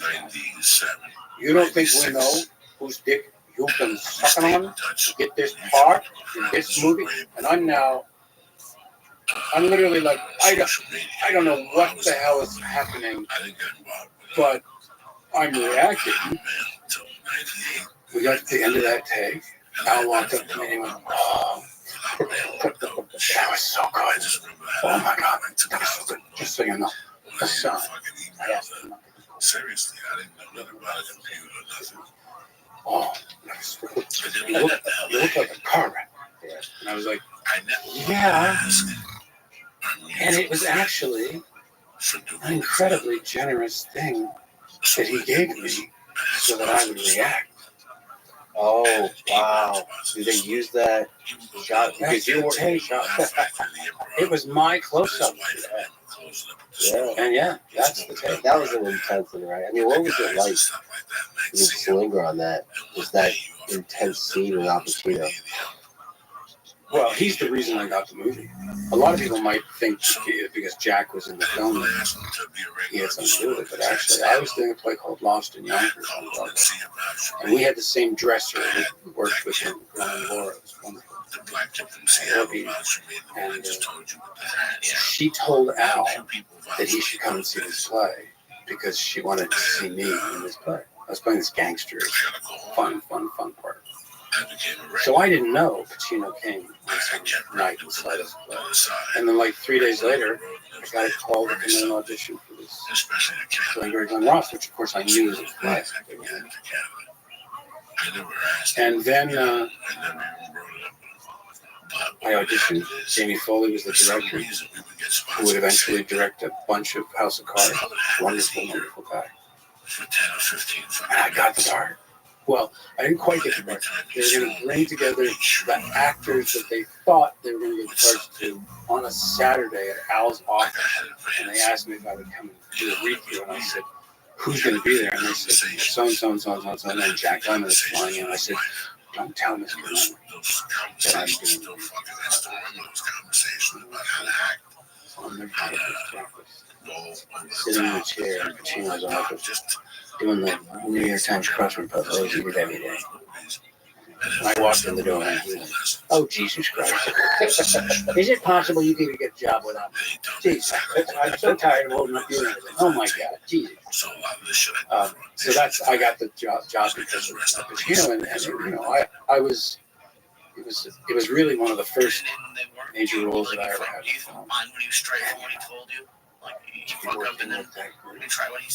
Yeah, that's like one of the greatest ensemble casts ever. We got Al Pacino, Jack Lemmon, Alec Baldwin, Alan Arkin, Ed Harris, you, Jonathan Pryce. It's just incredible. And I have to say, I mean, maybe if you comment, you talked about how much of a mentor and a friend Jack Lemmon has been. That's one of his greatest performances ever. We have a scene at the end of the movie that was really powerful. They're firing on all cylinders. You're playing disdain to perfection, and he's playing desperation to perfection. What was that like?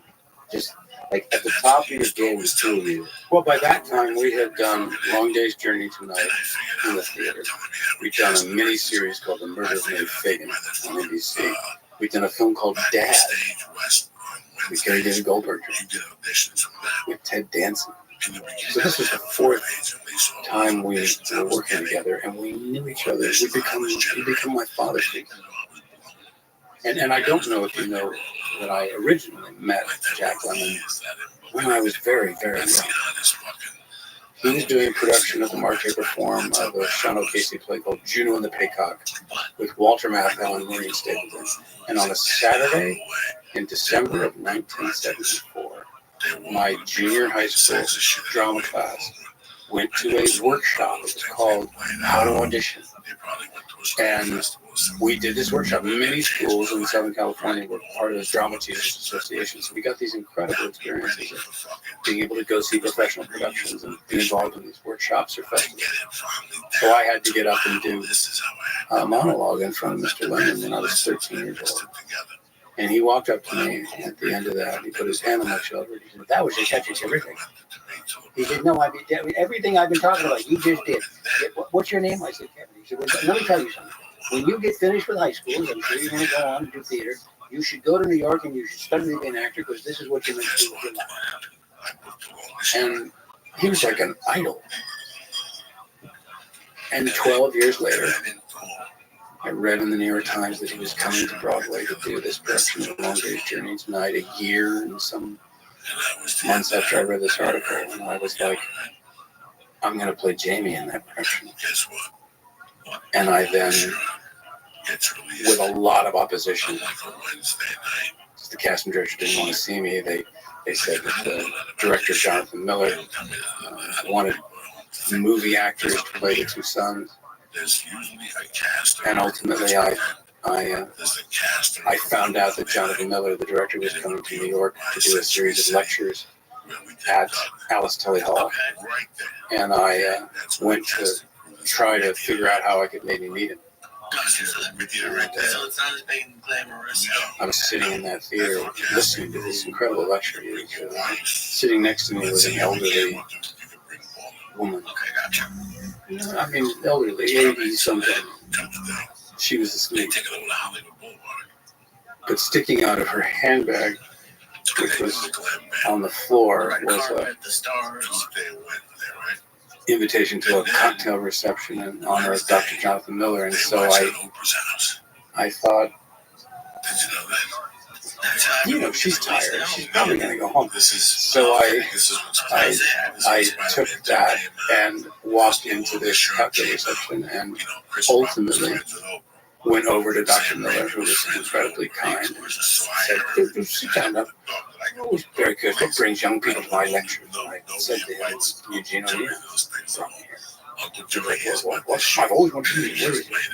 And I told him that I'd been trying for 7 months to get an audition for Long Day's Journey, and that his American cast directors were telling my agents that he wanted big American movie stars. And at that moment, he turned and he saw one of those casting directors who was there. So I knew he was going to be in New York starting auditions that week. And she was staring daggers at me. And he just got it. And he said, someone have a pen. He took the paper.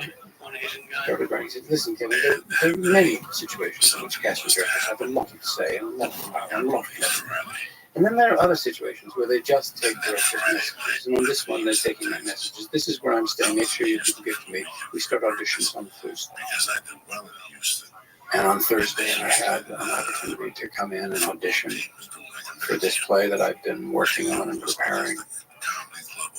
And at the end of it, I did 4 scenes. At the end of it, he said to me that unless someone else came in and blew him against the wall like I had just done, as far as he was concerned, I pretty much had the part, but I couldn't tell my agents that yet because I had to come back and work with Mr. Lynn. And so 3 months later, in August of 1985, I found myself in a room with Jack Lemmon again at 890 Broadway, which is where they rehearsed a lot of Broadway plays. And we did 4 scenes together, and I was toppling over him, I was pushing him, I was relentless. And I'll never forget at the end of that, Lemmon came over to me.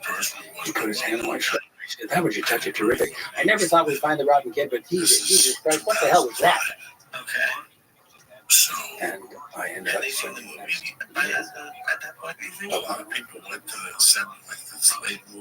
it turns out he was right.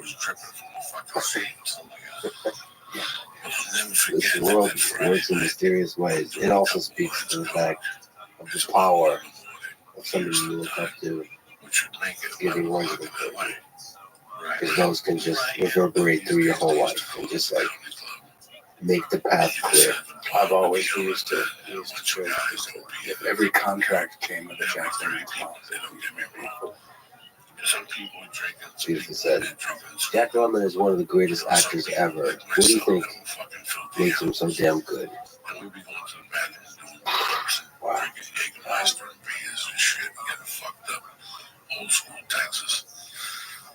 I think he truly set out in his life to accomplish what his father said to him on his deathbed. His father was dying. His father was, by the way, called the Donut King in Boston. And not in the entertainment business at all. He was literally owned a donut company. And, when he was passing away, Jack said, the last thing my father said to me was, go out there and spread a little sunshine. And I truly think that's what Jack That was it. loved to do. And then I talked to him once after that, and then recently I remember this, a few years ago. and I don't know if this But he was sort of like will answer your question, but I think it's that revealing totally about things. Yeah, what he's able to do and what he was able to do and how that ultimately yes. influenced what I did. And once he knew I was serious, Sam Mendes had never directed a film it before wasn't American because Beauty. I was slipping up. Like I was making. And so what he did was he took the best elements of theater and applied them to the process. So we rehearsed it like play in a soundstage where everything was laid out like it would be in a play. And this couch will be here, you know. And he sent me a couple of tapes. He sent me 2 cassette tapes. One that he'd like to call pre-Lester, before he begins to move in a new direction, and then post-Lester. And they just were different songs. So it was really crazy. And then he said to me one day, and I think I always thought this was brilliant of Sam to use lemon, knowing what lemon meant to me. He said, when was the last time you watched The Apartment? I said, I don't know. I love that movie so much. He said, I want you to watch it again. And then let's talk. So when I watched the movie again, and we sat down and Sam said, that's gonna be good for you. What's Tony better? what Lemon does in that film is incredible. Because there is never a moment in the movie where we see him change. He just evolves. And he becomes the man he becomes because of the experiences that he has. Through the course of the film, there's this remarkable consistency in who he becomes. And that's what I need you to do as Lester. I don't want the audience to ever see him change. I want him to evolve. And so we did first of all, it was just a great direction. And then second of all, we did some things that people don't know we did to aid that gradual shift of that man's character. First of all, I had to be in the best shape from the beginning of the movie because we didn't shoot it in sequence. So I was in this crazy shape. I had this wonderful trainer named Mike Torsha, who just was incredible. But so what we did was, in order to then show this gradual shift, was I had 3 different hairpieces. I had 3 different kinds of costumes of different colors and sizes. And I had different makeup. So in the beginning, I was wearing a kind of drab, dull, slightly, uninspired hairpiece. And my makeup was kind of gray and boring. And I was there were times when I was like too much like this, and Sam would go, Kevin, you look like Walter Matthau. Would you please stand up a little bit? We're sort of midway through at this point. And then, at a certain point, the wig changed, and it had little highlights on it, a little color, the makeup became a little, the suits got a little tighter, and then finally, a third wig with golden highlights and sunshine, and rosy cheeks, and tight fit, and these are what we call theatrical tricks. This is how an audience doesn't even know it's happening, but it is this gradual, and I just always felt that was such a brilliant way, because he knew what I felt about Jack. And when you watch The Apartment, it is extraordinary. He doesn't ever change. So I bust your balls, Lee. And in fact, I thanked Jack when I won the Oscar. I actually go there and way before I went to see the I did my thank you speech, and I walked off stage, and I remember I had to sit down for a moment because I didn't want to go to the press room because I wanted to see if Sam was going to go. And so I was waiting, and my phone rang, and it was Lemon. He said, "You're a son of a bitch." I said, "What?"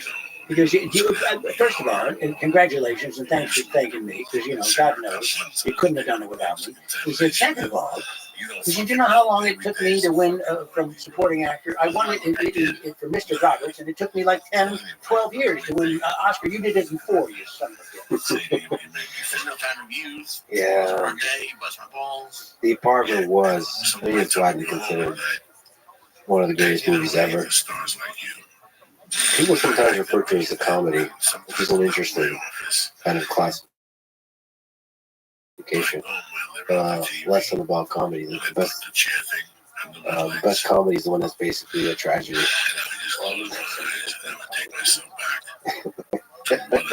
And I'm not saying there aren't some good laughs. Yeah.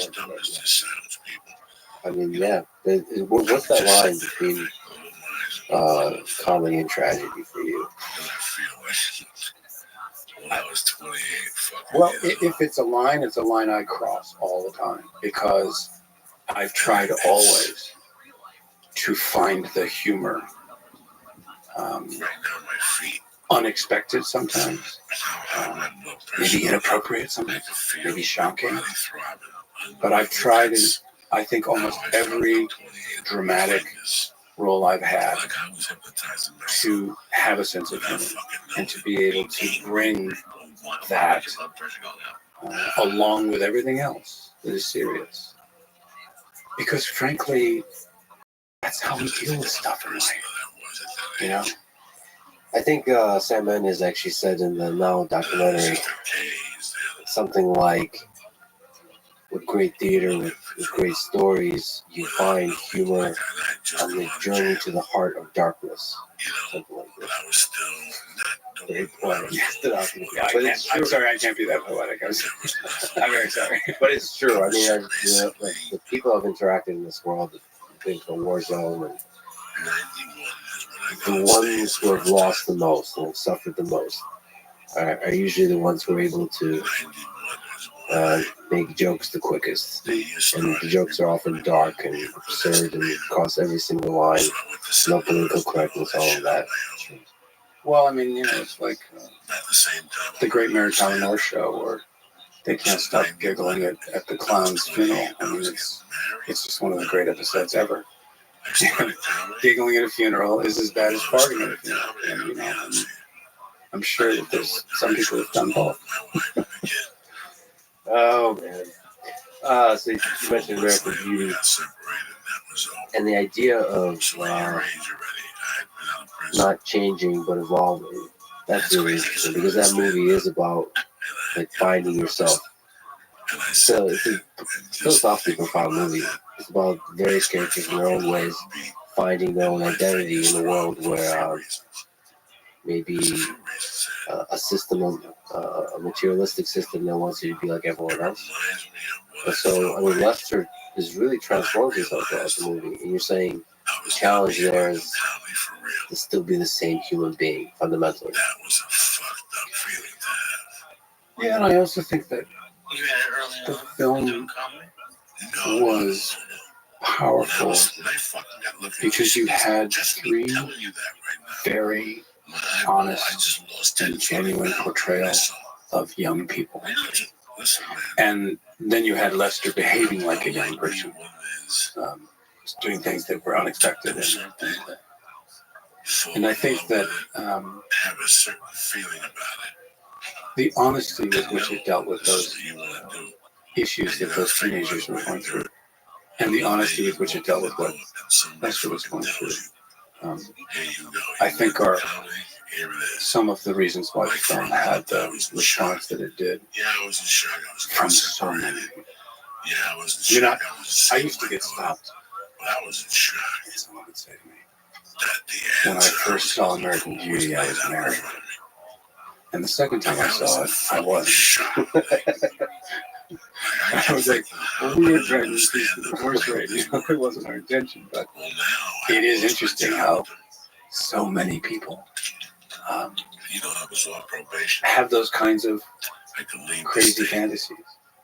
And what I admired so much about who Lester was as a person, why I wanted to play him, is because in the end, he makes the right decision. I think a lot of people live lives of quiet desperation in a job they don't like,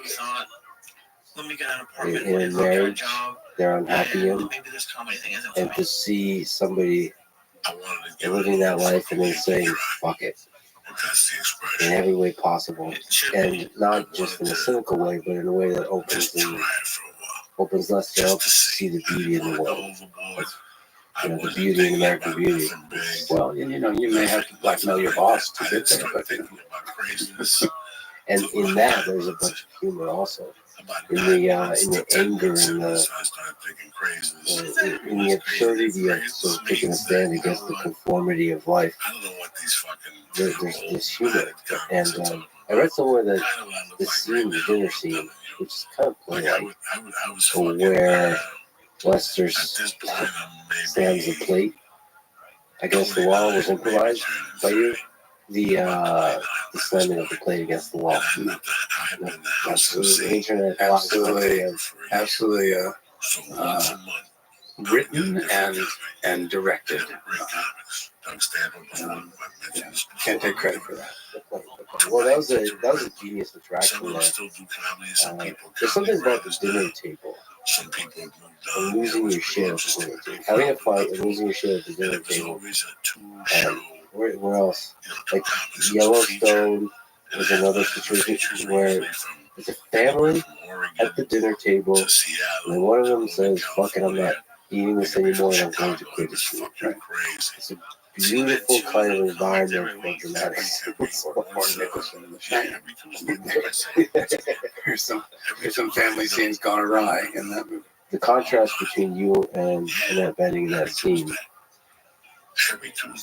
creates the genius of that scene. So, how much of acting is the dance between the two actors? By about the 7th or 8th month, well, with Annette, I just adored working with her.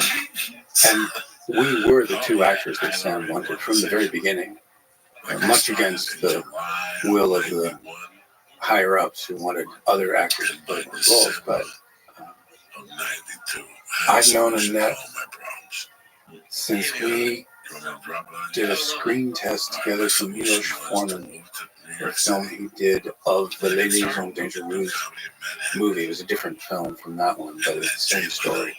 And I've always thought she was remarkable, and I think that the work she did in this film, the relationship that we were able to build, for me, the saddest part of that success was that she didn't win the Oscar. And I felt What kind of interesting direction did you get from Sam Mendes? And how you approach playing Lester and the different, how they take on the different scenes. There's a lot of just brilliant scenes in that movie. Well, I'll share with you a story that most people don't know. I thought, that's a great week. That's a loose legit. Our first 2 days of shooting were in Smiley's, the place where I would get a job in fast food place. Yeah, it's a very good. Yeah. And I guess it was like maybe the third day or the fourth day of shooting. We'd now done that, and I said to Sam, "So how are the dailies? How do they look?" He goes, "Which ones?" I said, "Well, the first Smiley's." He goes, "Oh, they're shit." And I went, "Yeah. No, how were they?" He goes, "No, they're shit. I hate them. I hate everything about them. I hate the costumes. I hate the location. I hate that you're inside. I hate the way you acted. I hate everything but the script." So I've gone back to the studio and asked them if we can reshoot the first 2 days. And it was like, wow, this is your very first movie. You're going back to Steven Spielberg and saying, "I need to reshoot the first 2 days entirely?" And he went, "Yeah." And that's exactly what we did.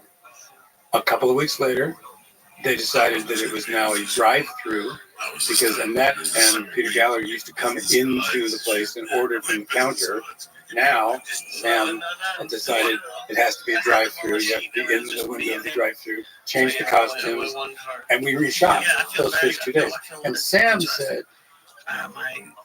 it was actually a moment of incredible confidence, because he said the worst thing that could possibly have happened in my first 2 days.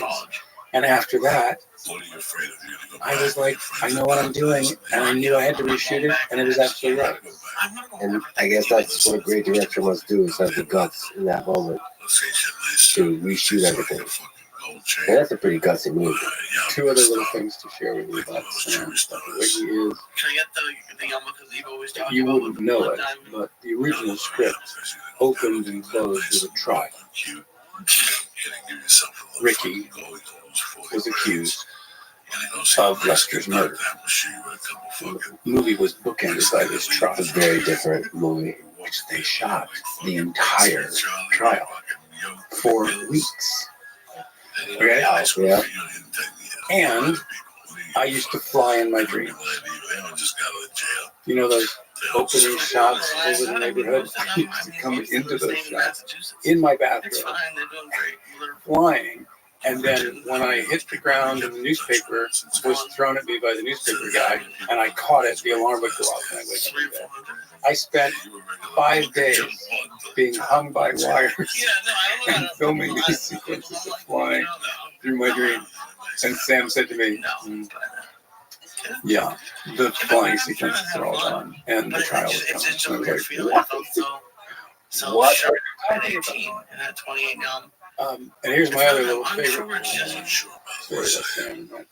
When we were shooting in the valley, one of those places I flew, this was an indoor set. Sam said to me, hey, at lunch, I just want to record a guide track of all the dialogue, all of your narration, because they just needed a guide. And I said, sure. So I remember we came outside of this hallway where I had a dressing room. And it's not even like what I do. It's as you and Sam had like a cassette tape recorder. Someone starting something, and like a little microphone. If it's for you put it on the floor, it just there's so many and he pushed record. And I read the entire narration. And I never did it again. That's the narration in the movie. Because Sam said when he listened to it, I wasn't trying to do anything. He said, you have no idea where these things were going, where they were going to be placed, what they were going to mean. I just read it so innocently, so purely, so directly, that I knew if I brought you into a studio and put headphones on you and had you do it again, it would change the ease with which you'd done it. And so they just fixed all of the problems that they had with this little cassette. And that is the way I did it, and the only time I did it was in this little hallway.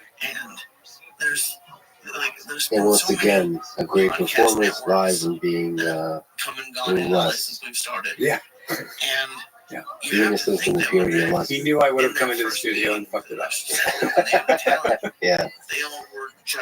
What do you think about the notion of beauty that permeates American Beauty? What do you think that theme is with the roses, with the rose petals?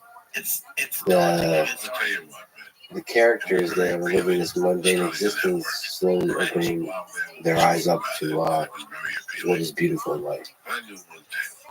See, it's funny, I don't think of the roses, and I don't think of her body in the poster, and I don't think of those things as the beauty. I'm not the most charming person in the world. I know there's a certain taste. I think of the bad. You know what? If I'm going to focus on something, let me focus on what's I think that which is the podcast. I always want there are things we miss and I always didn't have to worry that are right in front of us, the last thing I need to do is show up here. that are truly beautiful. Wednesday and the camera's broken. The little things, the simple things. Yeah, and in fact, I'll even tell you something that I always thought was so incredible. I see telling them in there. I don't want to share a studio with anybody. When we shot the scenes in the office where Lester worked, the job he hated, there's a bulletin board behind me on a wall.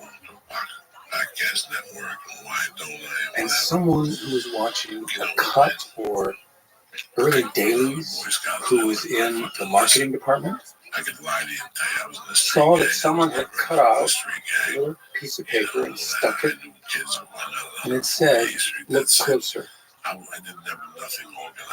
And they presented that to Sam as the idea of what that could go on the poster. The idea of looking closer. It was such a brilliant idea, but it wasn't in the script. It was just on a wall behind me, and someone happened to zoom in on it and see it and thought, that's what this movie is about. This movie's about taking the time to look closer. And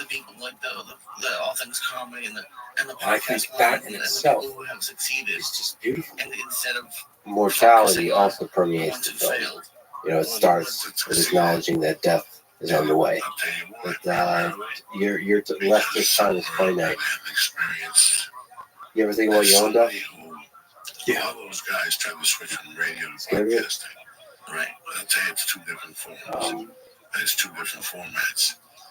When I was at my lowest point, yes, it scared me. You understand where I'm trying to go with this? What does that fear look like? So What, a lot of people were left like dinosaurs. what's the nature of the fear? What are you afraid of? In these markets where I go to, it's not like where I can go into a town But there's no way radio out. for 3 days. How many, like out of 10, But there's no answer. do you radio now? Out of 10 cities? Yeah. Usually. I usually do radio every city. That nothing makes sense. But it's one morning. It's See, the interesting thing about Lester is facing the same fear. He seemed to be somehow liberated and accepted everything. Yeah. And then saw the beauty of it. Because he got there. He was given the opportunity to reinvent himself and to try things he never tried, to ask questions he never asked, to trust his instincts, and to become the best version of himself he could become. And so, Dick Van Dyke, who has become an extraordinary friend of mine. Dick is 98 years old. And he says, you know, if I'd known I was going to live this long, I would have taken better care of myself. When I spend time with him, I'm just moved by every day. You know, it's a good day. I woke up and I learn a lot. I do a few podcasts a week. I have a different feeling about death now than I did 7 years ago. The beauty about this podcast was, and how I knew this podcast was going to work was, and I'm on the path to being able to be in a place where I've resolved the things I needed to resolve. And won't probably get to all of it in my lifetime, but I certainly would like to be in a place where if I were to drop dead tomorrow, it would have been an amazing life. So Lester got there. It sounds like Dick Van Dyke got there. You're trying to get there. Sure.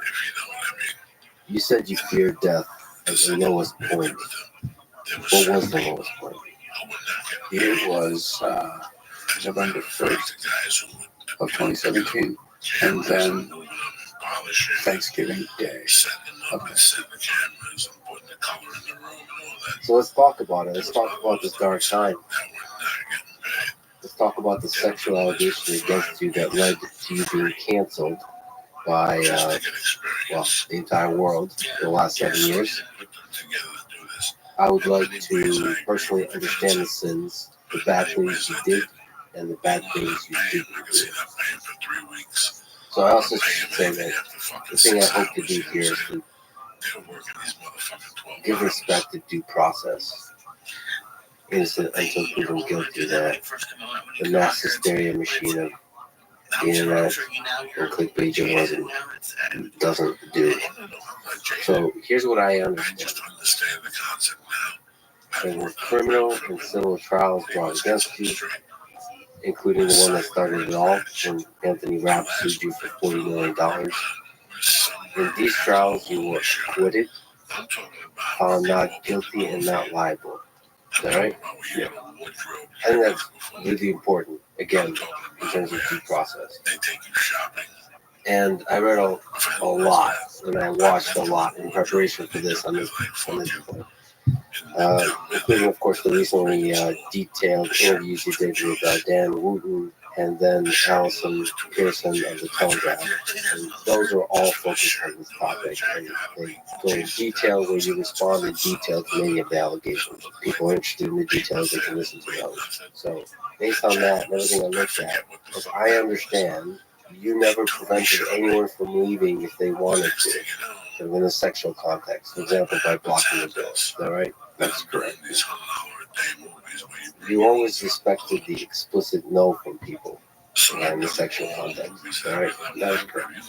You've never done anything sexual with an underage person, right? Never. And also, as is sometimes done in Hollywood when we ask this, you've never explicitly offered to exchange sexual favors for career advancement, right? In terms of bad behavior, what did you do? What was the worst of it? And how often did you do it? I have heard now quite often that everybody has a Kevin Spacey story. And what that tells me is that I hit on a lot of How often did you cross the line? What does that mean? I did a lot of horsing around. I did a lot of things that at the time I thought were sort of playful and fun. And I have learned since we're not. And I have had to recognize that I crossed some boundaries and I did some things that were wrong and I made some mistakes. And that's in my past. I mean, I've been working so hard over these last 7 years to have the conversations I needed to have, to listen to people, to understand things from a different perspective than the one that I had, and to say, I will never behave that way again. Just to clarify, I think you're often too pushy with flirting. And that manifests itself in multiple ways. But just to make clear, you never prevented anyone from leaving if they wanted to. You always took the explicit no from people as an answer. No, stop. You took that for the answer. You've never done anything sexual with an underage person, and you've never explicitly offered to exchange sexual favors for career advancement. These are some of the accusations that have been made, and in the court of law, multiple times have been shown not to be true. But I have had a sexual life, and I've fallen in love, and I've been so admiring of people that I mean, I'm so romantic. I'm such a romantic person that there's this whole side of me that hasn't been talked about, isn't being discussed. But that's who I know. That's the person I know. It's been very upsetting to hear that some people have said, I don't have a violent bone in my body, but to hear people describe things as having been very aggressive is incredibly difficult for me. And I'm deeply sorry that I ever offended anyone or hurt anyone in any way. It is crushing to me, and I have to work very hard to show and to prove that I have learned. I got the memo, and I will never, ever, ever behave in those ways. From everything I've seen, public interactions with you, people love you. Colleagues love you, co-workers love you. There's a flirtatiousness. Another word for that is chemistry. There's a chemistry between people. And by the way, not to take anything away from my accountability for things I did where I got it wrong, I crossed the line, I pushed some boundaries. I accept all of that. But I live in an industry in which flirtation, attraction, people meeting in the workspace and ending up marrying each other and having children. So it is a space and a place where these notions of family, these notions of attraction, these notions of it's always complicated if you meet someone in this space and find yourselves attracted to each other. You have to be mindful of that. You have to be very mindful that you don't ever want anyone to feel that their job is in jeopardy, or you would punish them in some way if they no longer wanted to be with you. So those are important things to just acknowledge. Another complexity to this, as I've seen, is that there's just a huge number of actors that look up to you. A huge number of people in the industry that look up to you. So just, I love you. I've seen just in the documentary, just a lot of people just love being around you, learning from you what it means to create great theater, great film, great stories. And so that adds to the complexity. I wouldn't say it's a power dynamic like a boss-employee relationship. It's a admiration dynamic that is easy to miss and easy to take advantage of. Is that something you understand? Yes. And I also understand people who met me and spent a very brief period of time with me have presumed I was now going to be their mentor, and then behaved in a way that I was unaware of, that they were either participating or flirting along or encouraging me without me having any idea that at the end of the day they were expecting something.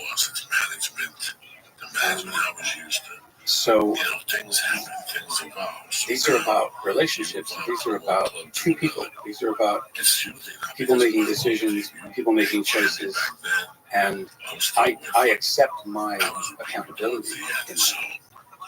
But there are a number of things that I've been accused of that just simply did not happen. And I can't say, and I don't think it would be right for me to say, well, I everything that's ever been accused of is true, because we've now proved that it isn't and it wasn't. But I'm perfectly willing to accept that I had behaviors that were wrong and that I shouldn't have done. And I am regretful for it. I think that also speaks to the dark side of fame. The sense I got is that there are some people, potentially a lot of people, trying to make friends with you in order to get roles, in order to advance their career. So not you using them, but they trying to use you. What's that like? How do you know if somebody likes you for you, Kevin, or likes you for, like you said you're romantic, you see a person, you're like, I like this person, and they seem to like you. How do you know if they like you for you? Well, to some degree, I would say that I have been able to trust my instincts on that, and that I've most of the time been right. But obviously in the last few years, not just from people who've accused me, but just also people in my own industry who realized that, oh, I thought we had a friendship, but I guess that was about an inch thick and not what I thought it was. But look, one shouldn't be surprised by that.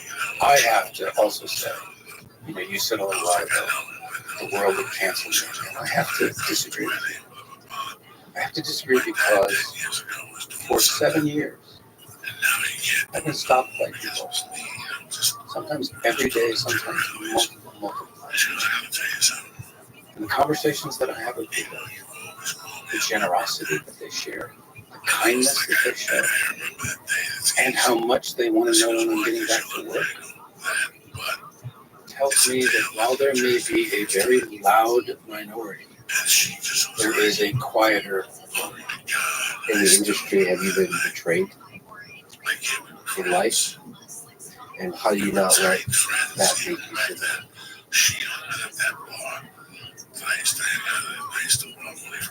I think betrayal is really interesting. But I think if you're going to be betrayed, it has to be by those who truly know you. And I can tell you that I have not been betrayed. That's a beautiful way to put it. But the times you cross the line, you take responsibility for the wrongs you've done. Yes. Are you sorry for the people? Yes. Yes. And I have spoken to many of them. nothing, which is where amends should be made. Were they able to start finding forgiveness? Absolutely. Some of the most moving conversations that I have had when I was determined to take accountability have been those people that said thank you so much, and I think I can forgive you. If you got a chance to talk to Kevin Spacey of 30 to 40 years ago, what would you tell him to change about his ways? How would you do it? What would be your approach? Would you be nice about it? Would you smack him around? I think if I were to go back, I probably would have found a way to not have been as concerned about my revealing my sexuality and hiding that for as long as I did. I think that had a lot to do with confusion and a lot to do with mistrust, both my own and other people's. For most of your life, you were not open with the public about being gay. What was the hardest thing about keeping who you love? That I didn't find the right moment of celebration to be able to share that. That must be a thing that weighs on you to not be able to fully celebrate your love. You know, Ian McKellen said after 40, he was 49, 27 years he was professional. He said he felt it was like he was living a part of his life not being truthful, and that he felt it had affected his work when he did come out, because he no longer felt like he had anything to hide. And I absolutely believe that is what my experience has been and will continue to be. I am sorry about the way I came out, but Evan and I had already had the conversation. I had already decided to come out. So it wasn't like, I was forced to come out. But it was something I decided to do. And by the way, much against Evan's advice, I came out in that statement, and he wishes that I had not done so. Yeah, you made a statement when the initial accusation happened. It could be up there as one of the worst social media posts of all time.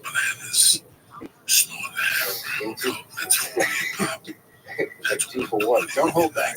Come on, really tell me The how you first feel. part kind of implicitly admitted to doing something bad, which was later shown and proved completely to never happen. It was a lie.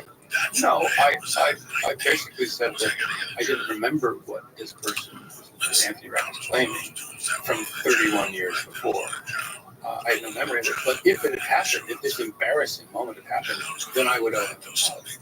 That was what I said. And then I said, and while I'm at it, I think I'll come out. And it's definitely not the greatest coming out party ever. Well, from the public perception, the first part of that, so first of all, the second part is a horrible way to come out. Yeah. And then the first part, for the public viewpoint, they see guilt in that.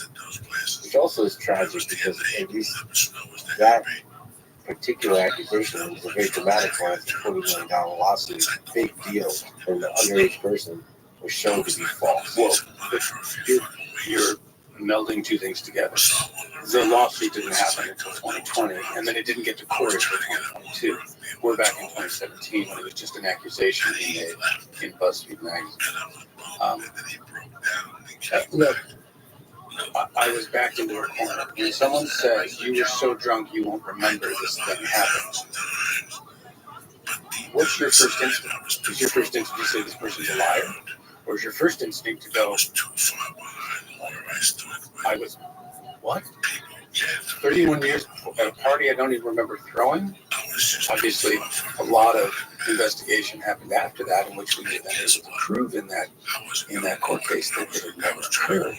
But at the moment, I was sort of seeing how I couldn't push back. You have to be kind. You can't. I think, even to me now, none of this sounds right.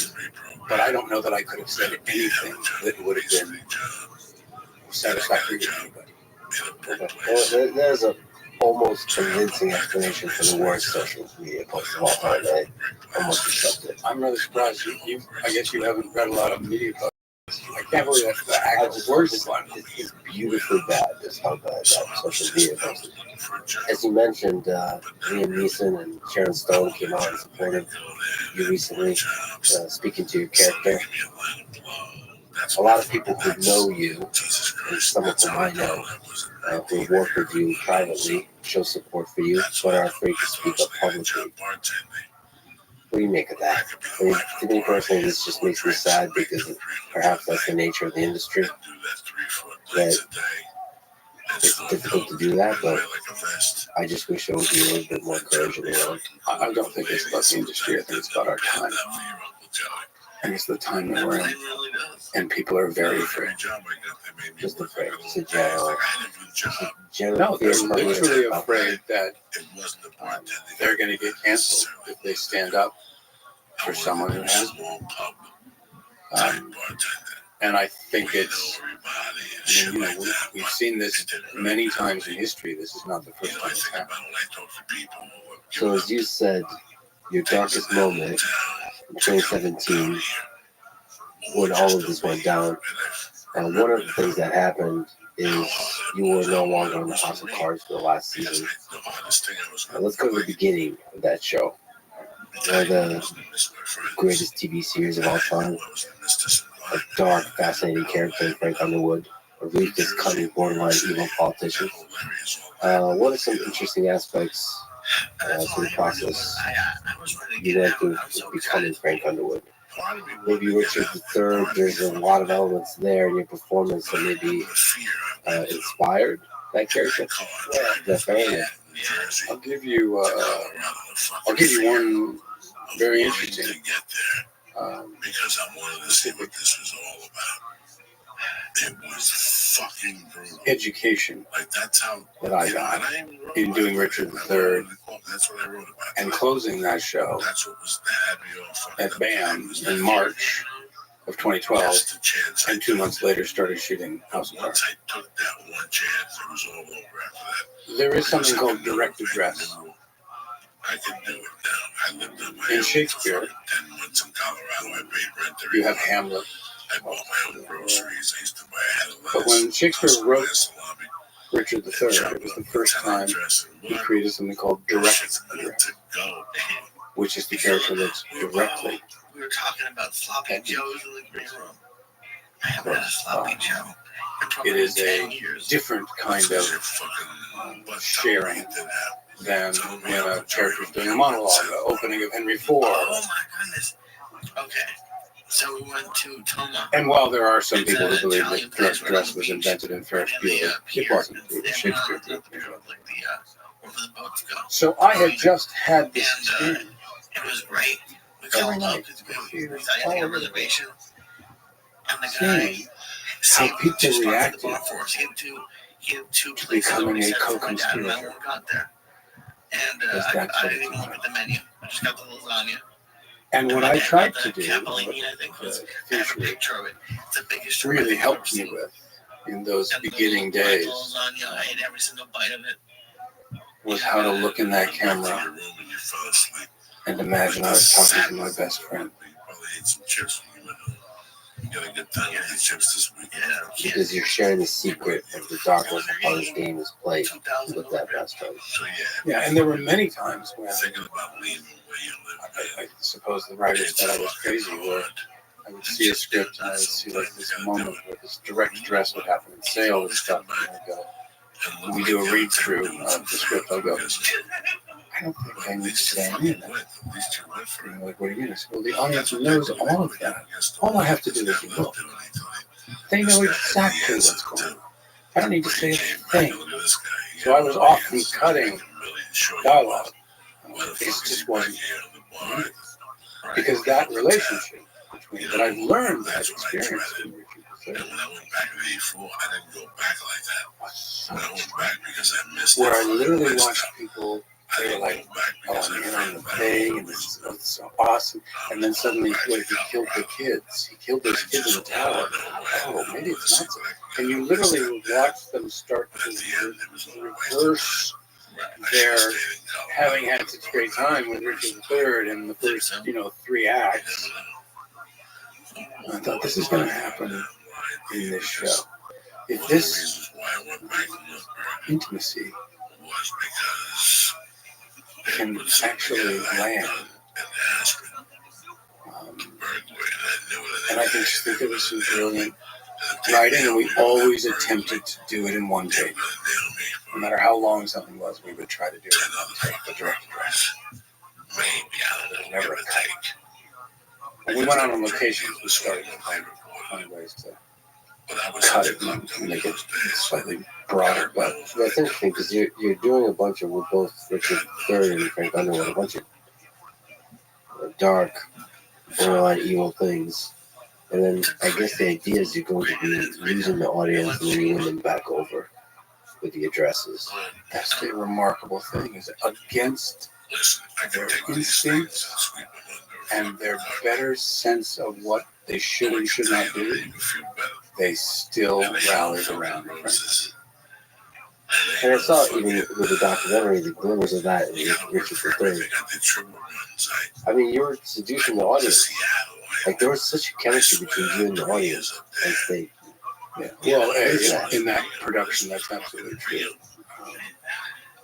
Also, Richard is one of the weirder, weird, I mean by weird, In my head, by the time I'm 54, he's an early player. I want to have some time where it's a little And bit more relaxed. he's basically never lost it. I mean, I remember when we did the first run through, I had no idea what the next scene was. Every time I came off stage, I had no idea what was next. They literally had to drag me from one place to another. Now it's the scene with Hastings, and now it's the scene. But I now understand these wonderful stories that you can read in old books about Shakespeare's time. That actors grabbed Shakespeare around the cuff and punched him and threw him against the wall. If you ever write a part like this again, I'm going to kill you. And that's why in later plays, he started to have pageants happen. And then a wedding happened. And the main character was off stage resting because the actor had said, you can't do this to us. There's no breaks. And it's true. Very few breaks. The comedic aspect of Richard III and Frank Underwood. Is that a component that helps bring out the full complexity of the darkness that is Frank Underwood? I certainly can't take credit for Shakespeare having written something that is funny, or Williman and his team have written something that is funny. It's fundamentally funny. It just depends on how I interpret it. There are, that's one of the great things why we love. In a year's time, we can see 5 different Hamlets. We can see 4 Richard III. You can see 2 Richard II. That's part of the thrill, that we don't own these parts. We borrow them. And we interpret them. And what Ian McKellen might do with a role could be completely different from what I might do, because of the way we perceive it. And also, very often, in terms of going for humor, very often a director will say, why don't you say that with a bit of irony? Why don't you try that with a bit of There's often like a wry smile. There's a line that just to me, Claire, in the early, maybe first episode even, I love that woman more than sharks love blood. I guess there's a lot of ways to read that one. The way you read it had both humor and legitimate affection and all the ambition and narcissism, all of that mixed up together. I also think that one should just acknowledge that where he was from, there is something that happens when you do an accident. And in fact, sometimes when I would say to Bo or one of the other writers, this is really good and I love the idea, but it rhythmically doesn't help. I need at least 2 more words to rhythmically make this work in his accent, because it just doesn't scan. And that's not iambic pentameter. I'm not talking about that. There is that as well in Shakespeare, but there was sometimes when it's too many lines, it's not enough lines in order for me to make this work for the way he speaks, the way he sounds, and what that accent does to emphasis. How much of that character influences the musicality of the way he speaks is Bill Clinton? Not really at all. I mean, Clinton, Bill Clinton, he had a way of talking, that he was very slow. He felt your pain. But Frank Underwood was deeper, more direct, and less poetic in the way that Clinton would talk. I'll tell you this Clinton story. You're looking at $400 to $500 for the same watch. So we decided to do a performance of the Iceman come up for the Democratic Party on Broadway. And the president is going to come. He's going to see this 4.5 hour play. And then we're going to do this event afterwards. And a couple of weeks before we're going to do this event, someone at the White House calls and says, listen, it's very unusual to get the president first in like 6.5 hours. So we're suggesting that the president comes to the first time, and then he goes. And I knew it was that. Now, first of all, Clinton knows this. He knows it's loud. And I, as gently as I could, said, well, the president's thinking of leaving at intermission, and I'm afraid we're going to have to cancel the event. There's just no way. So anyway, and well, no, it's fine, it's fine. Now I know what was happening. What was happening was that someone had read the play, and they were quite concerned. And I'll tell you why. Because the play is about this character that I portrayed named Hickey. In the course of the play, as things get more and more revealed, you realize that this man that I'm playing has been a philanderer. He's cheating on his wife quite a lot. By the end of the play, he was arrested and taken off because he ended up ending his wife's life because she forgave him too much and he couldn't. So now imagine this. There's 2,000 people at the Brooks Atkinson Theater watching President Clinton watching this play. At the end of the night, we take our curtain call. They bring out the presidential podium. Bill Clinton stands up there and he says, well, I suppose we should all thank Helen and this extraordinary company of actors for giving us all way too much to think about.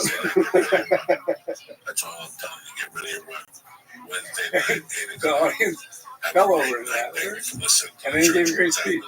And I thought that was a pretty good way to handle that. Well, in that way, him and Frank Underwood share like a charisma. There's certain presidents that just have politicians that just have this charisma. You can't stop them listening to them. Some of it is the accent. Like, some of it is some other magical thing.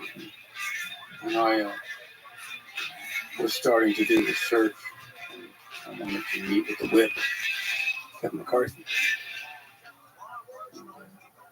He didn't meet with me.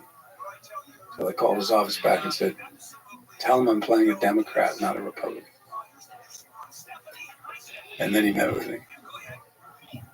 And he was helpful. He took me to whip meetings. Politicians. So you worked with David Fincher there. He was the executive producer, but he also directed the first 2 episodes. High level, what was it like working with him again? In which ways do you think he helped guide you and the show to become the great show that it was? I give him a huge amount of the credit, and not just for what he established, but the fact that every director after stayed within that world. I think that's why the series had a very consistent feeling to it. It was like watching a very long movie. The style, where the camera went, what it did, what it didn't do, how we used this, how we used that, how we didn't do this. There were things that he laid the foundation for that we managed to maintain pretty much until Bill Williman left the show. They got rid of Fincher, and I was sort of the last man standing in terms of fighting against. Netflix had never had any creative control at all. We had complete creative control. But over time, they started to get themselves involved because, look, this is what happens to networks. You know, they've never made a television show before, ever. And then 4 years later, they were the best. And so, you know, then you're going to get suggestions about casting and about writing and about who, music and scenes. And so there was a considerable amount of pushback that I had to do when they started to get involved in ways that I thought was affecting the quality of the show. What are those battles like? And I heard that there was a battle with the execs, like you mentioned early on about your name not being on the billing for 7. I heard that there's battles about the ending of 7, which was really, it's pretty dark. So what's that battle like? How often does that happen, and how do you win that battle? Because it feels like there's a line where the networks or the execs are really afraid of crossing that line into this strange, uncomfortable place. And then the great directors and great actors kind of flirt with that line. It can happen in different ways. I mean, I remember one argument we had was we had specifically shot a scene so that there would be no score in that scene, so that there was no music. It was just 2 people talking. And then we end up seeing a cut where they decided to put music in. And it is against everything that scene's supposed to be about. And you have to go and say, guys, this was intentional. We did not want to score. And now you got to score because you think it's too quiet. You think our audience can't listen to 2 people talk for 2.5 minutes? This show has proved anything. It's proved that people have patience and they're willing to watch an entire season over a weekend. So there are those kind of arguments that can happen. And, you know, there's different arguments on different levels, and they sometimes have to do with. I mean, look, go back to The Godfather. They wanted to fire Pacino because they didn't see anything happening. They saw nothing happening, so they wanted to fire Pacino. And then finally, Coppola thought, "I'll shoot the scene where he kills the police commissioner, and I'll do that scene now." And that was the first scene where they went, "Yeah, actually, there's something going on there." So Pacino kept the role.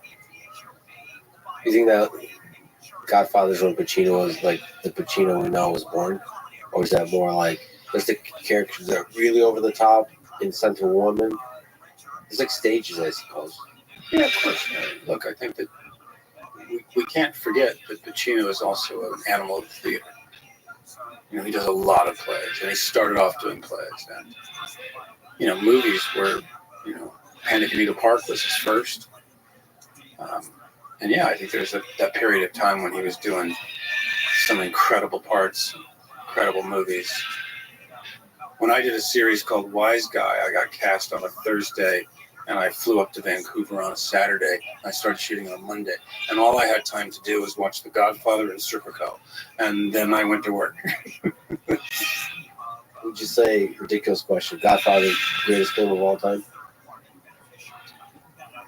Well, Gun to your head right now. Certainly, yes. But I also I'm allowed to change my opinion. I can next week say it's Lawrence of Arabia, or a week after that I can say Sullivan's Travels. I mean, that's the wonderful thing about movies, and particularly great movies, is when you see them again, it's like seeing them for the first time. Yeah, and you pick up things that you didn't see the last time.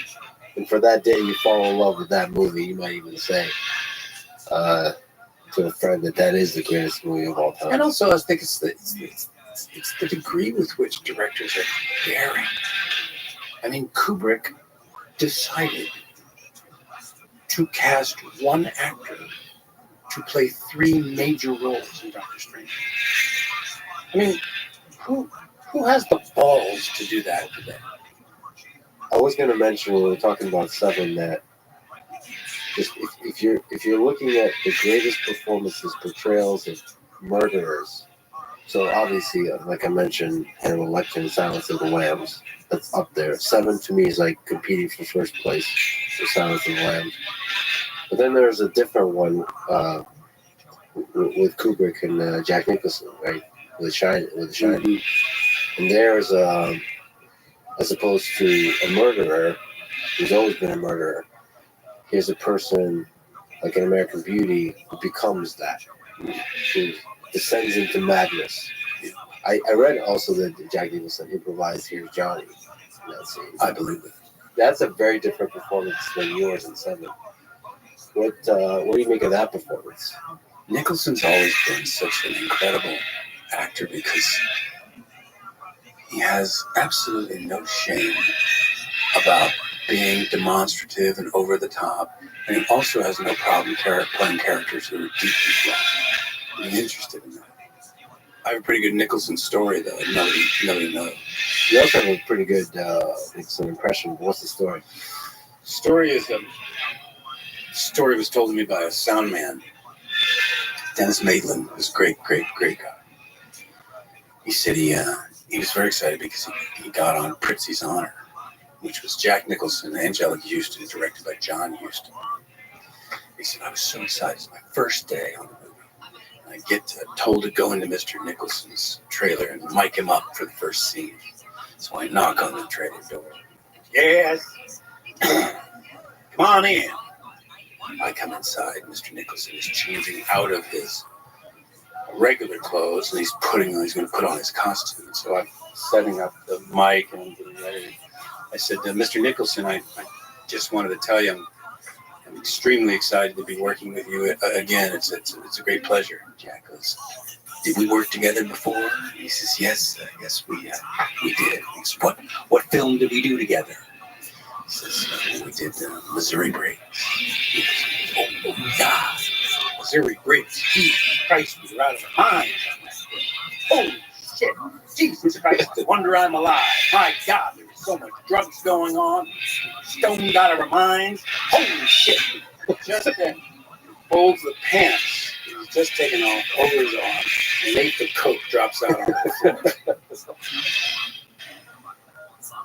Dennis looks at it. Nicholson looks at it. Jack goes, haven't worn these pants since Missouri Breaks. I love that guy. Unapologetically himself. Oh, yeah. Your impression of him, like at the AFI, was just great. Well, that was from Mike Nichols. But yeah, he had a big impact in your career. He's huge doing his work. Can you talk about him? Like what role did he play in your life? I think it was, it was 1984. I went into audition for the national tour of a play called The Real Thing. Jeremy Irons and Glenn Close doing on Broadway. Mr. Nichols. So I went in to read for his character. Brody was the star character. And you get a $5 bonus. Mike Nichols. That's I always see it. You don't know what to do. You go to school. I just come back doing a bunch of years of regional theater and different theater stuff in New York. Meeting Mike Nichols. So Mr. Nichols went, have you seen the other play that I directed up the block called Hurly Burly? And I said, no, I haven't. He says, why not? I said, I can't afford a Broadway ticket. He said, we can arrange that. I'd like you to go see that play, and then I'd like you to come in next week and audition for that. Okay. So I went to see Hurly Burly. William Hurt, Harvey Keitel, Chris Walken, Candice Bergen, Cynthia Nixon, Jerry Stiller. I watched this play. David Gray played a Hollywood.